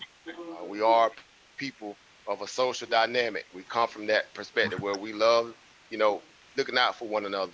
And the one thing we can lose that we should not never lose is that level of cohesiveness of a mindset where we got to be able to build with anybody in our community, right? No matter what the circumstances are, if it's going to help benefit them, because y'all know a lot of people out there just need they need some direction. They need some purpose, right? Definitely. They need some purpose. They don't need urgency. They need purpose. Purpose, yeah. Yeah, so that's definitely truth to power in that perspective. So again, I thank you all. Thank you, Sister Mo, Eva Mo. I think she already kind of pulled out. She left us a good night. Over Cedric, thank you for coming on as well, family. I know you got family. You probably getting with, going down for the evening too. So everybody in the back chat, Over Marquise, thank you always. Over T, thank you, bro. Again, family GPJ, Over Sunline, as always. Peace, Power, Profit, thank you. Who else came through? Probably a few other people too that I know that probably. Brother Mathis, thank you, Over, as always. Over Caesar came through, thank you as well. And anybody else that was just listening in the back chat might have been hanging out. Brother Raul came through a little early, he left. Brother Phil came through and he left. they're not still hanging around now, who knows? But thank you all. I respect each and every one of you guys, and I like what we have. Again, in terms of you can take this skill and implant it and imprint it into a burgeoning, young, hungry mind. And y'all know if they take this thing to the next level, y'all know what it's gonna be. Y'all know what it's gonna be. All right, they got something to fight with when they can get their own money, right? So again, just one little arm of the overall village mentality. We just trying to do our little part, right? And then we also got other skills we can teach them too, of course. But definitely, we teach them how to arm themselves financially. We already winning, right? We already winning because Mr. Charlie can't stand a chance at that point, right? You can go hire everybody you want then, but you know, we good. we gonna get our own bag, right? On our own time and on our own dime. All right. So with that being said, again, guys, I'm getting ready to get off here myself. I got to do a little late study myself for the market. Seems the futures are rolling over just slightly. I know they ain't gonna probably laugh because you know that printer been going. Brrr. They've been running that printer full blast, boy, for the past 3 months. It ain't took a day off yet. They ain't took a day off I'm about yet. to go Mark, look at the. yeah, market had a blow off top today. I remember I was telling you about that 312. That junk went right on 312, got rejected. Then next thing you know, they ran right on back through. I said, boy, look at these greedy jokers here. Boy, they ain't gonna let up. We ain't had a pullback in about 2.5 months. It seems like a real substantial one, I should say. It's just been straight to the upside. So again, this is the greed. Like I said earlier, it's a wealth transfer right under the nose of American people. They have no clue. They have no clue what's happening. These people have gotten made well over $485 billion in the last 2.5 months off the American taxpayers' money through Wall Street. And Main Street got a $1,200 check. Just like LL said, yeah, $1,200 check. Yeah, your mom might can make make a meal stretch with it, but that's about it. But $1,200, seriously. All right, but anyway, we'll have another discussion this time we come on live. But I definitely want to leave with that that we got something here. So just cultivate it, get better, train, study, ask questions. Ain't no such thing as a dumb question if you're trying to learn something that's going to help build your bank account up. Ask a million questions, and especially people giving you the game for free. Definitely ask questions, right? Because it's going to benefit you in the back end, right? So with that being said, again, peace, power, profit, everybody. I bid you all until next time, because I don't want to say good night. I'm going to say until next time. All right. Shem Hotep, everybody. Ashe. Ashe, sis. Ashe, brothers, as well. I'll see y'all in the next live. Yes.